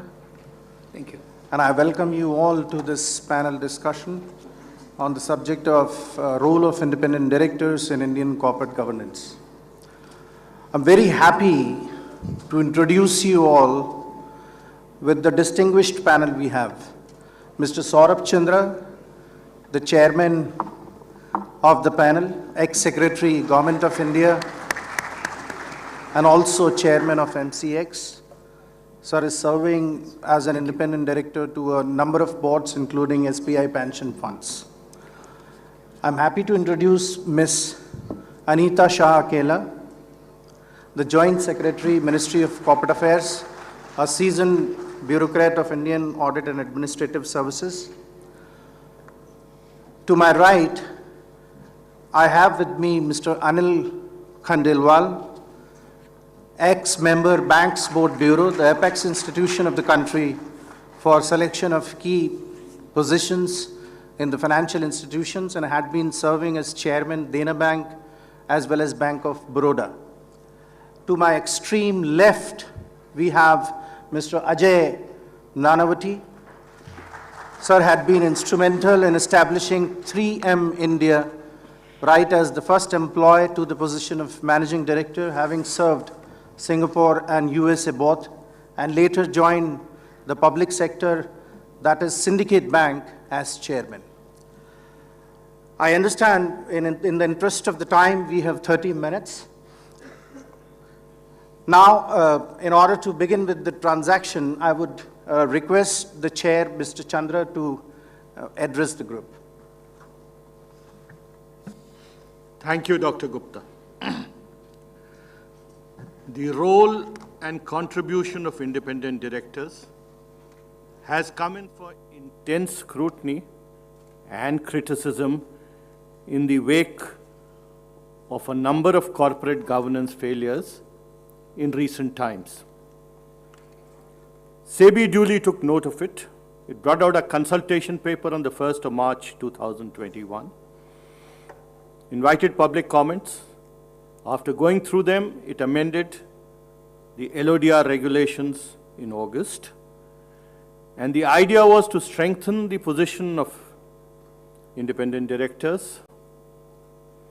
And they touched upon subjects like their appointment, reappointment, dismissal, related party transactions, definition of independent directors, etc. SEBI having done its job, the ball is now in the court of the boards and the independent directors to stand up and be counted. There's a very interesting article about 30 years ago in the Harvard Business Review.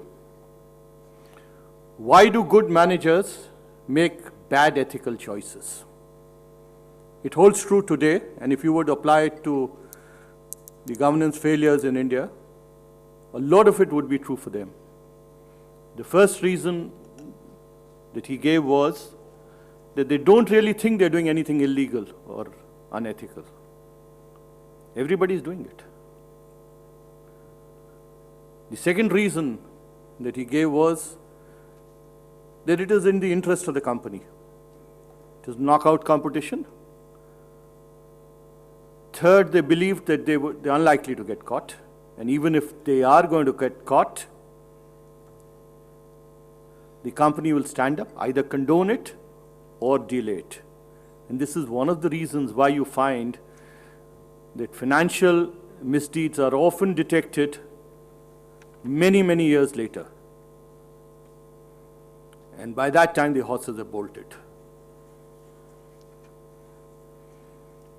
Now, what can be done? I think the most important thing is the board culture. And culture, as was defined, organization culture is about how things are done in the organization or on the boards. How are decisions taken? How are meetings conducted? The board has to function as a team. The structural changes have been brought about. It is now to work as a socially cohesive unit where the directors are willing to question assumptions and beliefs behind all important proposals. Questioning dissent cannot be taken as disloyalty or obstruction. There was a joint MD of ILFS called Mr. Saha, who wrote an email to Mr. Hari Shankaran saying that the independent directors should be obedient and non-intrusive. Now, if that is what you're looking for, then you're getting into what is called either the Abilene paradox or groupthink. When everybody thinks alike, nobody thinks much. How do you do it? See, there has to be mutual respect, trust, candor amongst the board members. That is the kind of culture that independent directors and the shareholder directors have to sit down and build. Structural conditions like rules, procedures, composition of committees, attendance, cognitive diversity, etc., a lot of boards had. Enron went belly up. Do you know who all were in its board? There was the Dean of Stanford, who was a professor of accounts there. There was a CEO of insurance company, an international bank, a hedge fund manager, a prominent Asian financier, and an economist who was the former head of the Forward Markets Commission of USA. They followed all the standard governance practices. But let us remember that structural changes are a necessary condition, an enabling condition. They are not a sufficient condition.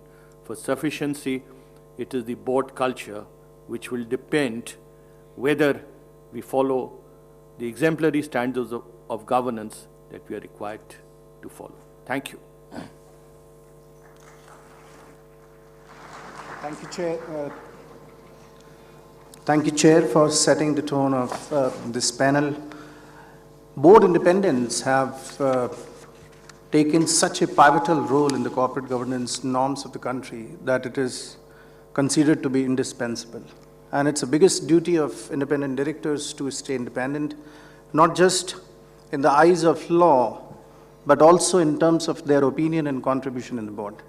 Let's slightly move to what Madam Anita Shah has a perspective. She represents the Regulatory Ministry of Corporate Affairs. Over to you, ma'am. Thank you, respected chair, panelists, and my colleagues of the dais. The Companies Act 2013 has the shareholders' rights and democracy as its cornerstone. It has brought about sweeping changes to the corporate and governance environment in India. One of the areas which this act has brought into focus, a sharper focus, is the role of the independent directors. To my mind, the independent directors are the crucial interface between the promoters and the management on one hand, and the minority stakeholders, shareholders on the other. They are supposed to build, or they are expected to bring in outside-in views, enhancing the corporate governance standards. They're supposed to assist in implementing sound corporate governance practices, contribute to transparency, performance, and overall good governance. The roles and responsibilities of the independent directors have been codified for the first time in the Companies Act 2013, and this is due to the fast-changing business environment, corporate malpractices and failures, and governance lapses. There have been very clear indications on the requirement and the qualifications of the independent directors. The key responsibilities of the independent directors, which have been divided into strategy, risk management, internal financial control being one pillar, related party transactions being the second, ethical and compliance oversight being the third, and succession planning and executive remuneration being the fourth. Now, I will mainly look more at the effective discharge of the responsibilities that is expected from the independent director.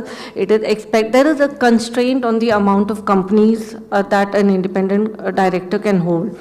The main reason behind this is they are expected to devote sufficient time and attention, do a lot of background work on the companies in which they are members, they are directors, and they have to also they must do an induction and a continuing education program to get to know more about the company, because it is expected from the independent directors, the wealth of knowledge that they bring from the, because they are selected from the outside place. So they are supposed to get a wealth of knowledge into the company based on the ecosystems outside. So, and then they have to also set the agenda, they have to give independent professional advice, and they should do a performance assessment of the company. Now, diversity, to my mind, is an effective, integral part of the effective board composition, and this should be a place where gender diversity also should be a part of it. And getting women director also has been codified here, but independent directors as women directors also would be of great use. To conclude, I would say that regulations are at best a starting point. You cannot legislate good behavior. Every company needs to decide the structure of the governance that best serves its objectives in terms of sustainable growth and value creation. Corporate governance is just not a compilation of norms and procedures. It is the way in which the companies conduct business. It is important to set the right tone at the top in terms of ethical leadership of the board. Independent directors as a group can play the role of change agents. They can foster all the energies of the board in the right direction. They have to foster a climate of trust, candor, integrity, and establish individual accountability, which would go a long way in meeting the good corporate governance requirements. And to tell you the truth, the independent directors from a legal standpoint is merely meeting the required criteria, but the independence in substance is actually a different ballgame altogether. This stems from professionalism, both at the corporate level in terms of how the company approaches the subject of the board composition and processes, and at an individual level in terms of how the independent director gears himself or herself up for effective board service. Having a better understanding of the roles and responsibilities as well as the risk and liabilities can help the independent directors add greater value to their organization, become more effective as an instrument of corporate governance mechanism. Moving forward, India will do well to increasingly brace for the global trends such as emergence of lead IDs, diversity in board composition, increasing shareholder activism, and a transition towards a stakeholder approach. Thank you. Friends, the institution of independent directors is not so much old as we find traces in the West, specifically US and UK. In 1999, when Kumar Mangalam Bigla Committee first referred to this institution as something which can set new standards of corporate governance in India. And now, as Ms. Shah has very briefly touched upon multiple aspects, which indicates towards the regulatory framework which is ever evolving, placing onerous role on the shoulders of independent directors to contribute. Let us hear from a practitioner, Mr. Khandelwal, who had been a transformative leader across organizations. What he has to say, he has seen the table from both the sides, as an independent director as well as the leader of the board. Mr. Khandelwal, please. Thank you, Dr. Gupta. I won't hesitate to take the role you have defined, and I would be a bit brutal as well, because when we meet in these kind of conventions, let us not get away with shoulds. The board should do this, independent directors should do that. There are a whole number of books, articles about it. What is it that independent directors, with all the wonderful qualifications, expertise, and designations, fail to perform? What is it? I will try to cover two dimensions of board effectiveness. A lot has been written on compliance, regulation. We have fairly comprehensive Companies Act.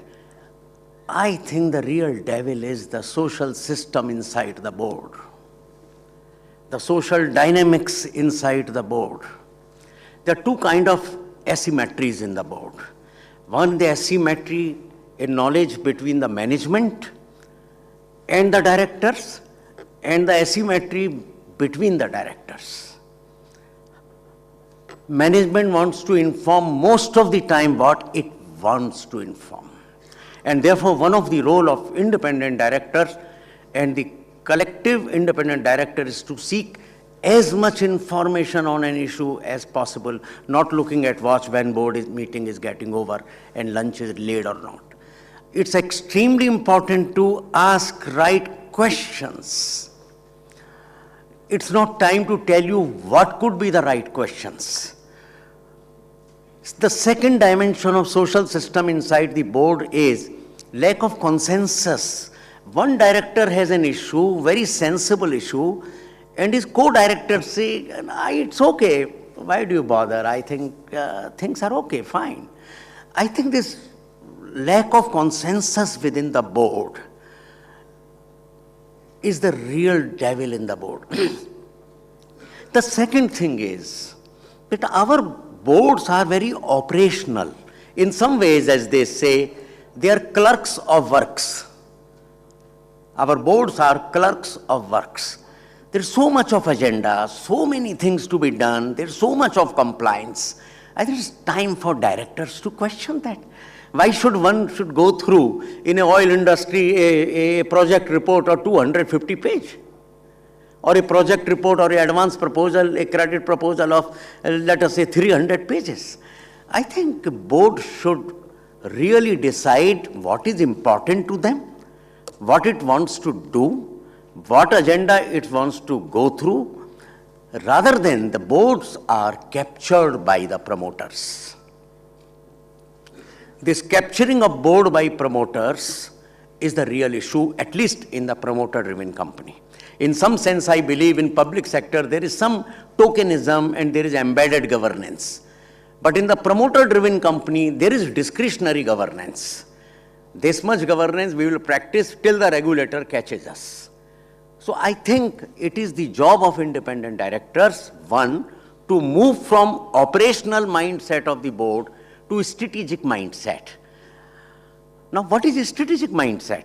The strategic mindset is, how do we make this company future-proof? How do we make company disruption-proof? How do we make company technology-ready?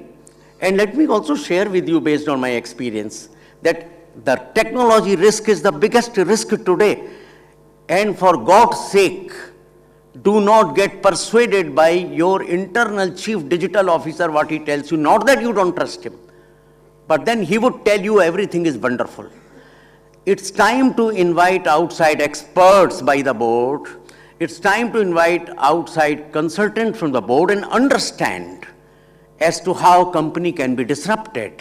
By whom? What kind of competition? I think this is very important that board starts using other experts. Our Companies Act provide for, I think, independent directors to engage consultants. How many boards are doing it? That is one. The second strategic issue, according to me, is the edifice of human capabilities in the organization, the edifice of critical skills in the organization. Just imagine, the other day I called on a colleague who is managing director of a large bank, and he was shocked. He said, Dr. Khandelwal, do you know, I don't have credit chief, in the sense that when present credit chief goes, I really can't lay my hands. Just imagine the risk. So this whole business of risk management is also capability risk, human resource risk, critical skills risk, succession risk. Somehow these are underrated things, and most of the time management does not put human resource risk as a risk to the board. The third is the leadership bench strength. We all talk, but I tell you, this is such an important dimension. In a large organization, do we have distributed leadership across? The operational leadership, the business leadership, the strategic leadership. How do we groom leaders? Where we groom them? Is it a Saturday, Sunday program or some comprehensive strategy? This is third. The fourth is ethical architecture of the company. How do you monitor the ethical architecture of the company? Do we wait for a scam? Do we wait for newspaper reports? So how do independent directors create discussion on ethical adequacy of the infrastructure? How do you monitor large value frauds? How do you ensure that your people carry reputation? Finally, I would like to make 3-4 points, a very small one, that there is too much spotlight on independent directors. There is too much, and there are no rewards for independent directors. Do we send independent directors abroad for training? We should. There should be budget allocated in company for giving them best of the international exposure. The second is limits on the board. I tell you, if any independent director says that with committees and the board he can manage more than 2 or 3 boards, I will be very doubtful. And therefore, the board should be limited to maximum 3 for independent director, but with enhanced compensation. And a lot needs to be done. If people raise issues, they resign, or they point deficit governance, it's sure that they won't be, their term will not be extended, or they will be blacklisted by the other. I think government should come to their rescue. The regulator should come to their rescue and nominate them on still better boards. It's very important to encourage dissent. It's very important that the government and the regulators come to the rescue of those who raise issues, those who raise dissent, because the message outside is that if you raise dissent, if you point out issues, you are, by the social system of promoters, you are isolated, and the word goes on, he's a troublemaker. I think we need in a growing society, troublemakers as many, if not in that sense troublemaker, but people who can raise question. I think we should move from a time when a board becomes an assembly of deaf and dumb school. We must have talking board, we must have listening board, we must have a learning board. With this, I will close my presentation. Thank you.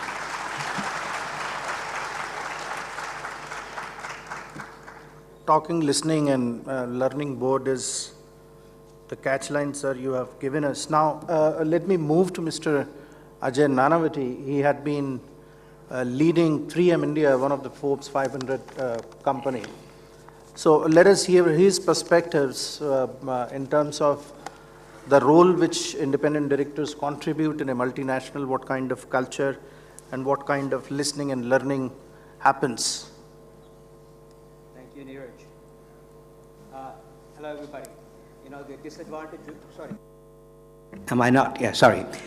The disadvantage of being the last speaker is that everything you wanted to say has already been said. So it's going to make my job pretty easy. But I just thought to share some perspectives based on my own personal experiences. I think, you know, we have to start, the topic today is about independent directors, but I truly believe that irrespective of whether you're an independent director or an executive director, the minute you are managing other people's money, you have a fiduciary responsibility to them. So we keep picking on independent directors, but and I will expand on that in a bit, but I think to me a director is a director is a director. You know, whether you're wearing an independent director hat or you're wearing an executive director hat, you have a fiduciary responsibility to your community of shareholders. In the Asian context, including India, typically we tend to have very, you don't have that breadth of external shareholders, largely very concentrated ownership, which you don't see so much in Western countries. And that's why you feel the need for independent directors to actually play a checks and balances role beyond merely just a director. If you are in a truly dispersed ownership model, which you see in the Anglo-Saxon world, that is sort of built into the system. But here, because we have this concentrated ownership, there is a tendency to look at independent directors as checks and balances. So to me, the whole process, we've talked about everything that should be done, but to me it starts with how you bring an independent director in. As the old saying goes, and pardon me for my crude language, garbage in, garbage out.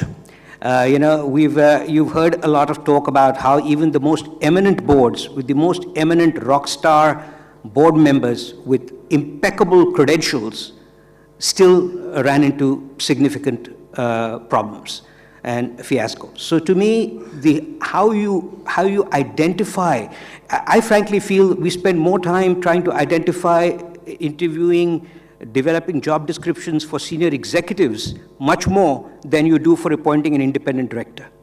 Typically you pick up the phone and look to a friend and say, somebody, you know, do you know somebody who can bring this? But I don't think we do enough of a job of that onboarding process, about that initial selection process. So I'm a big believer in bringing in complementary skill sets. All the boards that I'm involved in, we make it a point in advance, 2 years before the person is retiring, to identify what skill sets do we need on the board. We go through a robust sort of a gap analysis of competencies that are required to make this an effective board. So to me, the nub of the issue starts with the selection process, how you onboard, bring in people. So you need to be very clear that you want to get a diverse board, you want to get a challenging board, you want to bring a board that has experience. And when, you know, nowadays diversity is often talked about in the context of gender. And I often clarify, to me, diversity goes beyond gender. It goes about into experience, ethnicity, background, experiences. So there are a whole broad set of criteria that need to be used to who you decide to invite to your board, because to me that makes a big difference. Because too often the independent directors who are bought into boards are beholden to the management that brought them in place. So it's like you know, the fox managing the chicken coop. You know, you scratch my back, I scratch your back.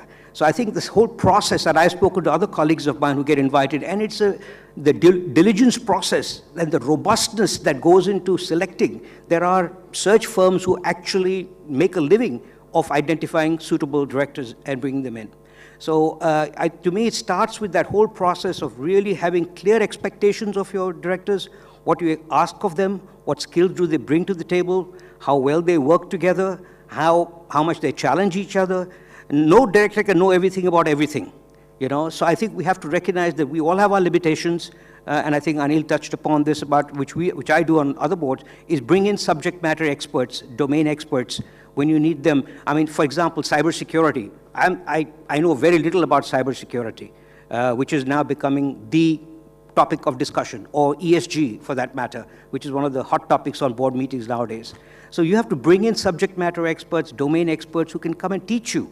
You need to have an open mind, you need to be willing to learn, and you need to, it's a continuous process. It's not like a tick box that I've done it, and now हाँ मुझे सब पता है तो कोई सीखने की ज़रूरत नहीं है. You know, so I will leave it at that, and I can go on for this for hours, but it is a subject that I think starts really with the process that we use for bringing on, selecting, identifying, nominating, recruiting, interviewing external directors as you bring them onto the board, recognizing that you don't want to be surrounded by yes men, haji. You know, so I think one of the key skills for an independent director is what I call being dispassionately passionate. You have to be passionate about the company that you're associated with, but you have to be at the same time dispassionate, to be able to sit back and wear that dispassionate, passionate hat. And again, in my last closing comment is, you know, we talked a lot about the regulatory aspect of it. There are all kinds of regulations in place, but despite that, we've had all these fiascos. So it boils down to what I call niti versus niyat. You can have all the best of intentions, you can have all the laws in place, but if your intentions are not there, if the niti doesn't meet the niyat, everything else is foregone. Thank you.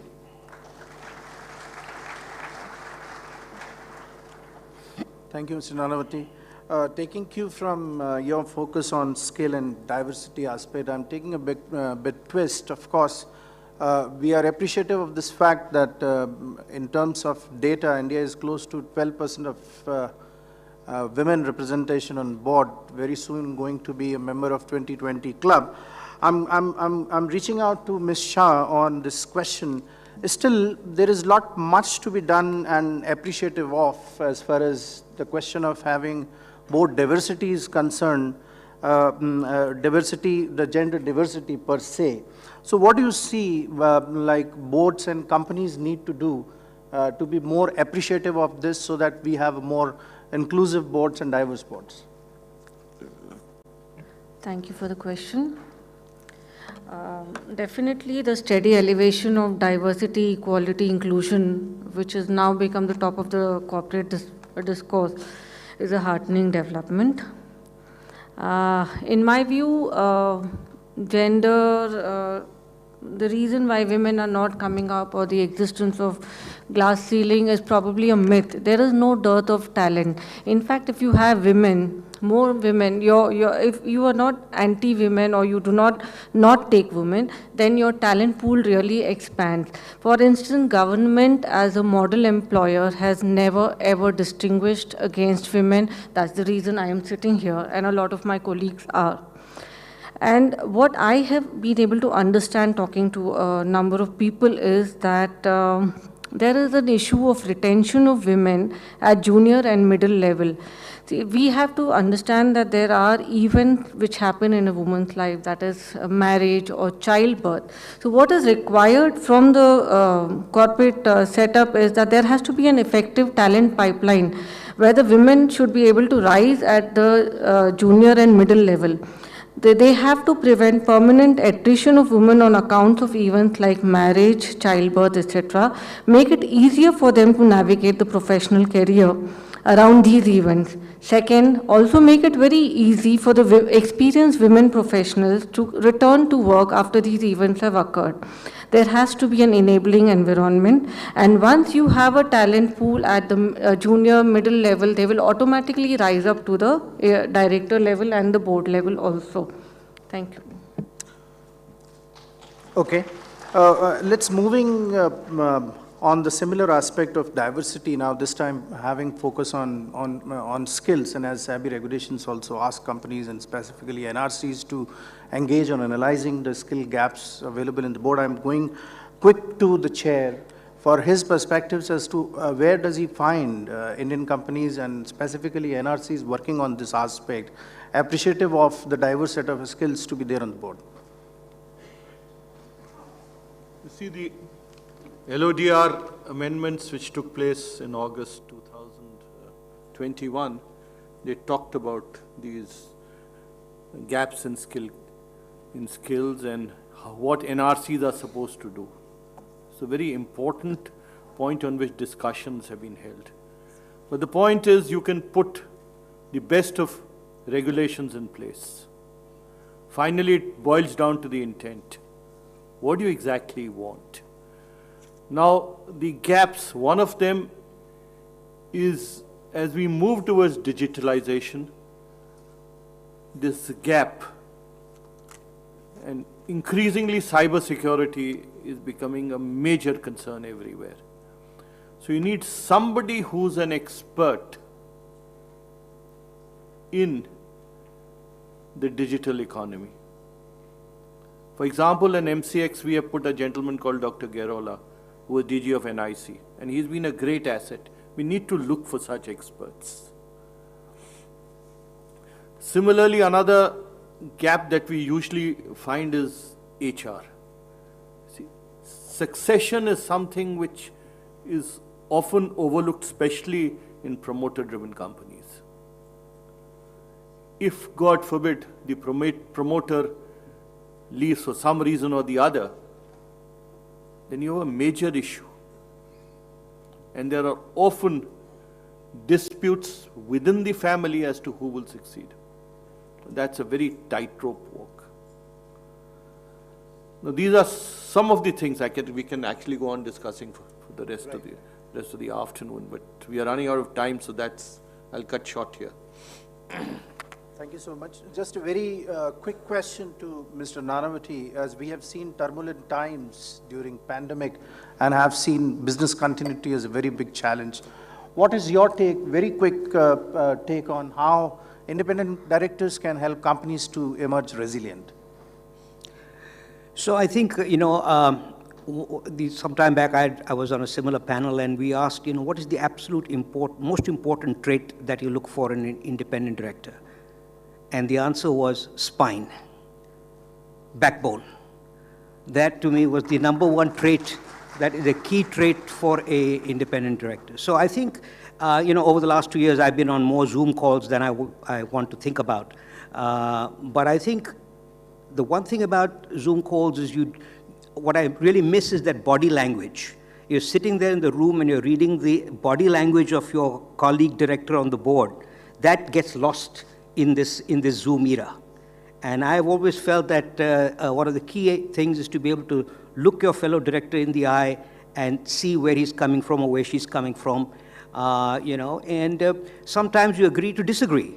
One of the things that I'm very particular about is that the board minutes, which are supposed to be the only true reflection of truth as to what actually transpired, should actually capture any dissenting voices. And very rarely have I seen this in board minutes where a dissenting voice has been captured.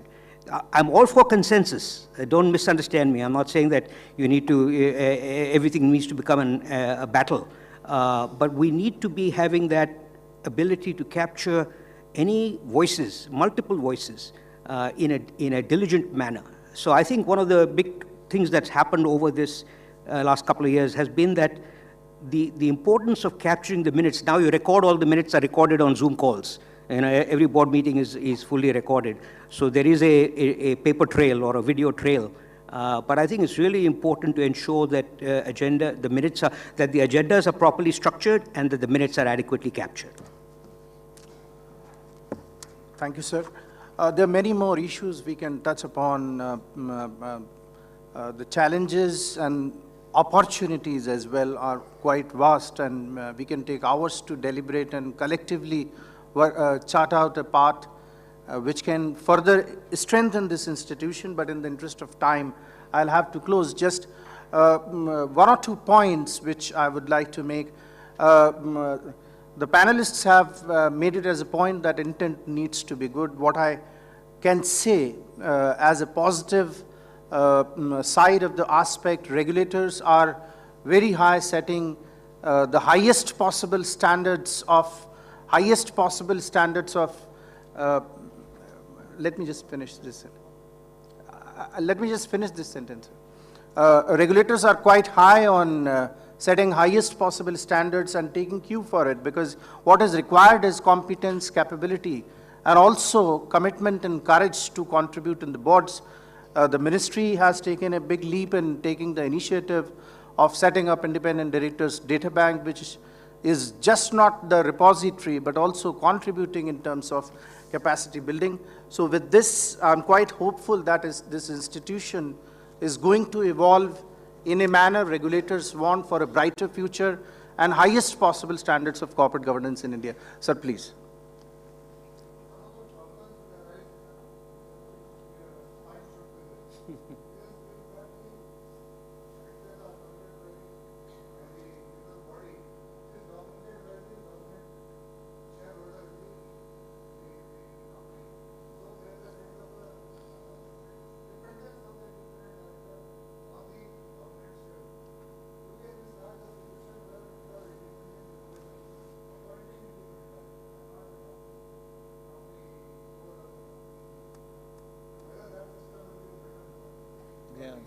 Yeah, please.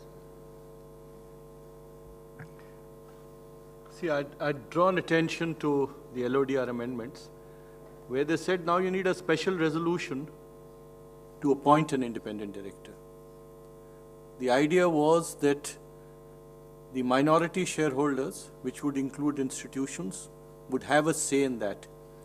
And what we have seen in the recent past, there are a number of independent directors and fairly high-profile ones, and the institutions have voted against them, and some of them have not got the job. I wouldn't like to take their names here, but it's all in public domain. But this remains an issue, because you need the support of the promoter to get that 75%. And therefore, see, we all have to operate within certain boundary conditions. Now, we are hemmed in by the law. And that being so, what best can we do within those boundary conditions?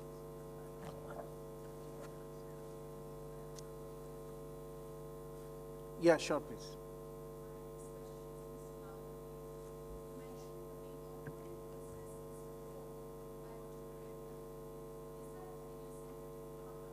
I'm sorry, I can you speak up? I'm sorry, I'm not hearing you clearly.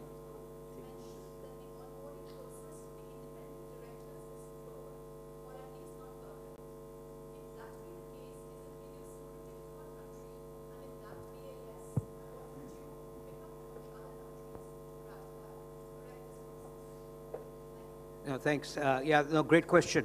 I think it's not a question of, I guess there are some cultural nuances that play into this. But in reality, I think if there is clarity and transparency, I think one of the key attributes is transparency.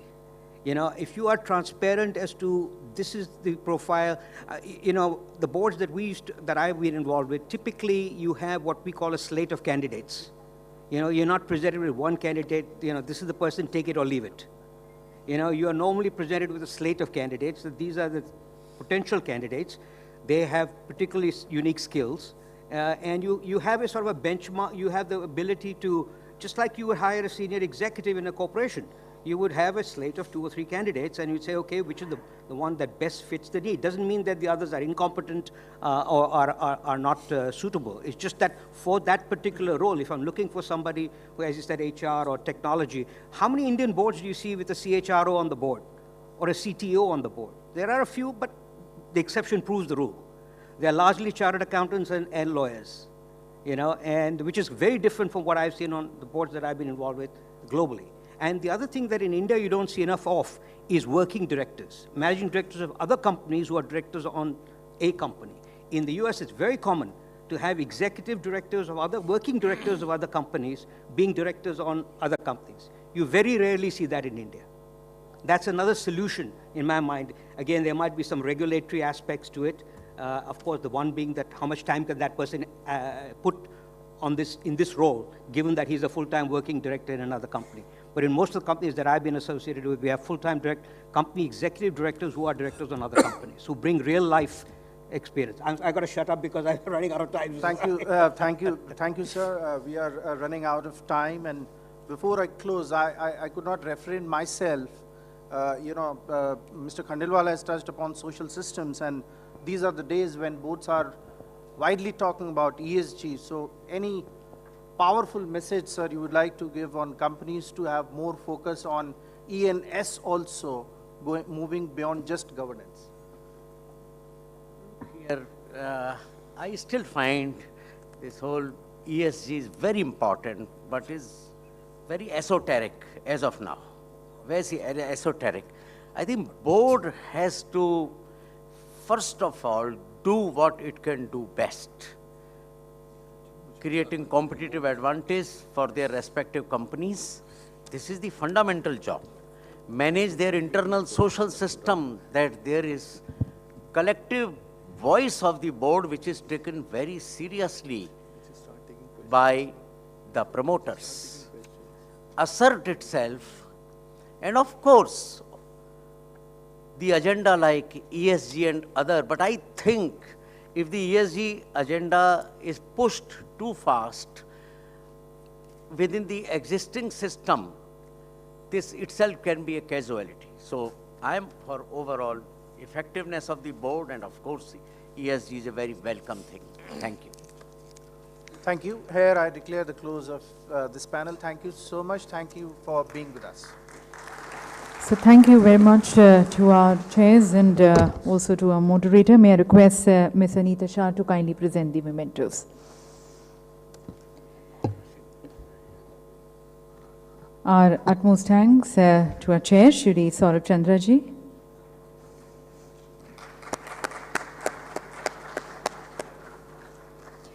Many thanks to Mr. Ajay Nanavati for giving very fair, candid and very impactful views of his.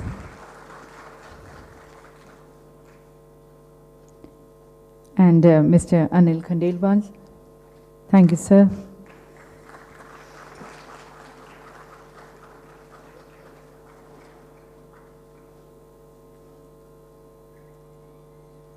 And thanking our moderator, Dr. Neeraj Gupta.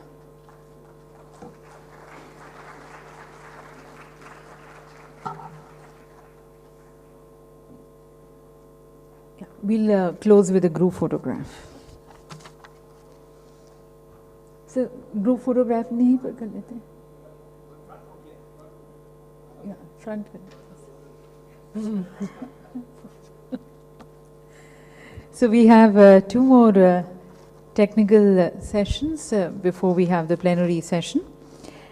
And as we move into the next session, I'm just being little time sensitive and just utilizing the time to just surprise you of the other sessions also. So the technical session next we have is on the role of professionals in corporate governance and nation building. And the further is going to be, the next is going to be towards, we're looking into the mergers and acquisitions, the control regime in India, and promoting a more competitive structure in markets. The last will be the plenary session which we have, wherein that's going to be chaired by respected Secretary, Ministry of Corporate Affairs, is going to be joining us in the last session.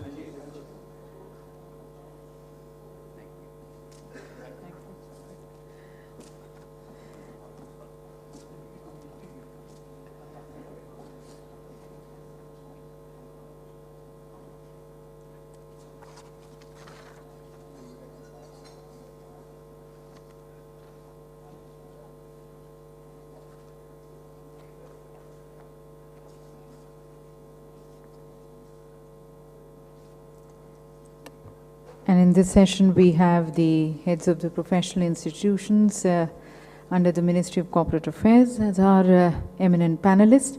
Let me first invite the chair of the session, Shri Inderdeep Singh Dhariwal, Joint Secretary, Ministry of Corporate Affairs. Our panelist of the session, the moderator first, Ms. Mithilesh, Advisor, Cost Cost Audit Branch, Ministry of Corporate Affairs. CS Devendra V. Deshpande, President ICSI. CA Dr. Devashish Mishra, President ICI. And CMA P. Raju Iyer, President of the Cost Accountants of India.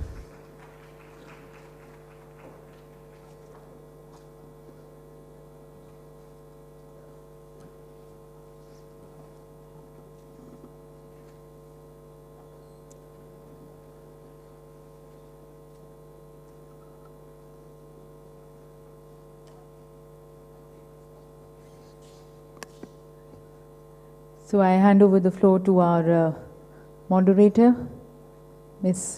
Mithilesh, to take it from here, and probably we can have first the opening remarks from our chair, and then we begin the discussions. Good afternoon. I've been taught, if the person is big, less should be said. The post is higher, again, it doesn't require introduction. And president, it's such a superlative degree, it doesn't require any adjective. And we have today 3 presidents on this panel. I'm really elated to be on this panel that is going to discuss role of professionals in corporate governance and nation building. Professionals, as I think, are pillar to any structure of governance because they provide strength through their in-depth experience, understanding of complexities, and the capacity to evaluate, pragmatically evaluate the options in decision making. With these capacities, the professional steers or take corporate through to success. The professionals also works as an interface, a number of other dimensions those a corporate faces, including sectoral standards, sectoral regulators, and laws. This is why probably one of our mantras says, the governance, more of a governance, less of a government. And this I equate in this particular way that on the same page, like in balance sheet, on the other side, we have a corporate governance, which is a synonym to good governance, which has, and this is how I correlated, it is participative, inclusive. It stands for integrity and transparency. It looks forward, it promotes accountability and responsiveness. This is how the system of corporate governance and professional works.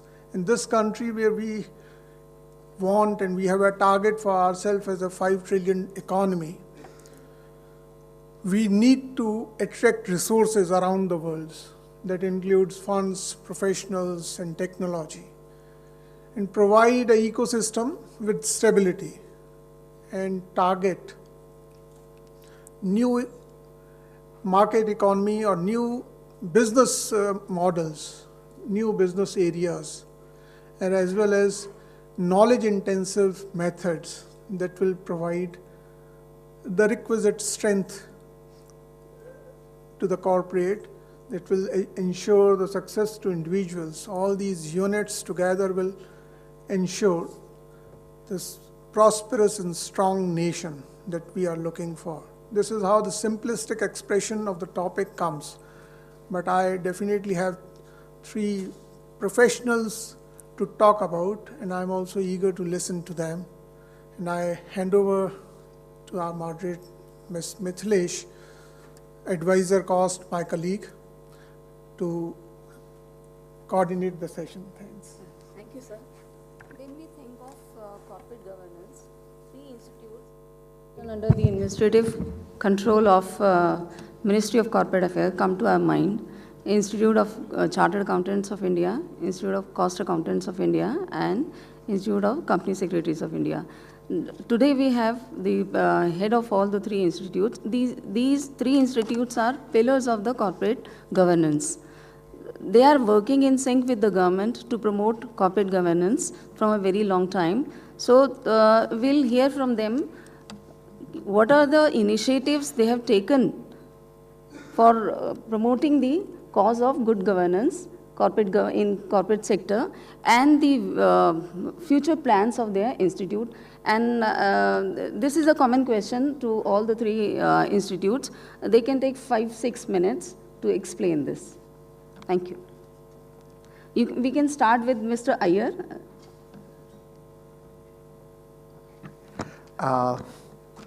So, good afternoon, everyone.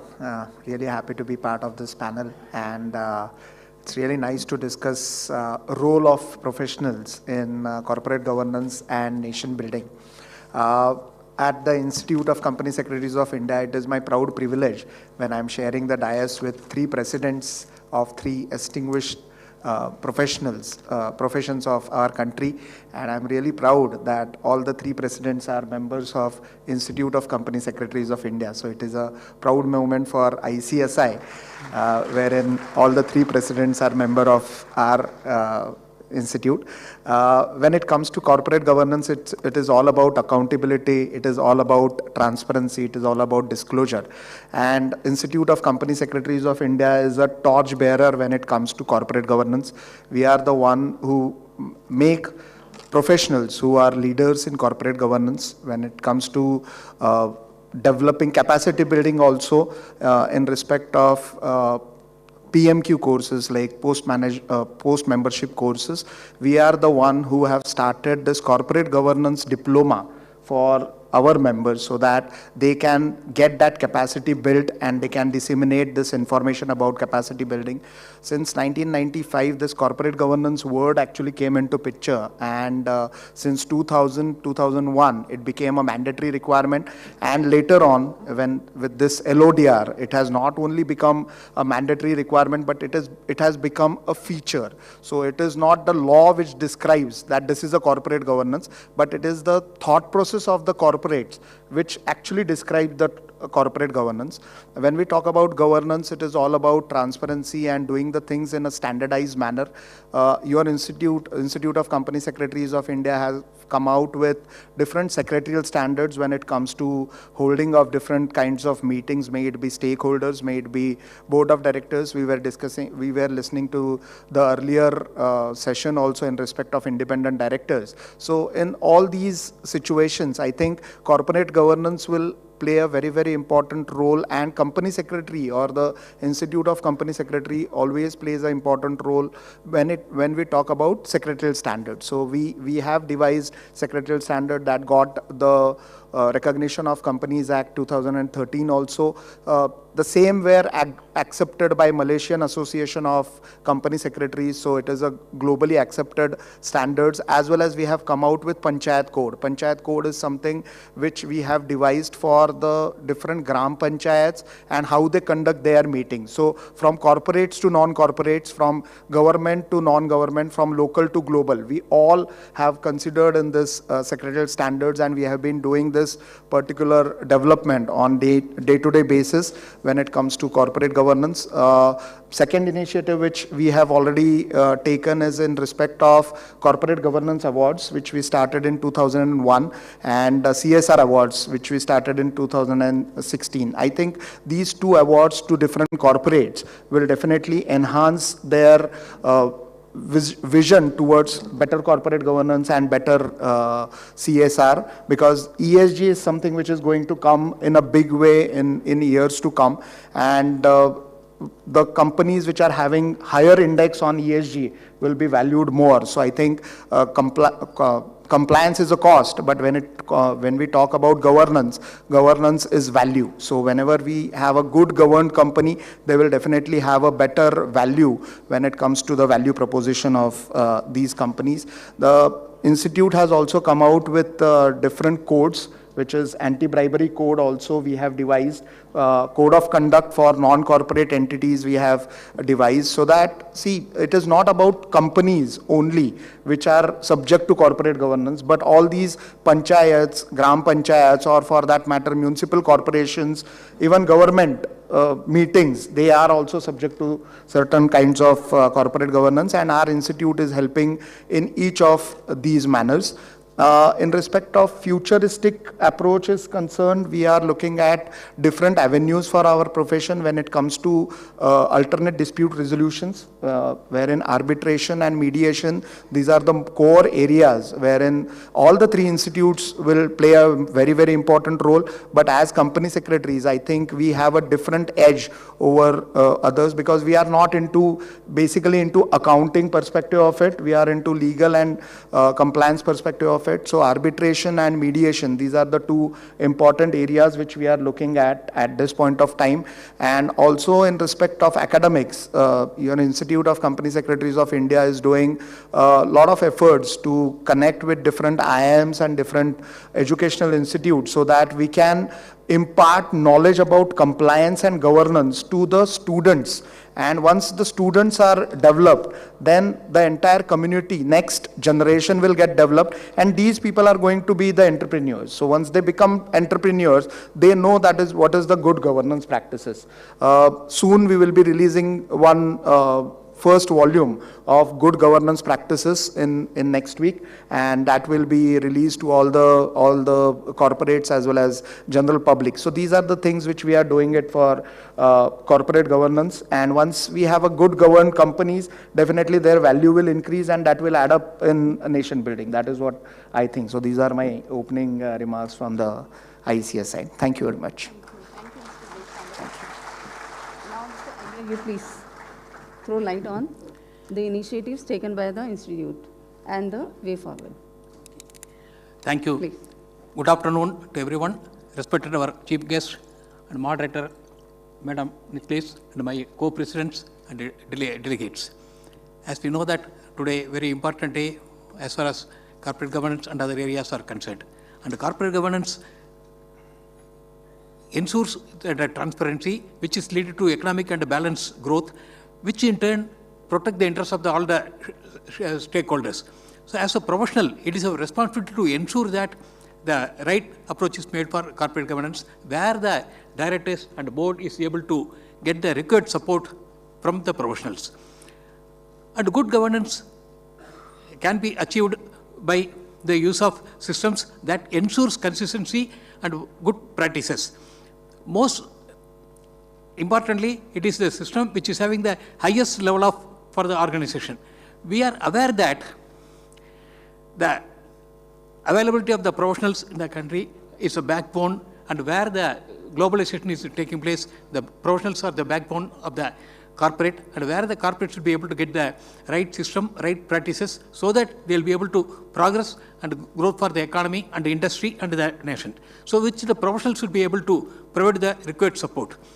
And our institute is able to train the professionals, and wherein they are able to get the required skill and the cost and management efficiency, and how the use of the resources effectively. Optimal utilization of resources is more important for the conservation of resources and economic development, which our members are able to ensure it. As a cost and management professionals, we are always helping the industry and the nations by offering our solutions for the sustainability of the business growth. And after the pandemic, we have brought two important guidance notes, and wherein the board performance and how the tools and what all the things required for the post-COVID, post-pandemic importance, which has been received well by the industry and other authorities. So which is very useful for this. And our guidance note has been used by the International Federation of Accountants, IFAC, and CAPA and SAFA, and wherein they have published same thing in their websites as a resource material. And the same thing has been published in the Institute of Directors also in their July 2020 issue. Being the largest body of the cost and management accountants, it is our responsibility to bring various technical guides and technical support. One of the areas where we are taking up as per the requirement is that where the internal audit and the present system can lead to performance approach of the corporates. Where today environment, if you take the vouching and the verification and those things are not there, and the whole accounting and auditing scenario has completely changed. So in this scenario, how the professional should be able to ensure that the auditing and accounting scenario leads to performance appraisal of the management for the sustainable growth of the industry, economy, and the nation. So those guidance note we are bringing, which will be available to public and already we have released the exposure draft where we require all of you to give us your opinion so that it can be a better updated and upgraded document. We, as a profession, and ensure that the independent directors are adequately getting all the information on cost management, and wherever the cost audit mechanism is applicable, our members are able to submit a report where the performance separation and whatever required by the management is able to establish, and it is very well used by the independent directors and board for enhancing their operational profitability performance. And as a professional, we are our cost management value enabler, value creator, value reporter, so that how to add the value to a corporate is being done by cost and management accountants. And to enable the youth to get trained, we are having various courses, short-term courses as well as long-term courses. We have entered into MOU with the various state governments also. Kerala, Uttar Pradesh government, last week we entered the MOU with the Uttar Pradesh government, Maharashtra and all, where the skill development is taking place for various lakhs of students who will be able to be employable and skill development. So they'll be able to have their own entrepreneurship also, so that they'll be able to contribute for the economy and the nation and the society. So these are the people where we are able to reach the unreached, and maximum support will be providing to the various institutes of the government. Whatever the schemes of the government, whether it's the Atmanirbhar Bharat, Amrit Mahotsav, Smart City, GST, whatever it is, our institute is doing with all our 114 chapters and 11 overseas centers also. We have conducted large programs with our London overseas center also, where we are able to reach the whole global community of cost and management accountants also. We have entered into MOU with the various universities and educational institutions, so that we are able to reach the students at various places and various regions and various areas to develop the youth to skilled employable opportunity. And we are progressing very well, and we are able to reach the unreached with the support of various authorities and the government. And it is, as a professional, it is our responsibility for us to contribute for the economy, nation, and all that. The global progress is powered by nations. National progress is powered by economy. Economy is powered by competition. Competition is powered by resource investment and innovation. Innovation and creativity is powered by management stewardship. Employee productivity. Employee productivity, quality of the product and quality of the services. Quality of the product and quality of services is powered by employee productivity. Employee productivity is powered by employee motivation. Employee motivation is powered by quality management stewardship. Management stewardship is powered by quality leaders. Quality leaders are powered by we, the professionals, and you, and who will contribute for the economy and the nation. Thank you very much for the opportunity. We'll go ahead. Thank you. Wish you well.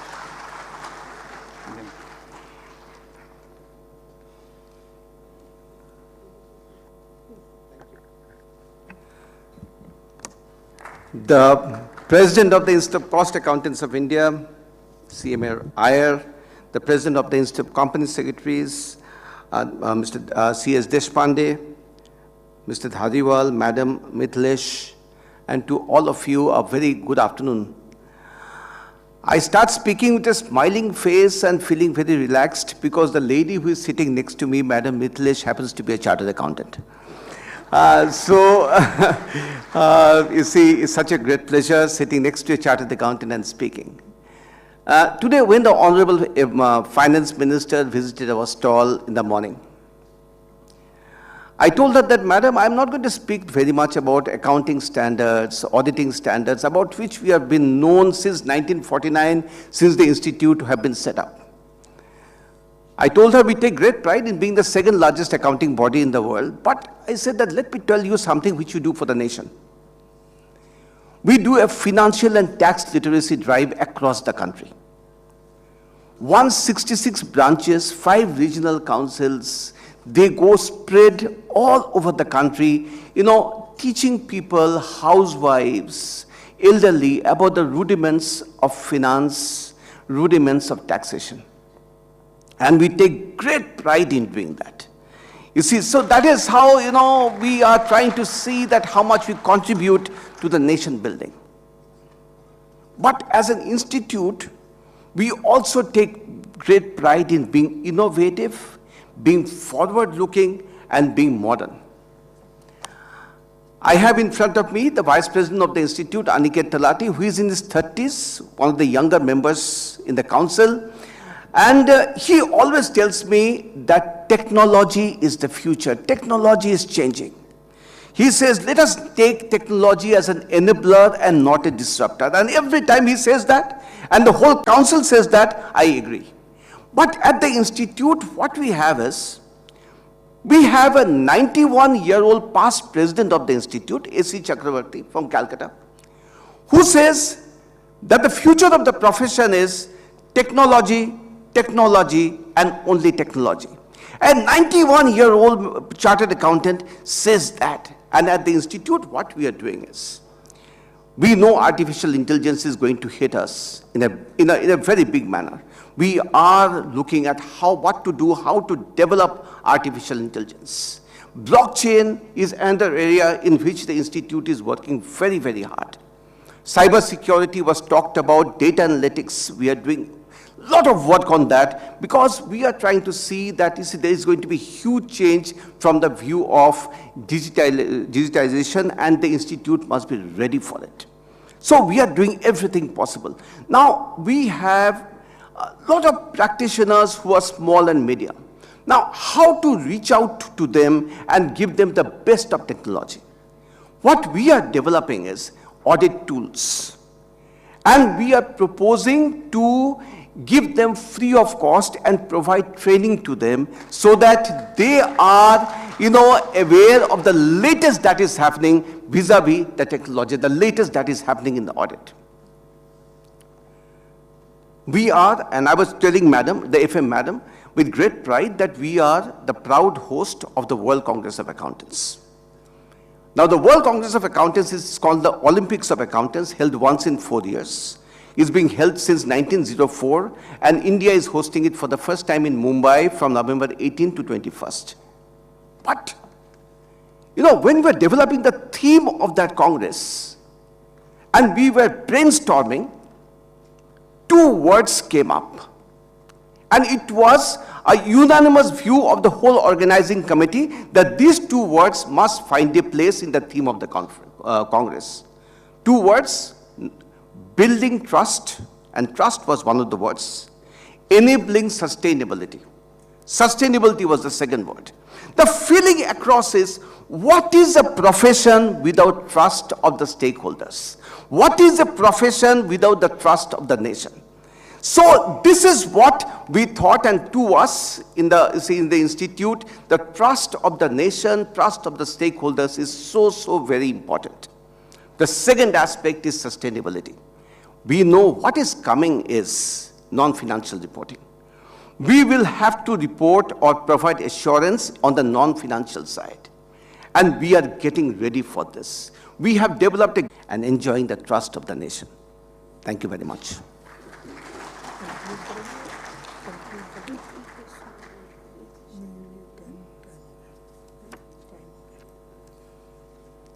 Though we have questions and speakers have energy and capacity to speak, but considering the time overruns in past sessions, we are sacrificing. So we conclude the session here with thanks to 3 eminent presidents. It's really a privilege. I probably think we are never will be sitting again in the similar situation where 3 presidents are around me. I'm truly fortunate. And I'm also thankful to all of you to giving a number of claps in between. Definitely those were for the presidents, but yes, still I take my share. Thanks. Thank you, and may I request Mr. Dhariwal to kindly present the mementos, expression of thanks and gratitude to our speakers, thanking C.S. Devendra V. Deshpande ji.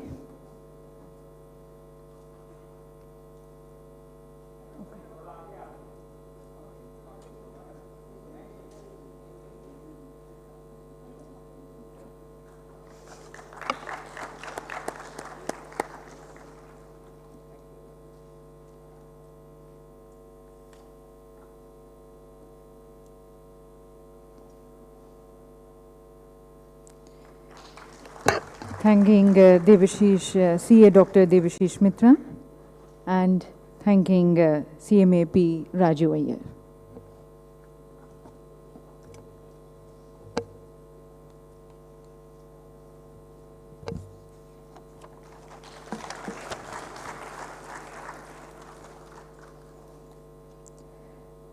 May I request all of you to please step forward for a group photograph.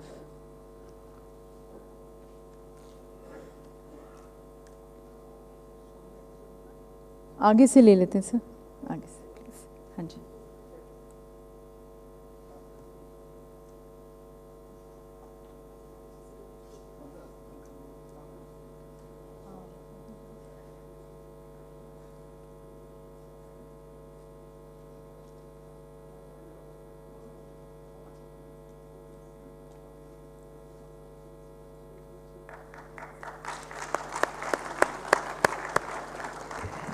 Thank you, and we'll just take a minute to set the stage for the next session.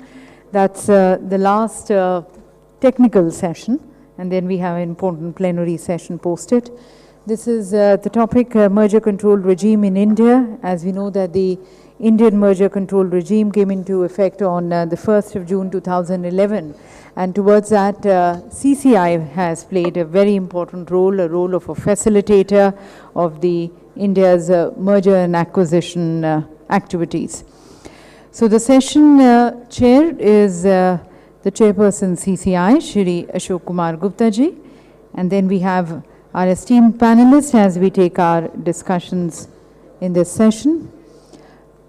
Just allow us a few minutes to set the stage, and then I request our speakers to take center stage.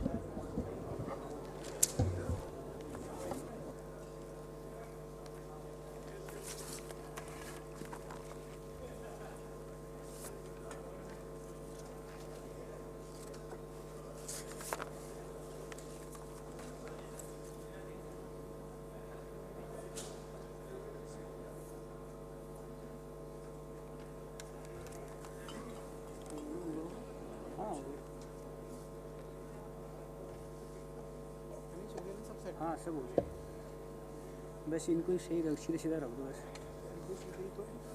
नहीं ये folder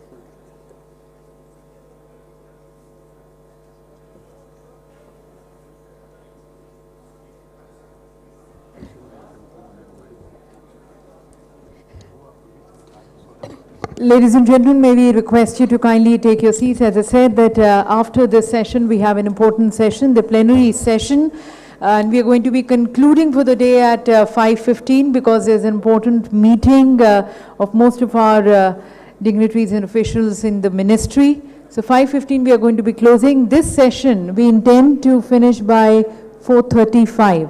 So just a request to the session chair and the moderator, 4:35 as we can close the session. Our session chair joining us, Shri Ashok Kumar Gupta, Chairperson CCI. The moderator of the session, Ms. Jyoti Jinkar Bhannot, respected Secretary CCI. Shri Manish Mohan Govil, Advisor CCI. Shri Shardul Shroff, the Executive Chairman of Shardul Amarchand Mangaldas and Company. Shri Pavan Kumar Vijay, Founder Corporate Professionals. Shri Vijay Shekhar Sharma, the Industry Representative joining us. If I can just request people who are in front of the stage, so may I just request, a very humble request, we have our dignitaries here, we are ready to start with the session. If we can request you to kindly move into the pre-function area for any networking and further interaction, please.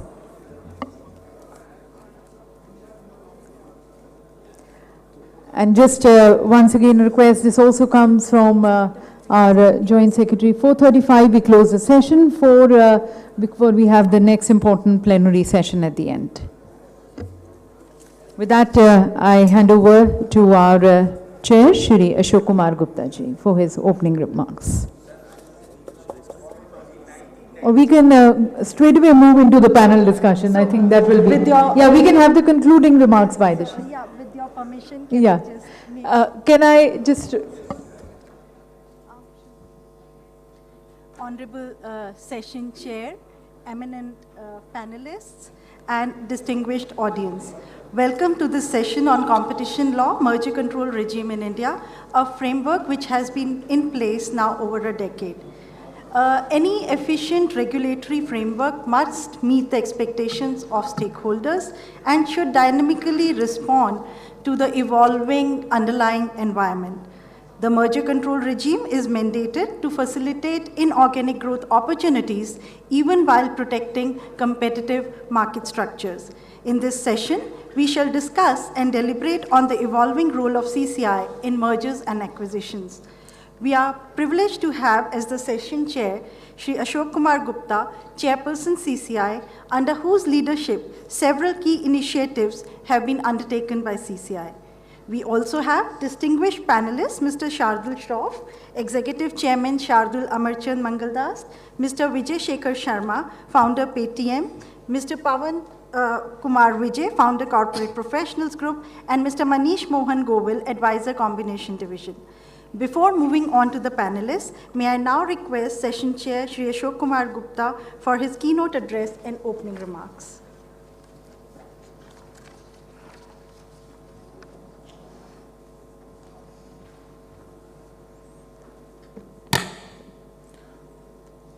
Eminent panelists, distinguished participants, friends from media, ladies and gentlemen, a very good afternoon to all of you.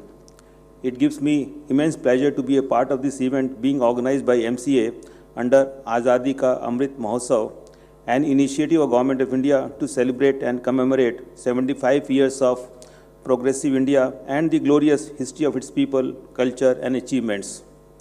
I welcome you all to the panel discussion on merger control regime in India, promoting competitive structures in markets. Many in the audience may know the history of the new competition law. In October 1999, the Government of India instituted a high-level committee under the chairmanship of Mr. S.V.S. Raghavan to advise a modern competition law for the country in line with international developments and to suggest a legislative framework for enacting a new law or suitable amendments to the MRTP Act 1969.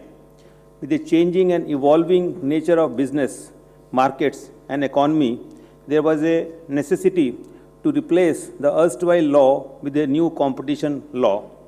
One of the important objectives of the new competition law was to establish an effective and efficient merger review framework for ex-ante review of combinations in order to prevent harm to the consumers from anti-competitive transactions. The Competition Act introduced merger control regime which came into effect from 2011. In a short span of over a decade, CCI has evolved itself as a robust market regulator through its constant endeavors in engaging with various stakeholders and the international antitrust community to develop a robust merger assessment framework. As per the scheme of regulation of combinations contained in the Competition Act 2002, India has a mandatory merger notification regime and the parties cannot consummate any part of any notifiable acquisition, merger or amalgamation until approval is received from the Commission. It is also our constant endeavor to provide certainty, reduce compliance requirements, make filings simpler, aligning and pioneering international best practices. On merger control, we are mindful that mergers and acquisitions are crucial instruments for investment flows, creating economic synergies and helping create scale economies for firms crucial for competing in today's globalized economic order. Therefore, it is the endeavor of the Commission to clear such cases in a time-bound manner, and the Commission has been taking steps to ensure timely approval. The average time for approval of combination cases has come down to 17 working days. In over 900 combinations reviewed so far, remedies were ordered only in 22 cases. These were in cases where the inquiry demonstrated harm to competition based on cogent material. Our trust-based green channel system, the first of its kind in the world, came into effect in August 2019 and has been widely accepted and appreciated by the stakeholders. Till now, more than 55 notices have been filed under Green Channel route that now account for over 25% of filings. Friends, businesses grow inorganically, that is by acquiring businesses. When large businesses merge or acquire, they may create disruptions in the market. No doubt, such transactions may benefit from economies of scale and may lead to efficiencies in delivery of outputs. However, some mergers may result in anti-competitive harm to consumers, reduce and foreclose competition. Merger review of such combinations ensures that such likely adverse effect on competition is timely remedied and that the markets remain competitive. Absence of such review may lead to concentrations in the market and may entail huge cost in unscrambling the egg. Post-COVID, we are also witnessing increasing digital transformation in the country. The digital sector has revolutionized the way goods and services will be delivered in future, even post-COVID. However, the digital sector brings with it new disputes and risks which traditional theories of harm may not be able to recognize and encapsulate. The presence of network effects, high levels of concentration, artificial intelligence and data-induced challenges that give digital gatekeepers the ability to control and influence digital markets and allied fields have thrown up new challenges for the antitrust authorities. Undeniably, a balanced approach to merger control in the digital sector is crucial, keeping in mind the efficiencies that they bring in the market. Thus, assessment of combinations necessitates revisiting and recalibrating the approaches, including developing new theories of harm which are able to capture the exact competition concerns in order to make appropriate and targeted remedial measures. As India looks to the future with an ambitious goal of a 5 trillion economy, we will have to meet the demands of business and industry. CCI will have to bear in mind the requirements of a diverse economy such as ours and strive to strike a balance between enforcement and advocacy, dovetailing the two functions. We firmly believe that our constant engagement with stakeholders and our balanced approach to regulation will result in a pro-market regulatory system that expeditiously facilitates synergetic transactions, and combinations that have anti-competitive potential alone are subject to detailed review. The stakeholders also need to be fully aware of the regulatory framework and their responsibilities and obligations as contained in the Act and regulations. This is critical to ensure a culture of compliance. Our constant engagement with stakeholders also helps us to understand the market realities and challenges in the Indian context, and their feedback helps us in improving our practices and processes. Friends, merger review is a niche area, a highly specialized field of business, economics and law. Mergers and acquisitions are negotiated by the businesses and corporates. The economists predict the outcome of such transactions, and the legal and financial professionals are involved in preparing transaction documents, carry out due diligence, and take regulatory approvals. We are extremely happy to have with us eminent speakers for today's panel discussion from fields of business, economics, finance, and law, having varied experience. I am sure the diverse experiences of the panelists will provide a 360-degree view of the regulatory framework, both in form and in substance.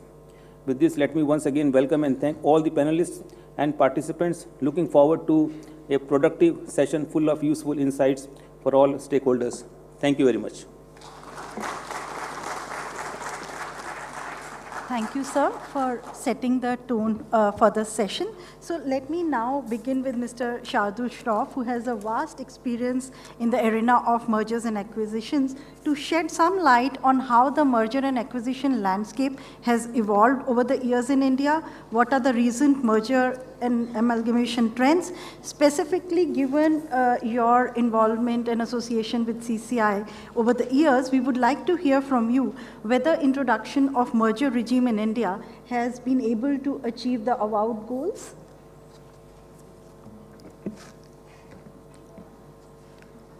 Respected Mr. Gupta, Ms. Jyoti Bhanot, and my panel colleagues. The question posed by Madam Jyoti is to be divided into three parts. How has M&A changed over the years? How have you seen CCI evolve? And has it achieved its avowed goals? So I have to respond to all these three aspects and give a cogent response. Let me first deal with the trends in M&A. The whole concept of M&A and the tax neutrality under the Income Tax Act for amalgamations or demergers are based on technical requirements of the Income Tax Act, and they drive the whole process, especially that of mergers and amalgamations or reconstruction. The logical driver of mergers and acquisitions is the need to grow in capacity and to strengthen the company in its position as a competitor. So this is about transformation and growth, and at times to move out of the core business of an enterprise.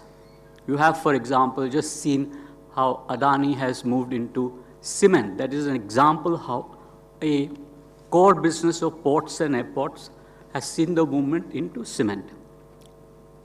Current trends clearly show that private equity and venture capital deals are on a surge.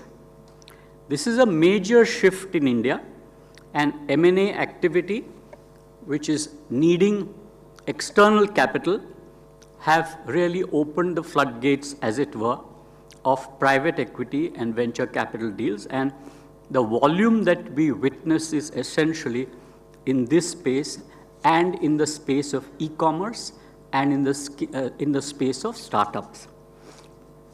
The issue that also drives M&A are the threefold needs of the nation: renewable energy, the agenda for electric vehicles so as to reduce pollution, and simultaneously the introduction of a zero emission norm so that we comply with the environmental promises that the nation has made.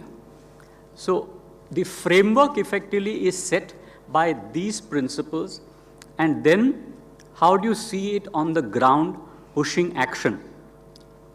There is an enormous momentum in deal making, and despite COVID, there has been a resilience in the market and in the people's confidence of making investment.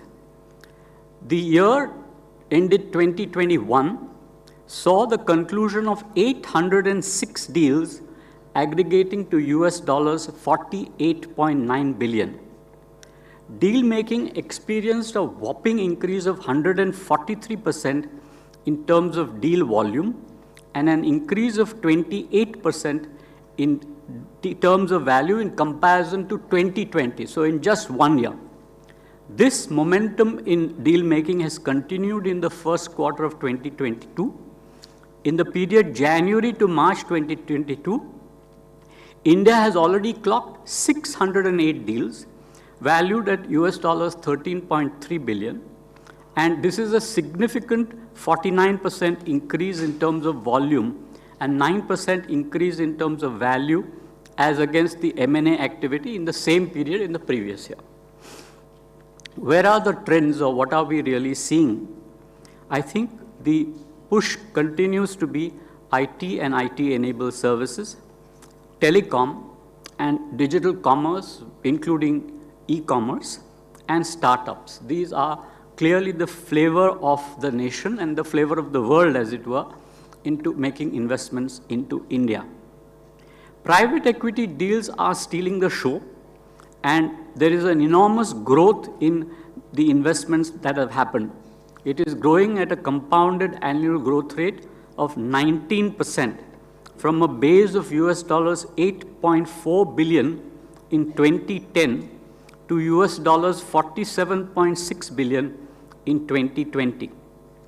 The cumulative value of PE and venture capital investments between 2011 and 2020 totaled US dollars 232.4 billion, which is more than twice the value recorded in the previous deals. The breakup which we see in the deals is essentially between startups and e-commerce. The ratio is almost 31% for startups and 34% for e-commerce. We have seen in this year Google making an investment of about US dollars 700 million in Bharti Airtel, and therefore the evidence on the ground suggests that the data revolution and the communication revolution are working side by side, and there is heightened M&A activity so as to cause the delivery of data across territories, whether in India or outside India. Let me now turn to the second question that was asked. How have you seen CCI evolve? I think when one looks at the regime of 1969, way back when section 20 to 26 were part of that law, the threshold of looking into the regulatory space was a very low figure of 100 crores. And a dominant undertaking essentially was 25% threshold of the market.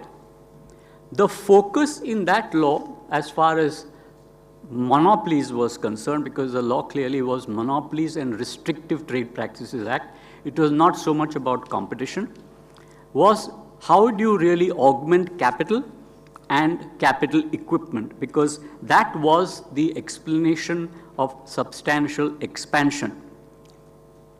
The government in this particular case had kept itself the right to examine whether a merger or acquisition was likely to lead to the concentration of economic power to the common detriment or likely to be prejudicial to public interest in any manner.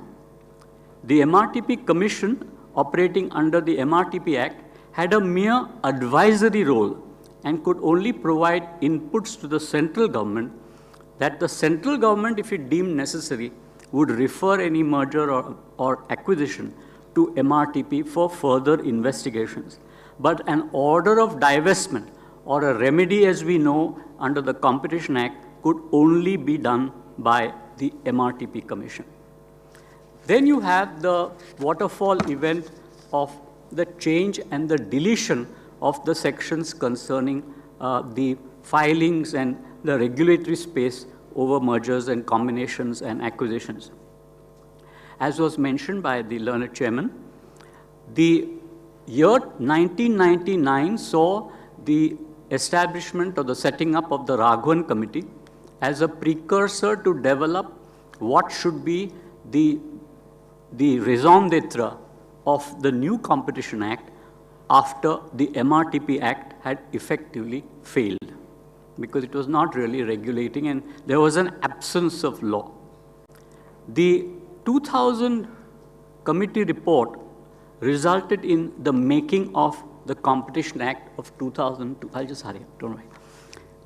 Originally, it was voluntary filings, and it shifted to mandatory filings. The way the CCI has enhanced its position from 2011 to 2022 has been remarkable, and it has really functioned both as a regulator and supporting the ease of doing business.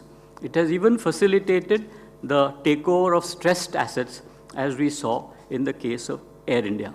It has adopted the best practices of other regulations, and the institution of pre-filing consultations is also something which is extremely welcome And lastly, if I may say, the most important change which has been made in the last 5 years is essentially the green channel route, which the learned chairman has mentioned. It has facilitated fast-track movement of applications, and I think the industry has a lot to thank the CCI in this case. Thank you so much. Thank you, sir. So taking a cue from what you mentioned about the flavor of the times, the startups, let me now turn to Mr. Vijay for his, Mr. Shekhar for his perspective of startups and interface with competition law. Thank you, ma'am, and thank you, sir. Thank you for having me here in this esteemed panel and in this gathering.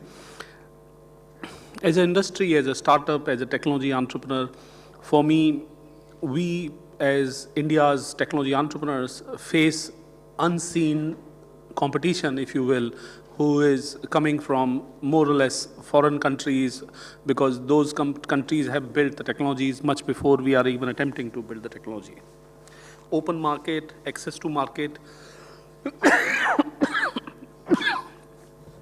Our country's open market policy, access to market, is publicly available to everyone under different kind of investment percentages, making it one of the most vibrant market, nowhere seen for the size and opportunity available to every country's companies. If you notice, India is the only country of the size of economy where you can have companies from West, companies from East, and companies from India fight together for a customer. So this is incidentally one of the, I would say, the winner takes like a editor choice award of that customers like, and the business was good. Wrong moment for me.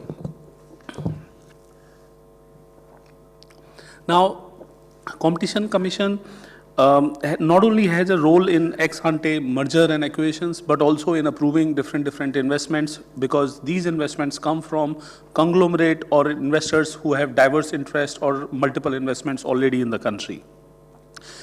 One of the continued challenge for us entrepreneurs have been to raise capital in highly competitive market.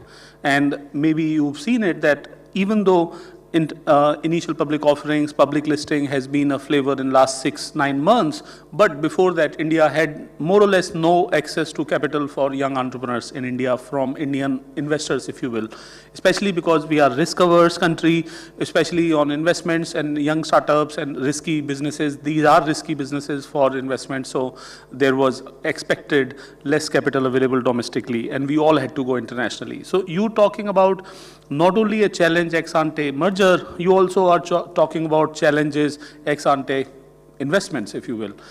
More or less, huge capital in a single sector can block many other new startups to even get access to the capital. When you go internationally, when you are flying to Tokyo to see an investor, or when you're flying San Francisco or New York or London to meet an investor, you are asked about these questions. Who else is funded how much, and how will you look after yourself? And that becomes one of the decision-making point instead of a good service that you are offering or a business plan that you may have in your hand. It is, in fact, one of the known open secret in the industry that a huge capital round from a big investor is a ticket to survival and challenge to the peers in the industry. Talk about mergers and acquisitions, and interestingly, like Gupta sir talked about it, Chairman sir talked about it, that now customers are inevitably on computing devices, mobile phones. The access to the law and order of this country not only belongs to the physical law and order, it is also something in the cyber world. And in the cyber world, there is no way to control large conglomerates, large big tech, which are global menace, if you will. And they inevitably, their behavior comes to more or less blocking access to the customer's choice whenever you've seen a dispute coming in a public eye. Because one or other way, they are able to create a significant customer-loved monopoly. I'm going to use the word customer-loved because customers actually love their platforms and systems, and there is nearly no other platform that could ever come because of the network effect that it has created. So in these scenarios, it is even more challenging for CCI to able to decide and discover what could be the market impact of this M&A request that is there.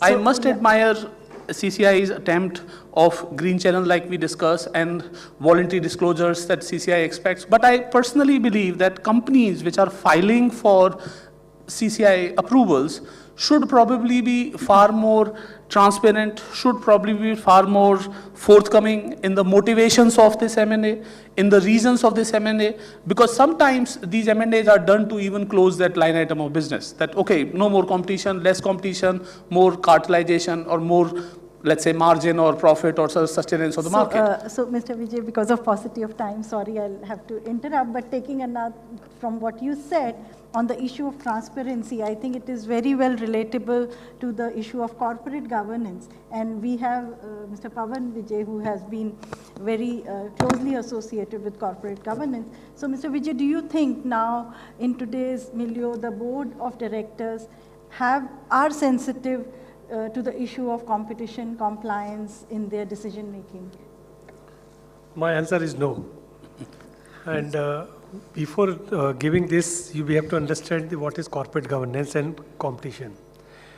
You know, the Satyam Vad Dharmam Char is the basic concept of corporate governance. So you have to speak truth and abide by the law. You should have a transparency, disclosure, accountability and integrity. That is a basic part. And corporate governance is not only for the shareholder. Corporate governance is for the all stakeholders. That include minority shareholder, that include supplier of goods, supplier of money, that's a vendor, creditor, employee, public, and the consumer. And the competition law comes when the consumer is there. So we have to just understand that all these people are the stakeholders. And when we talk about the corporate governance, then applicable of all laws is also very important. That includes competition law. Present position is that board is not aware. The big companies are aware, but not the all companies. As a professional, I am telling you, we are doing due diligence. Recently, we have started seeing the due diligence from the competition angle. Otherwise, neither board is aware, nor the independent directors are aware. And the reason is, I have some solution. One is that independent directors course should contain, because we have a classes, we have a compulsory exam, that particular thing, and we should promote corporate governance. And then the directors, this corporate governance appreciation certification course is also there where we can add. Professionals are also not doing so. Through the 3 institutions, you must promote that they should include in the due diligence process the governance and this competition law part, that what is the impact and whether there is an adverse impact on the governance, and there should be format which you can provide. These are the following things which you can do. Thank you for very useful feedback, and I'm sure we would certainly incorporate that in our advocacy initiatives. So having heard the corporate, the lawyers, and the professional, may I now turn to Mr. Manish Govil, who is advisor combination for the perspective of the regulator on what is being discussed. Yeah, thank you so much. A lot has been covered in the chairman's opening remark, and he has very beautifully brought about how we have balanced our twin objectives of facilitation and enforcement in the realm of a merger review regime which we have established. So at the outset, I say that this balance between enforcement and facilitation is inbuilt in our Competition Act itself. Our thresholds are pretty high as compared to the other parts, international parts also. And the ministry has given a de minimis exemption so that we do not over-regulate transactions which are not supposed to be over-regulated. The Commission has also come out with the Schedule 1, which exempts transactions which are not likely to cause appreciable adverse effect on competition. These are generally investment, which are investment solely for investment or which are in ordinary course of business. So we have that architecture. But coming to the practice, also we follow a very, very balanced approach when we do our assessment for merger analysis in the Commission. So as you see, most of the combinations or most of the transactions which are filed with the Commission are cleared very quickly.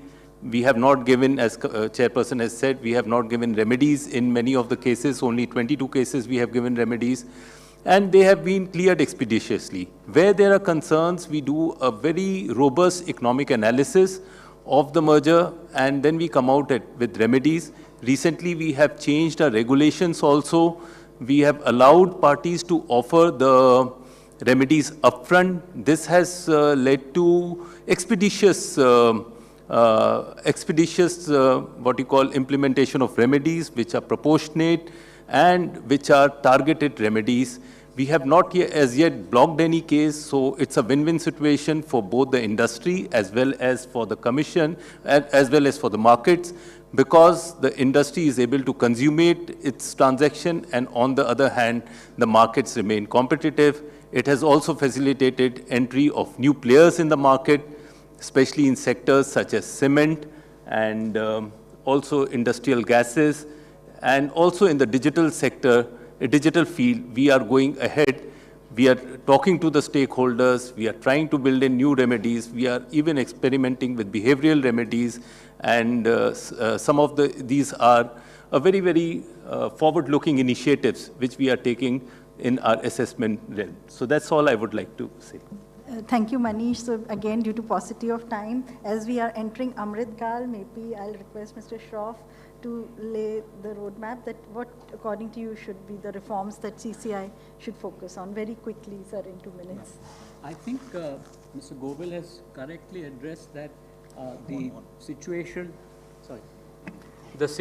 on the ground is such that the CCI is really playing a role in the ease of doing business. It's not just about regulation, but some aspects like, for example, issues in terms of the other remedies, which Mr. Govill has mentioned, whether they are behavioral or structural remedies. When you see from the beginning, it was all about divestment, but the whole process has changed. And in the case of Metso, as I'm told, there was a unique remedy of creating an irrevocable license, which really divested the problem. They have a very strong regime on gun jumping, and it's a zero-strike policy. So there is no question of giving a leniency in the case of gun jumping, and I think that is one of the most valuable pieces of the part of the practice which has been created by the CCI. There is, however, some analysis which is needed in the private equity deals, especially in the context of the question of control and the ability to direct. I think I need to mention two things, that there was a prior SEBI case in Subcom, which got resolved at the level of the Supreme Court without a final order. But what has happened is, in the latest case of SR Steel Limited versus ArcelorMittal, the Supreme Court has embedded the decision of Subcom as part of the law. Therefore, the question of control is effectively a matter which is res judicata, which is res integra, where the courts have actually now debated and or deliberated and put down the contours of control in the context of Indian law. It's not only with reference to the Competition Act or with reference to the SEBI Act. It's a broad definition which I feel should be looked at by the CCI, because I think it's an important decision, and to go against that decision, to try and differentiate that decision, will itself be a significant problem. I think the approach of CCI has been excellent in the sense it has been collaborative, it has developed as a mature regulator. The other aspect which I would suggest is that frequently asked questions, guidances, guidelines, which are part of the mature jurisdictions of the world, are something which should be resorted to, because it will give consistency of interpretation and reliance on past precedent. This is something which is critical, because the industry should not have a feeling that there's a variation which has happened which we don't know why it has happened. So this is one area where I would suggest some kind of action. And lastly, sir, the issue in terms of pre-filing consultations. This also should be part of a regulated regime. It should either be a regulation or a guideline procedure, because a lot depends on, the planning depends on a lot of the pre-filing consultation. Initially, it was only related to whether or not to file, but now more substantive issues are coming in the space of pre-filing consultation. But the complex transactions which are there, when you look at the right to give up the negotiation at a later date, these are matters which require careful handling, and I would strongly suggest, sir, that if this can be made a part of regulation or a guideline, that will go a long way. Thank you so much, sir. Thank you so much for your valuable suggestions. So, may I request Chairperson to conclude? I thank panelists for giving their insights on the journey of CCI regarding merger control regime in India, and for providing useful suggestions to make it more robust. And one of the suggestions which has come forward is about FAQs and guidelines. I think this is going to be our focus area, and we are working on it to provide certainty. And as and when we pass any order, I think every order basically comes out with some sort of jurisprudence, and that will be converted to the FAQ for future guidance. There seems to be a consensus that ex-ante regulations or combinations have been an important regulatory development in the last 10 years in ensuring that the market structure remain competitive. With the fast pace, growth and increasing digitization of the economy, the relevance of a dynamic merger control regime is likely to become more pronounced. At CCI, we are committed to constantly refine our processes and approach in sync with the demands of the changing economic landscape. It should be our collective endeavor to build a trust-based regulatory ecosystem. In fact, we are going to reduce further compliance burden on the industry. We will come out with more reforms, but that all depends on the trust and the transparency which industry reposes on the CCI.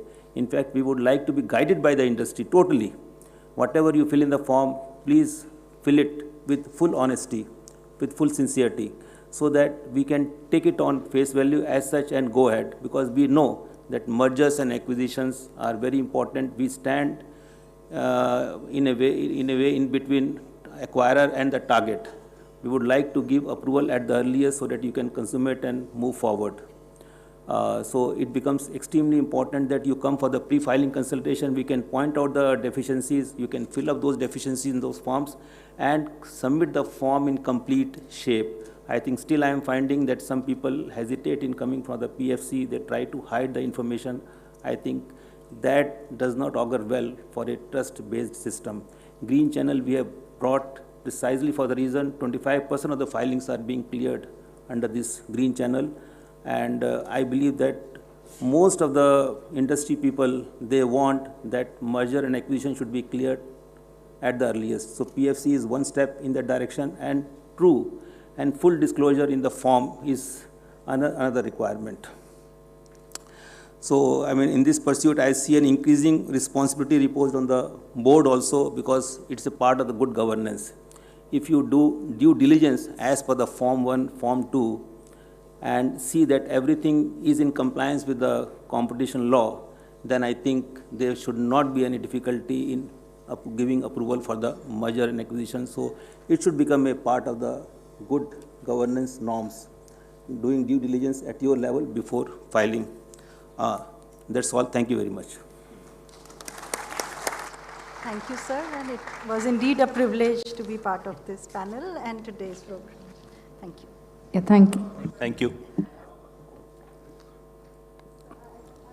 In the interest of time, we will not be able to take the question. If we can take it off stage.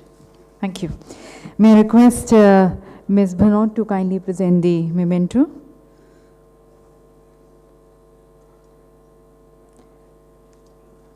Thanking all our panelists, Shri Manish Mohan Govil ji.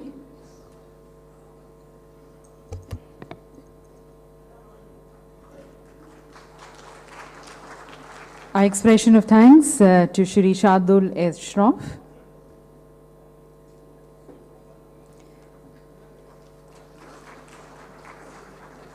Thanking Shri Pavan Kumar Vijay.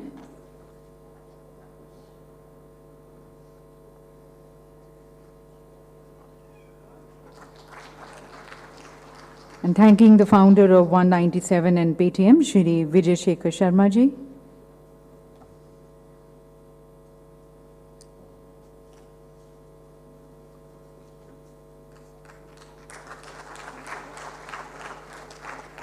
And may I request Shri Manoj Pandey ji, I think he's...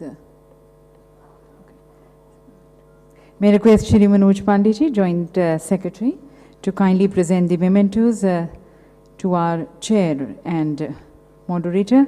Thanking first Shri Ashok Kumar Gupta ji.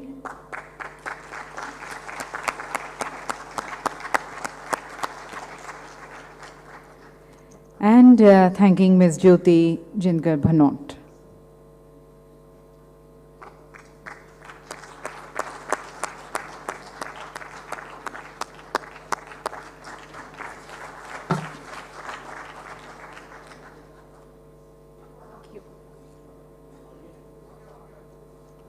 आगे आके sir welcome.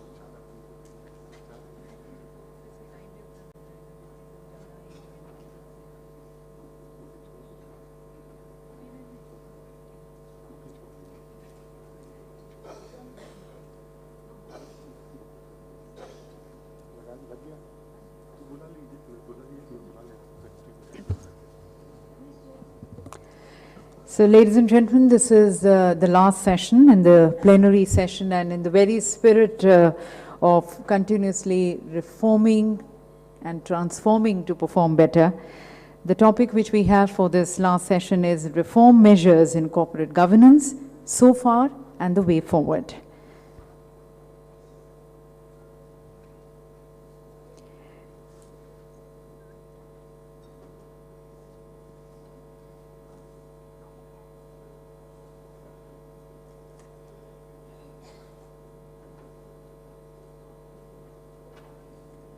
Joining us, the Honorable Chair of the session, Shri Rajesh Verma ji, respected Secretary, Ministry of Corporate Affairs.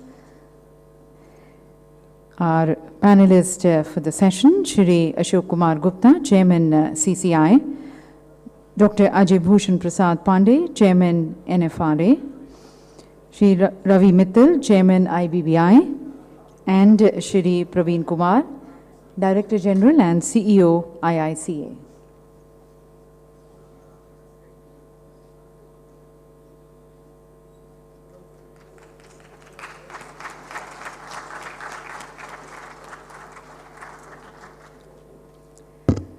So, ladies and gentlemen, this session stands extremely important for we now, after all the discussions which we've had the entire day, as we look into the reform measures in corporate governance till now, and then looking into the future course of actions to be taken for more refined and more reformed measures in corporate governance. We have our eminent speakers who are going to be presenting their views. May I first request Shri Praveen Kumar, Director General and CEO of IICA, for his views and perspective. Respected Chairman, fellow panelists, and distinguished guests here. I don't want, since the time is short, I don't want to dwell on what reforms have occurred on corporate governance so far. And I would like to focus on what I envisage as what the future of corporate governance reforms will be.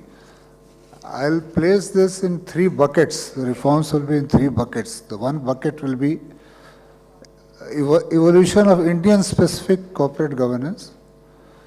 Second will be corporate governance oriented towards the society and the nation as such, instead of limited to the firms and its shareholders. And third will be more self-regulated corporate governance coupled with greater advocacy. I mean, these are three buckets. If I take it one by one, the first will be, see, our corporate governance has evolved based on the Anglo-Saxon model of governance. Perhaps problems are occurring because our Indian culture systems are not suited to that Anglo-Saxon model, and so we'll need to evolve a governance model which is more suitable to the Indian social values, norms, culture, structures. For example, normally if you see any board meeting or any shareholder meeting, is the dominant shareholder, the promoter, whose will prevails. Normally it's the minority shareholder is on most occasions, especially in a promoter-led company, is steamrolled. So what happens that, for example, this question of independent directors, even independent directors become nominees of the promoter shareholder, I mean, who are aligned to it, or at least loyal to it, or beholden to it, to the promoter shareholder. Perhaps a system may come where the independent directors may be appointed by independent regulator. I mean, the way it is going, it may happen in future. The way, and same thing may happen with the statutory auditors. Seeing so many scams have been now occurred where auditors have not been able to play the role which they are supposed to play. So these two things may come in future over time if the self-regulation part doesn't work.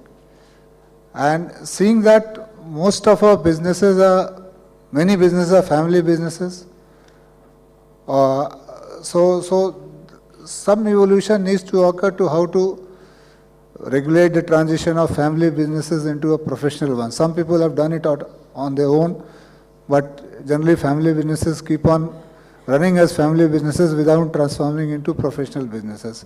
That may be the other part of the changes which may occur. Third major problem is that we have a very weak enforcement of corporate enforcement regulations. While the laws are there, enforcement is relatively poor.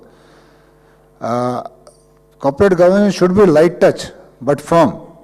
I mean, it should be like a iron hand in velvet glove, so that we don't want to interfere, but whatever we have prescribed, as the Honorable Minister was also speaking in the morning, that should be implemented strictly.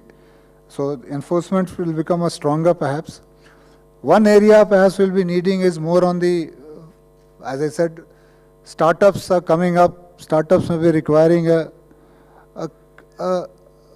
different orientation, nuance in corporate governance, especially with the founders. We have already seen some incidents of founders being chucked out later by recently BharatPay occurred, earlier Housing.com occurred. So something may come in where founders' control and succession planning may become one of the dimensions in the corporate governance. And seventh change which will occur in this bucket, which is that the role of the technology. Rapid technology change has both the opportunity and risks, because we can use AI and blockchain tools for better data analytics, forecasting, transparency. In the previous session, someone mentioned about asymmetry between the independent directors and the board members. Technology may reduce this asymmetry with all information being made available to the independent directors also. But the risk is technological ignorance by the board may prevent them, the independent directors, to have a more inability to direct and oversees the management, and the various IT risks will be there, like privacy breaches, leading to significant investor loss. These things may happen. Now coming to the second bucket, which I said, where we will go beyond the company and look more at the society and the nation. And profit and bottom line won't become the last word in the corporate governance. Already ESG and business and human rights have become common in the world, but still there's a little precedence in India.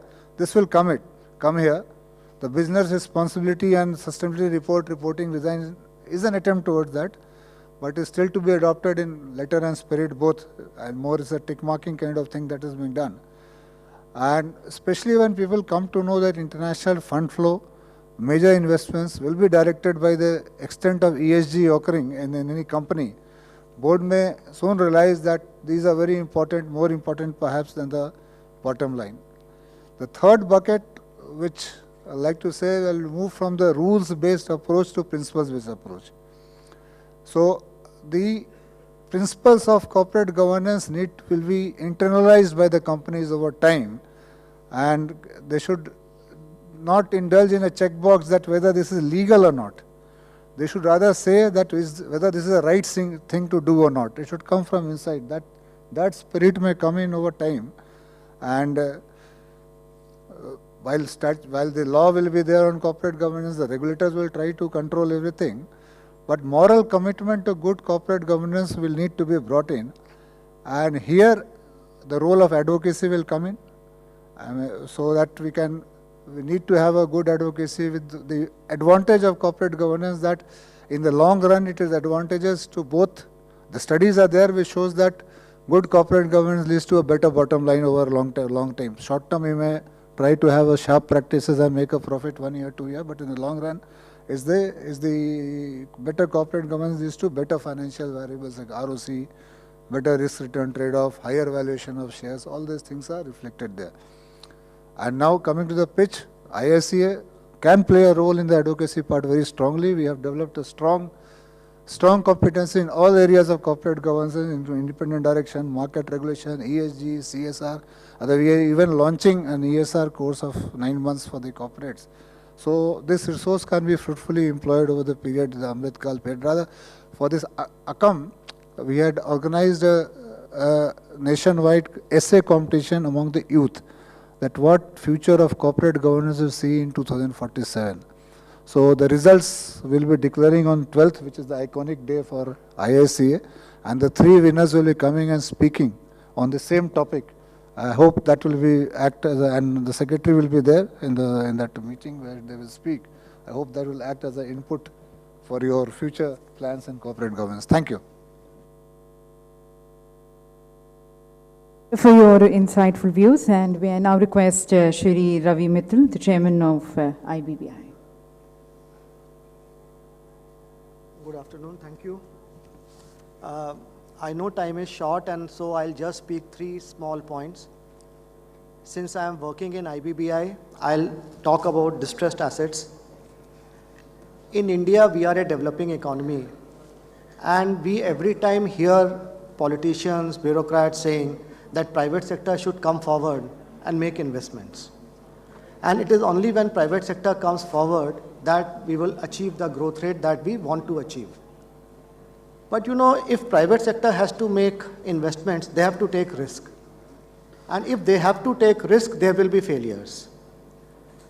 If they don't take risk, or if there are no failures, then there will be no growth. So the first point that I want to make is that we have to start accepting risk, accepting failures, and in fact start celebrating failures. We have to start recognizing that people will make mistakes, and they need to be permitted to start afresh. So this should be part of our ethos. I don't know whether this can be part of the law, but this definitely should be part of our ethos. If you look at Western countries, when people feel that they have become insolvent or they are becoming insolvent, they go to the court, declare themselves as insolvent, and then start afresh. In India also, we want to do this, but we have not been able to do this.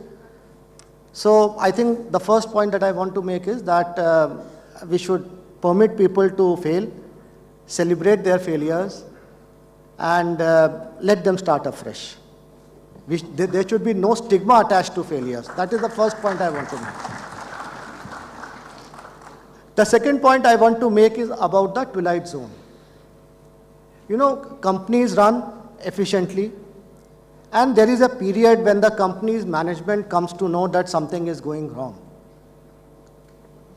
This something going wrong could be because of the management failure, could be because of internal reasons, or could also be because of external reasons.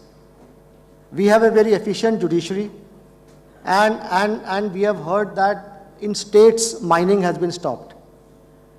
Due to environmental reasons, projects have been stopped. So you know, these are reasons for which the company, the management may not be really responsible. But what I want to say is that the management realizes at a point that something is wrong and they need to make amends. Now, if you look at banks, Reserve Bank has made guidelines as to what should happen when the bank should approach the NCLT under the IBC process. There is a strict timelines. Banks do not always adhere to those timelines, but there is a guidelines. But for the companies, there is no guideline. So what happens is that the companies try to protect themselves or hide their failures as much as is possible. If you talk to independent directors, even they don't come to know that something is wrong in the company. So this twilight zone, I think we need to look at these twilight zones, make some rules, make some guidelines as to what a company should do if it comes into the twilight zone, when the company should approach for resolution, for amalgamation, for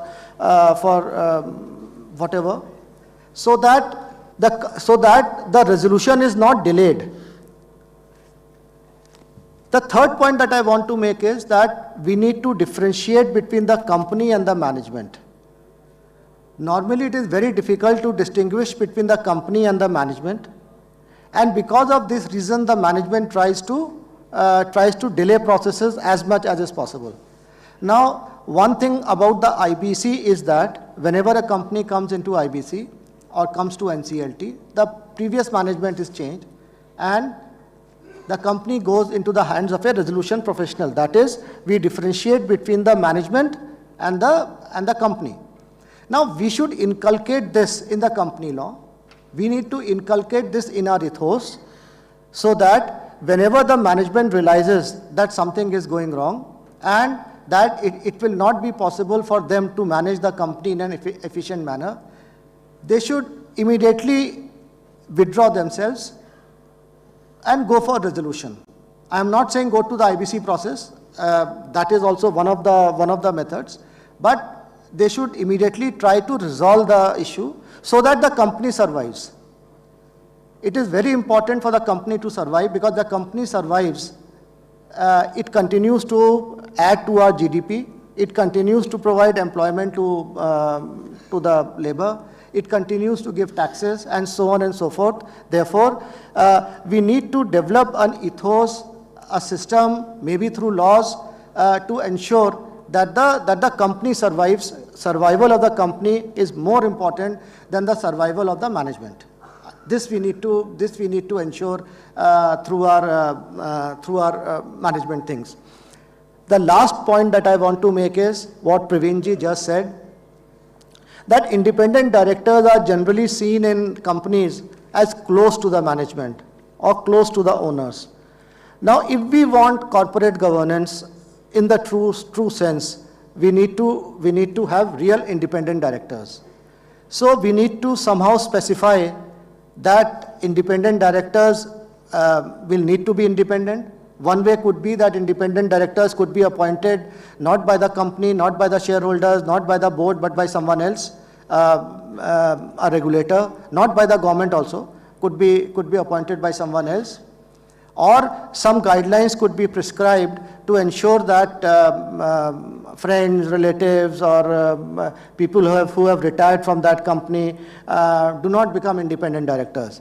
You know, when I was telling this to someone, they said that even in government, all of you retired government officers become regulators. I mean, that should also not be allowed. So I agree. Perhaps we should do it here also. And but you know, companies should not should really have independent directors. Thank you very much.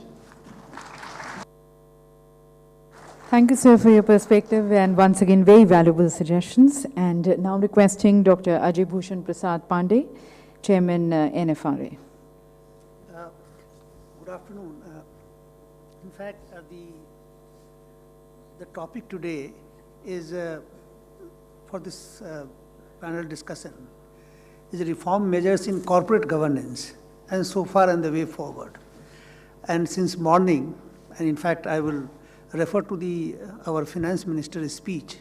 I mean, it was a complete overview of what all has been done during the last several years, and then the series of reforms which have been particularly done in the areas of corporate governance. And, you know, and we can see the impact today. So what I would like to emphasize here is that at the bottom of this corporate governance, you know, there is a very essential element of, you know, the reporting. Because unless and until there are the quality of financial reporting is good, then only one can have the good corporate governance, because the governance will come out of the reporting. Unless until you have information, then only you will be able to govern that. So that is why it was very, very necessary to have, you know, the good reporting system. And here I would like to mention that, you see, you know, during the last 8 years, you know, the adoption of, you know, the international standards, you know, the IFRS and, you know, those standards, and in a gradual manner we, you know, adopted them for the different class of the companies, and finally 2017-18, you know, this has been adopted for a certain class of company. Now, this, if you see, is a very, very major reform. Why? You know, today the economy is global. I mean, you can't live in isolation. So just imagine any investor from anywhere in the world, and including the domestic investor, if he's going to put his money, he would like to know that, you know, the money that where he's putting, you know, I mean, at least it has a transparent system of reporting the financial result, financial statements, and also then the corporate governance.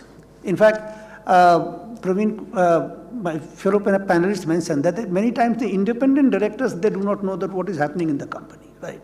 So there could be, and also sometimes if they know, then maybe they are conflicted or close to conflict, so they are not able to exercise their judgment.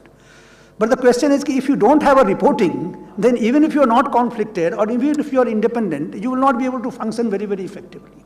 So that is why it is very necessary that we have a system, and that is why, you know, the system of monitoring and first of all, the laying down of the standards, and that is where I must say that, you know, ICAI role, I mean, even in this new system, I mean, the way both NFRA and the ICAI have adopted this complementary approach, you know, they are complementing each other.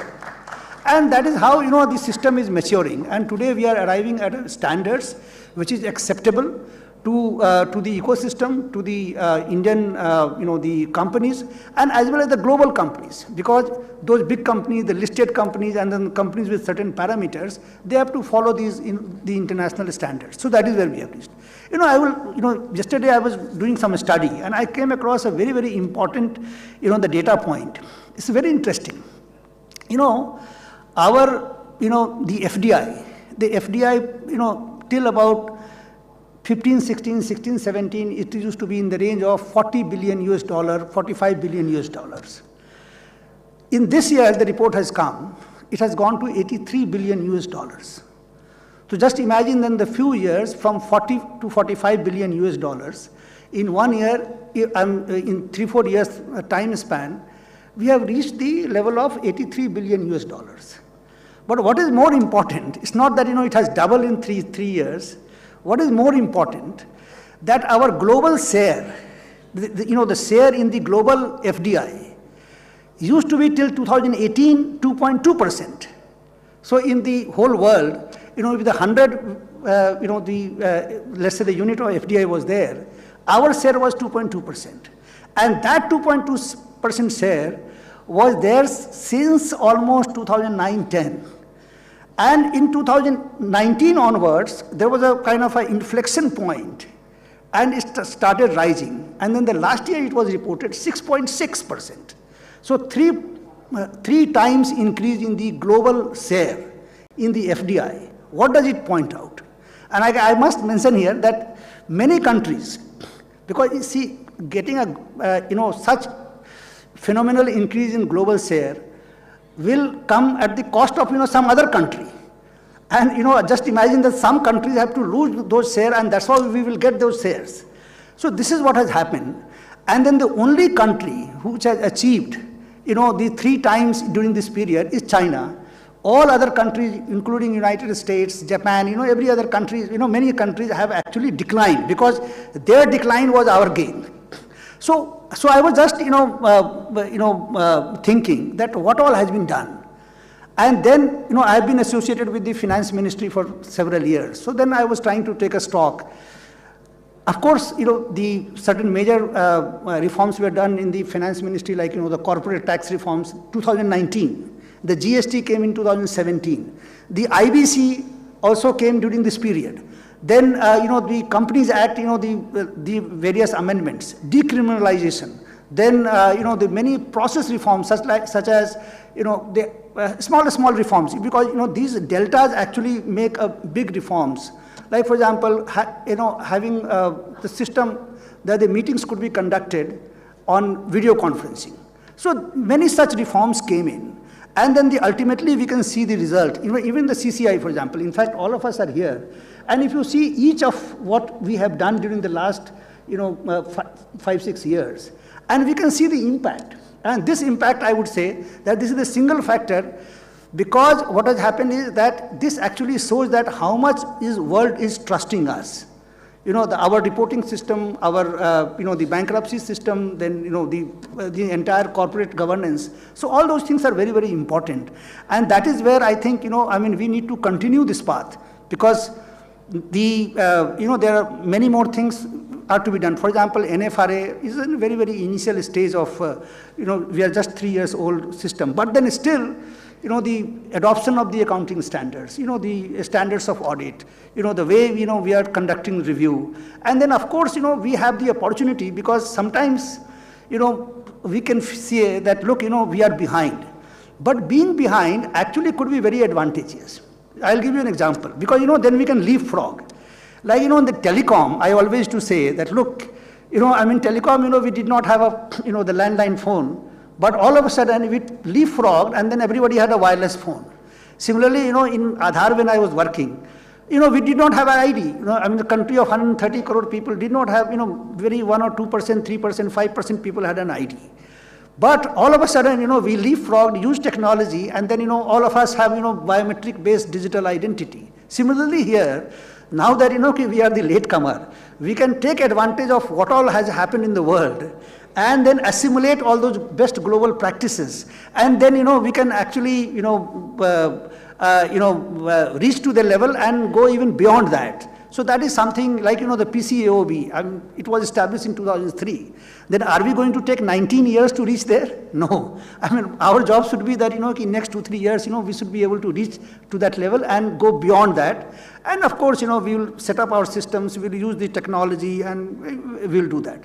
So I think this is the point that I was trying to mention, that we must continue with this corporate, the reforms, whether it is in the process, in the, IBC, or it is in the reporting, or it is developing those institutions, which, Ravi just now mentioned, and, Praveen, so, or the competition commission. So all those are very, very essential component, and then we need to, go forward. Thank you. Thank you, sir. May I now request Shri Ashok Kumar Gupta, Chairman CCI, for his views. Good afternoon. See, what is corporate governance, good corporate governance? It is based on sound management principles. And sound management principles means compliance with the various laws of the land. So that enables the company also to take prudent decisions. But what is more important, internally we can have good corporate governance, they can take sound and prudent decisions. But they can only flourish if the external environment also is conducive. If the external environment is not competitive, if there are firms which are cartelizing, if there are firms which are creating entry barriers, if there are firms which are abusing dominance, then howsoever good corporate governance is there, company cannot flourish. New players cannot enter. Startups cannot come. So the role of CCI, Competition Commission of India, in that manner assumes a lot of importance. We frown upon cartelization. We frown upon abuse of dominance.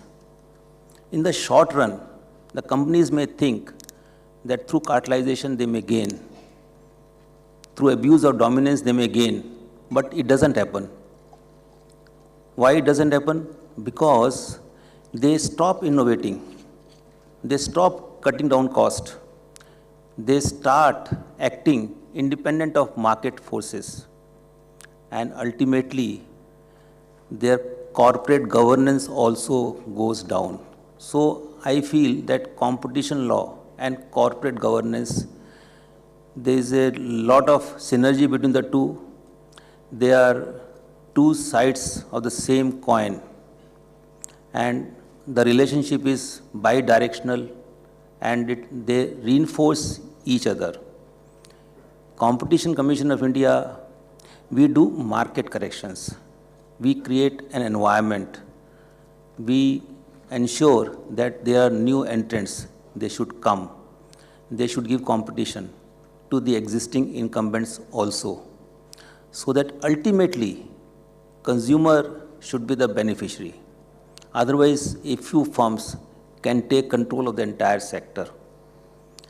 And these firms ultimately, though they may survive initially in the domestic market, but think about global situation, they will not be able to compete globally. So a number of firms which have, I think, helped in growth of economy, they have not been able to compete globally precisely because of the reason that they have not brought efficiency in their working. Merger and acquisition is a very potent instrument for scaling up and bringing efficiency. If our firms have to ultimately have global footprint, they have to ensure that they take advantage of the merger and acquisitions, but at the same time, they cannot destroy the competitive environment of the country also. So our firms need to think globally how they can become national player, international player. And for that, good corporate governance is extremely important. They have to have competition compliance in their corporate governance itself. I think this due diligence they should do in the beginning itself. Yes, are we competition compliant? And then only they can take prudent decision which will help them domestically as well as internationally. Thank you very much.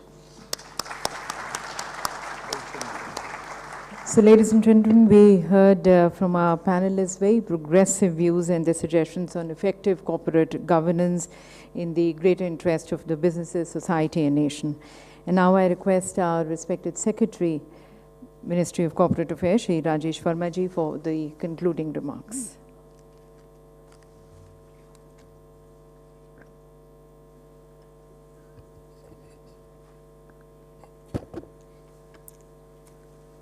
Good afternoon. I'm really thankful to all my esteemed colleagues here who have given their valuable suggestions and guidance on the topic reform measures in corporate governance so far and way forward. And over the technical sessions today we had I'm sure a lot of valuable suggestions would have emerged. During this entire week, we will be discussing at various forums, and all the organizations of the ministry, they are organizing these interactions, sessions all over the week, during the entire week from 6th, from yesterday till the next Sunday, that is 12th of June. So I'm sure we will, after we get all these suggestions, we will be also analyzing those suggestions, and as guided by the Honorable Minister in the morning session today, for the Amrit Kal, the corporate governance has to actually, we have to take it to a different level if we have to really emerge as a global leader in the field of corporate governance. There are many facets to this entire, it's such a vast topic, difficult to actually encapsulate in a very short time also. So maybe we touch upon some salient points. One of the salient points is like still the economy, in the economy we see the more of the businesses, we have mostly family-run businesses, and proprietorships and partnerships still dominate the this mode of businesses in this country. While we have hardly 15 lakh active companies, the number of MSMEs in the proprietorship and partnership mode are almost 2 crores. So the even more, in fact. So it is, we have to really move to an organized and structured form of corporate governance. We have made provisions like proprietorships can move to one-person companies, OPCs. The partnership can move to LLP. The LLP Act was framed in 2008. Similarly, we have to take cognizance of what the global best practices are happening and the other structures of the corporate governance which are emerging. Like you must have heard of SPACs coming. There's a concept of variable capital companies also. And so we have to, if we have to really move to the global standards, global levels, then we have to see the trends and keep abreast with those trends and also take measures to evolve these structures. The role of ministry and the regulators to actually provide a framework for evolution of such structures. And the other point is like technology will be a game changer. It is already proved. And in future, in the Amrit Kal period, next 25 years, we can't even actually envision also what level it will reach. It is, and the way it is progressing exponentially, it is changing the whole gamut of activities around us are changing. So we have to actually now respond to this changing scenario in a very, very active, proactive manner rather than a reactive manner. So that is another challenge right now we are moving from version 2 to version 3 of MCA 21, which was the first mission mode project of e-governance. Now, while we are implementing version 3, when we actually started planning 2-3 years back, and that time we thought the kind of AI, ML, and these kind of tools which we thought is quite futuristic, I would say that while we are in the process of implementing, the world has gone still further. So now we have to really catch up. And so that is another challenge. And now all the agencies, all the regulators, we have the, it is not possible to monitor or even to have a light touch regulation without without the use of most advanced e-governance tools. Almost 1 crore filings we have on the MCA 21. I mean, it is not possible, humanly not possible to actually see. So you need a lot of supercomputing to actually do data analytics and do the kind of surveillance and monitoring, etc., which is required for a robust corporate governance. Even that is also very important. Apart from that, a lot of other regulators, I mean, there are other regulators who are while discharging their functions, are also using this data. So there will be a need for some sort of a data integration, and so that the databases of all the regulators, they start talking to each other, and there is a robust network of the database. We had started some exercise, single source of truth, so that not only it will help in better regulation, it will also help in reducing the compliance burden and enhancing ease of doing business. Because same company has to file so many returns, so many forms with different regulators, and maybe some of the fields are very common, and that's what we found out also. Many fields are common, but still he has to keep on filing and all. So why we have to promote ease of doing business. We cannot burden our companies to with so much of compliance burden. That is something. So that is also one of the focus areas of the government. Like morning also it was pointed out in various speeches also, like decriminalization of laws which has happened. That is an ongoing area, and will continue to be the focus of the government, to have ease of doing business and ease of living for the lawful corporate citizens. Then there are then we have to keep abreast of the trends which are happening, like ESG framework. ESG framework we have adopted. BRSR already there for 1,000 companies. SAB has from this year mandated, but that is something which will be very important for investment, attracting investment. So that is something which would need to evolve, continue to evolve over a period of time. The CSR activities have also, like we have seen in the morning, 1.2 lakh crore already in last 5-6 years. So and almost 25,000 companies and almost 20,000 crores, more than that, every year is the, so it's a very substantial, so robust mechanism for that is evolving and will continue to evolve. In fact, last 6-7 years, ever since the new company law came into being, and after that the IBC and other laws have come, we have seen growth of many professionals, many professions. And even among the existing professions like chartered accountant, company secretaries, and cost accountant, the growth is tremendous, and the potential is also tremendous. I mean, you are having chapters not only within the country but outside also, and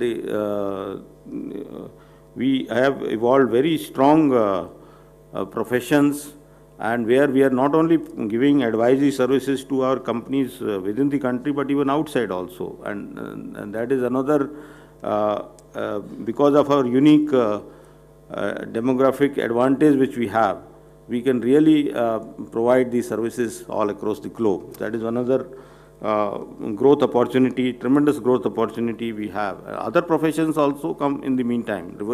Resolution professionals, new professionals, valuation professionals, they have come.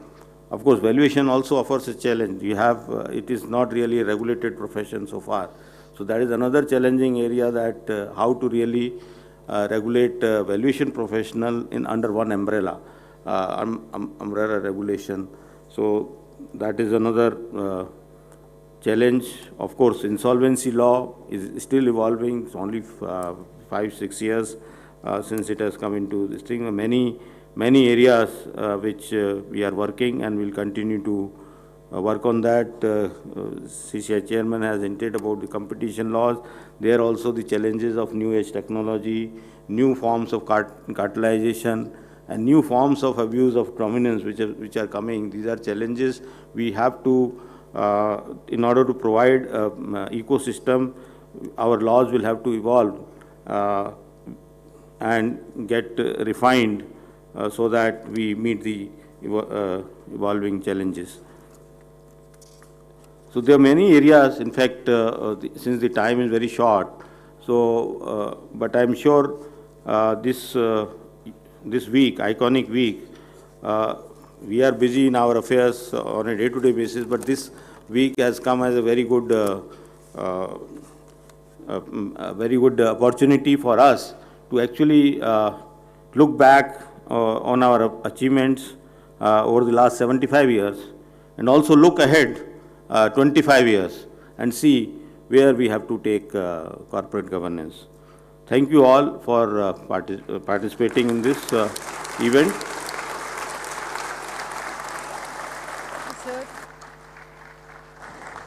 Thank you, sir. And now, as the gracious host of the iconic day celebrations of MCA, and as the chair of this session, may I request you to kindly present the mementos to our esteemed speakers.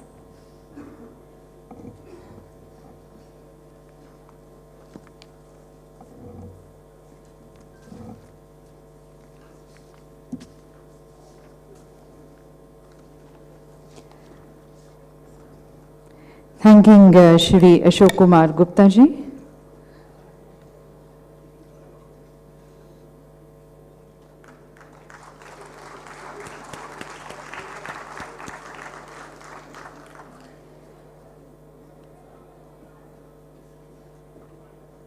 Appreciation and gratitude to Dr. Ajay Bhushan Prasad Pandey.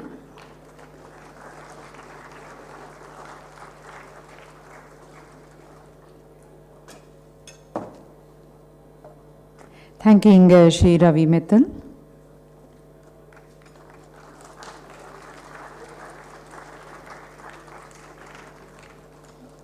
And thank you to Shri Praveen Kumar.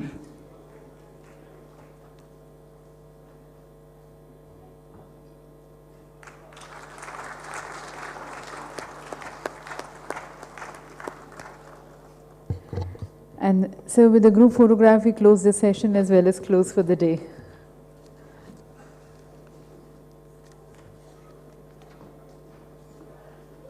जैसे भी sir आगे better रहेगा वैसे.